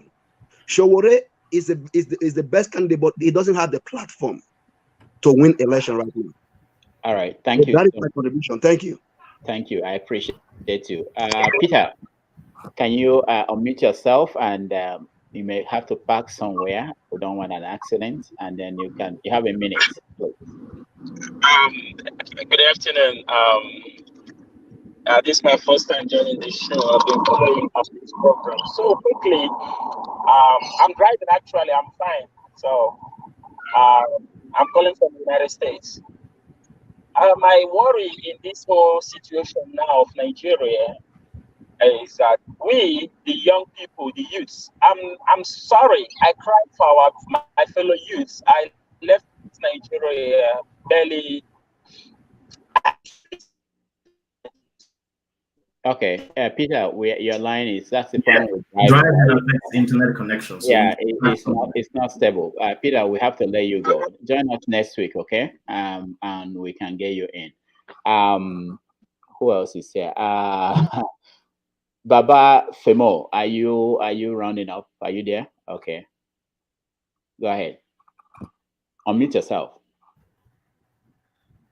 Yeah, thank you. Yeah, I'm here. Okay. Yeah, what I will only employ all. Yeah, for me, I formute myself.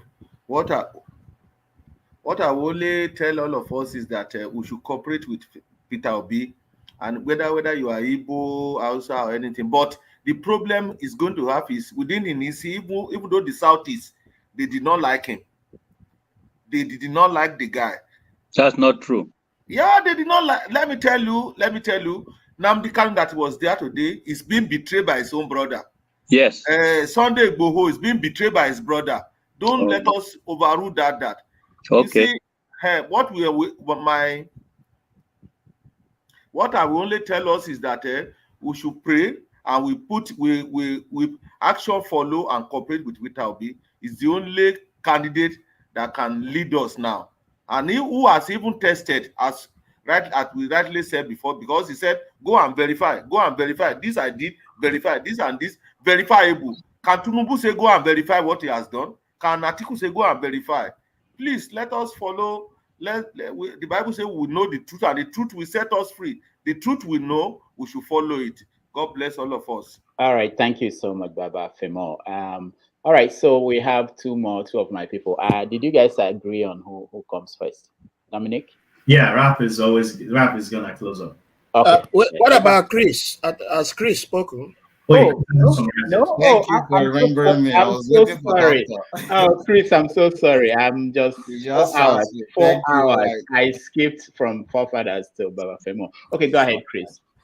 Thank you very much for providing this platform, and also, I've been looking for since about 1 hour, and I don't follow this platform for a long time. I'm happy to get into at least to air something. Now, I'm about to make a request, but that is for you, Doctor. But in general, I'll be hearing what everybody is saying. Everybody's making their point and making it perfectly well. But now, what we are talking about now is how the main focal point. It does not even matter about the tribe or who is how to change Nigeria. For most of us who are living in America, believe in Nigeria, even in the parts of the whole world. Okay, just imagine in your own platform now. It's hard to find a core knot coming to make their, because we want to know their mind as youths over there. Now, my request for you now as doctor is that what efforts are we making? Because I heard one of the contributors said something about the people in the north not knowing or keeping their PVC in the mosque are not having the power to actually know who to vote or not. So how do we actually, which is what I'm expecting from here, to be able to carry the information to their doorstep so that they will know this is what we know. Because I believe people from Benue down to east, from southeast and south, they know who to vote for. They know from the present candidates now that are now, they know who is to move for Nigeria forward and who is good and who is not bad, because we are all adults. But people in the north, they are not that educated or exposed. They might be educated though, but exposed actually to know the right and wrong, or not to be biased by any means, whether by money or anything. I really want us, at least us here in America, or any other part of the world, considering one of our that made mention that if you want to, that we work here and work for people back home. If somebody call you for money, you ask them, so yeah, you don't get your BVC or any other thing, that probably will help. But if we can actually come together and find a way to wage a campaign towards the north. Now, we already know that the east and west, southeast and southwest is already known. Then let's go for the unknown, which will possibly help in this 2023 election in terms of whether it's P2B. Because me, I really want P2B to win. One, why do I want him to win? Because I look at him and I know he's vibrant and he's able to at least stand a couple of conferences and make the entrances, contributions that actually matter in real world and statistics, which I think is somebody that can be able to change our economy and change it so that we can all go home and feel safe where we come from one day. And that's my own contribution about the whole thing. Okay.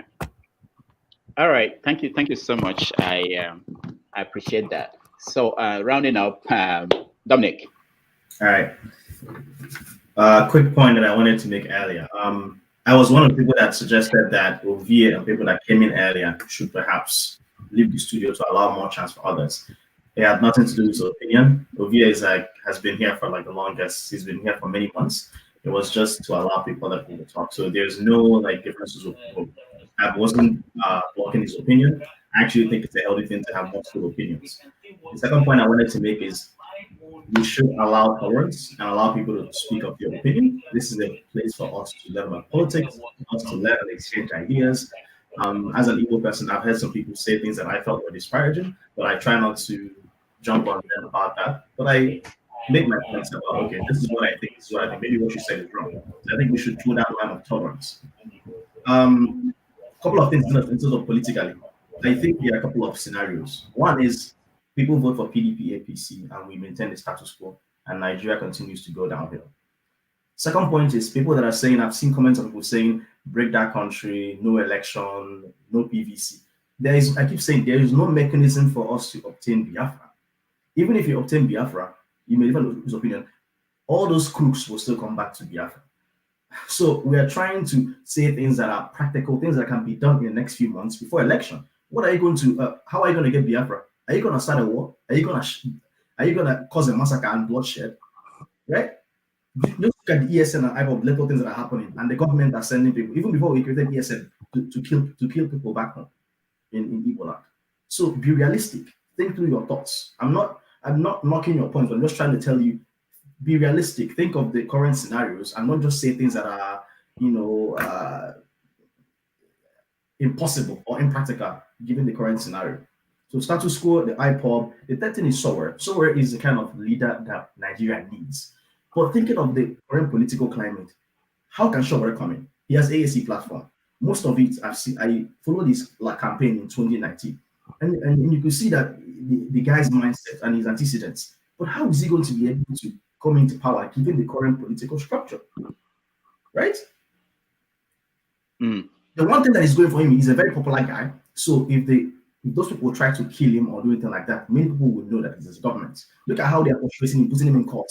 restricting him in Abuja. You see how crazy it is. So I don't think Sowore is going to be able to win, but I think Peter Obi bridges that gap between the mess that we have now and someone like Sowore in the future. So if we can allow someone who is imperfect like Peter Obi, not because we believe in his ideology, but because we believe in his ability to cause a third force that can break APC and PDP, I think we're heading in the right direction.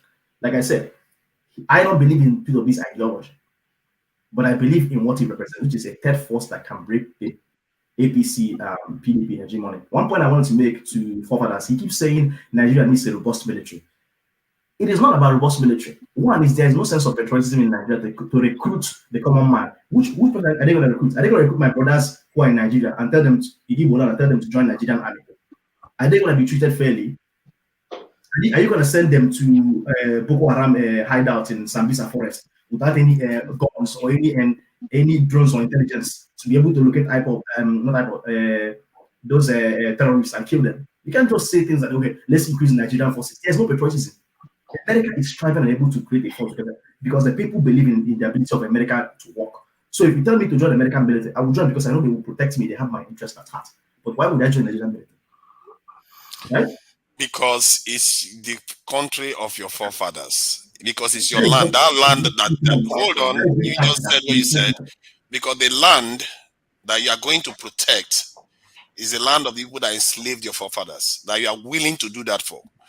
What I'm saying is that if I don't want to take Dr. Damage's time, the point is that that's why I argue for transparency. If you have transparency, Nigerian people can contribute into the system. You recruit people, you pay them properly, and you compensate them when they lose their loved ones. This is how you create a system, and you pull people from all local government areas into the military, so that not only one part of the country is in the military. These things can be done. So it's not like when I say things, I have actually taught them through to a point. I'm not a government expert, but I didn't just say them, flippantly. You see what I mean? It can be done. And we have to do it. It's us. We the men especially. It's on us. Because 5 foot Asian men are able to defend their countries better than we are doing. It's on us. Because Yeah, I believe in your point. I believe your point. The reason why I was closing with this point was because what I'm trying to say, you're putting the cart before the horse. My father always tells me, get to the bridge and then talk about crossing it. You don't stay in 50 miles away or 10,000 miles away and say you're crossing the bridge. There's no technology. You never solved the issue of corruption in the military. We don't want to take his time. If we want to have this conversation, let the guy finish. Let Dominic finish. Let Dominic finish. I'm summarizing that sometimes some of the points that we make are impractical, or we talk about things that may be achievable in the future without thinking about what is needed right now. You need to solve the corruption in military leadership, give the boys the instruments, and talk about unity before you can even recruit the common man. Are you going to you can't conscript people? You can't convince a Yoruba man or Igbo man to join the military if I don't believe the military has my interest at heart. I have a friend of mine studied in the US Naval Academy, came back to Nigeria. They frustrated her, and she actually had to go AWOL. I shouldn't say it. She had to go AWOL, and she left the country. And the military we are trying to find her, but she was like, I don't believe in the military because all they wanted to do was suppress me. Someone who has brains and is able to make changes. So you see that there's a lot of things that we saw. Talking about recruiting and recruiting people. That is not the solution now. It's something for the future, not for the present moment. All right. Passing the venereal disease to the next generation, as usual. This is my fear. Not next generation. Just one last point. It's not next generation. When I talk about points, I always try to compare the present and the future. When I talk about Obi, I say, see, Obi doesn't have to win next election because I think sometimes we are in a rush for changes to happen, and then we stumble and we fall flat on our face. If Obi can prove with millions of votes that a third force can break PDP and APC, it encourages the youth to stop believing in the mindset of settling for better of two evils. If we're in a rush, we'll make mistakes. That's always my point whenever it comes to many things. Being practical and sensitive. All right. Thank you, Dr. Dominic. Forefathers, thank you so much. I had to, behind the scene, try to get Ovie back because he received a lot of comments and he was kicked out and he needed to just say a final word here. So I'm happy he's back. Ovie, go ahead. You have to unmute yourself, Ovie. Okay,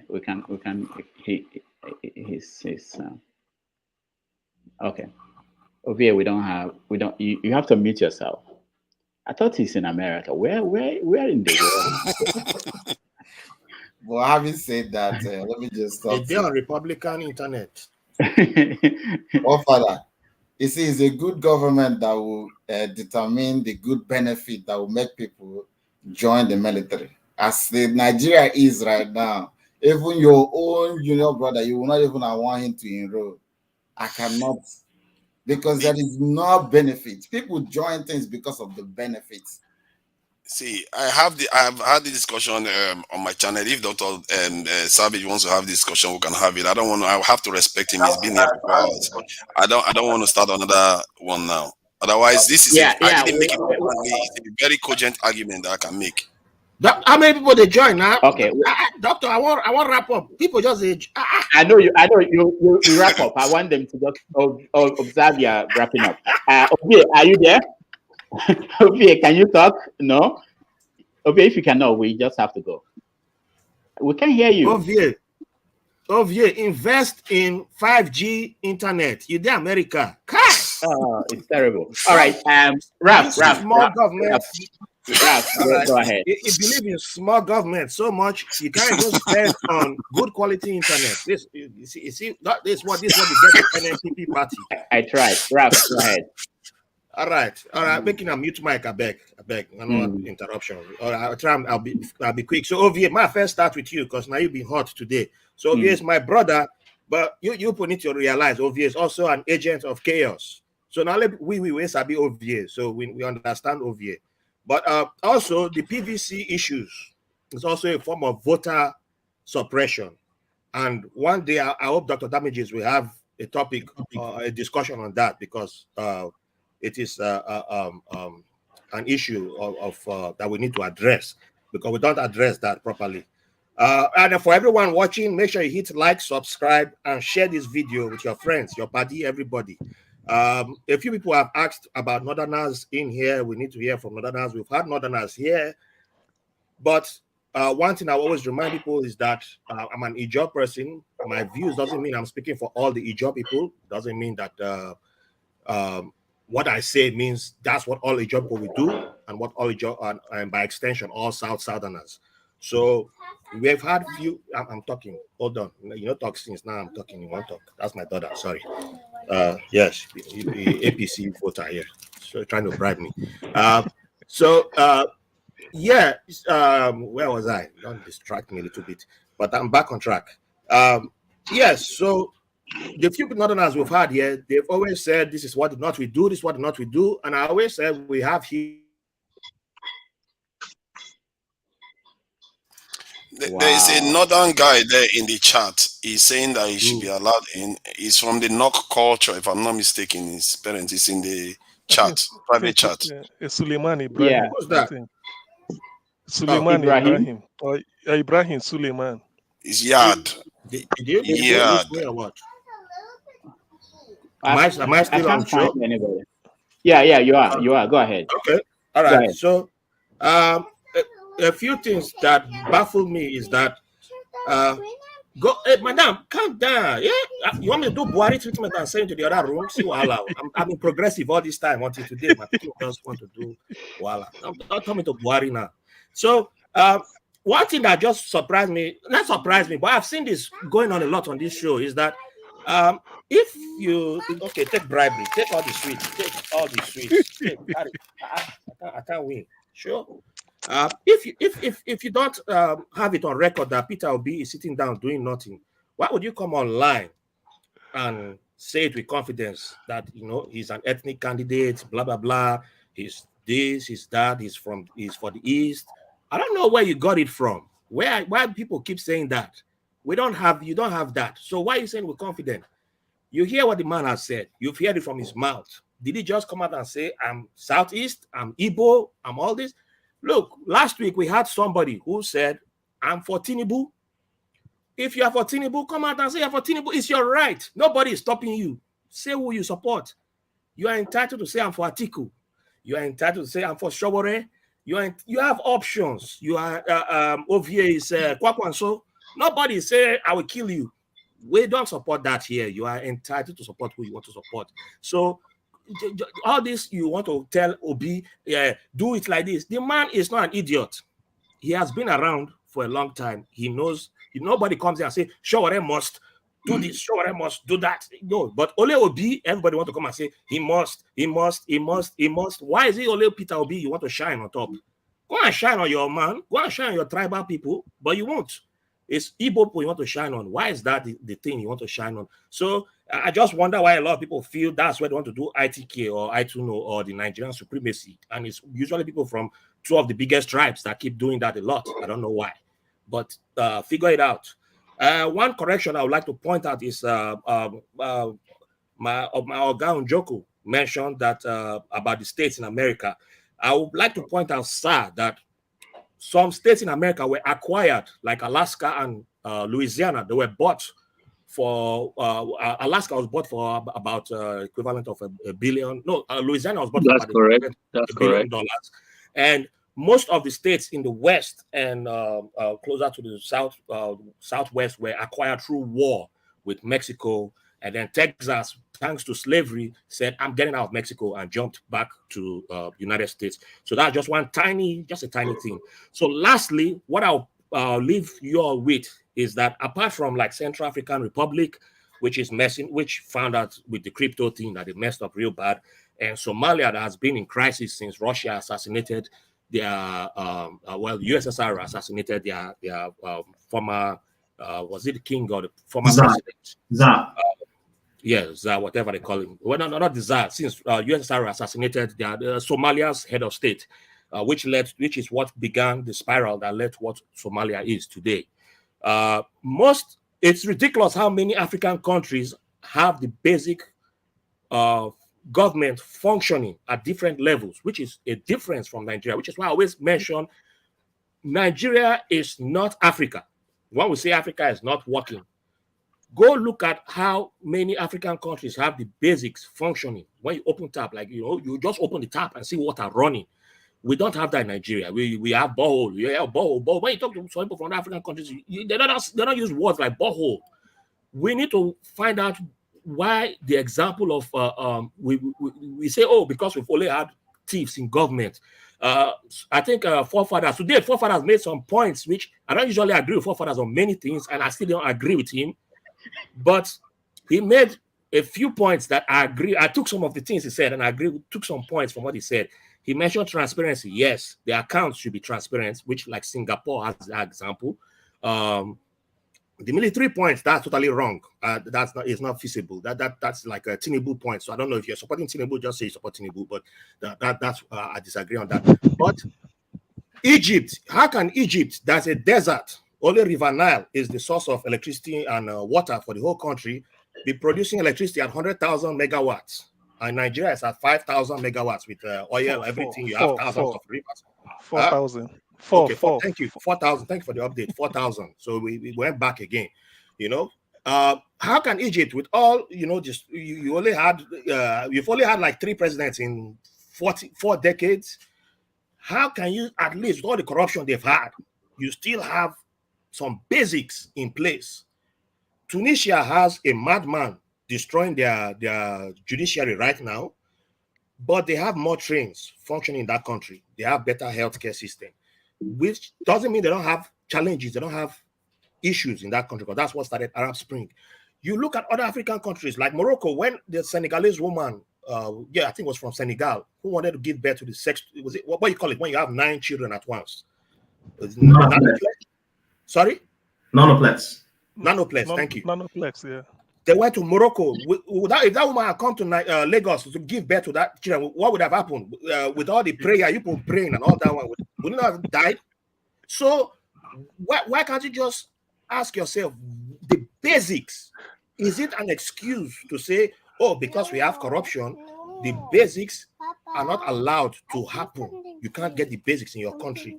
So even if Tinubu wins this election, even if Atiku wins, is that an excuse for not having the basics in the country when Benin Republic has better roads than Nigeria? Togo has we are sending our children to Togo, Benin Republic for university. Why are we doing that? So we need to ask ourselves, why have we accepted mediocrity to the level, to the point that we just keep talking like we need one big flood to come and wash everybody away, and then everybody dies, and then we start all over, and then that's the only way we can move forward as a country. You don't need everybody to come back from America. We don't need everybody until we start changing the base. You don't need to start at the big, at the top. It starts at the little changes that we make. So Rab, thank you very much. Rab, Like thank you so and subscribe. All right. So thank I'll you be so gone for much. 2 weeks. Oh, 2 weeks. Okay, thank you so much for I this. go vacation. I go recharge. I lost my voice for 1 Enjoy week. your vacation. I don't know the forefathers do me. Forefathers do me something, so I go find palm wine somewhere. Come on, I didn't do anything.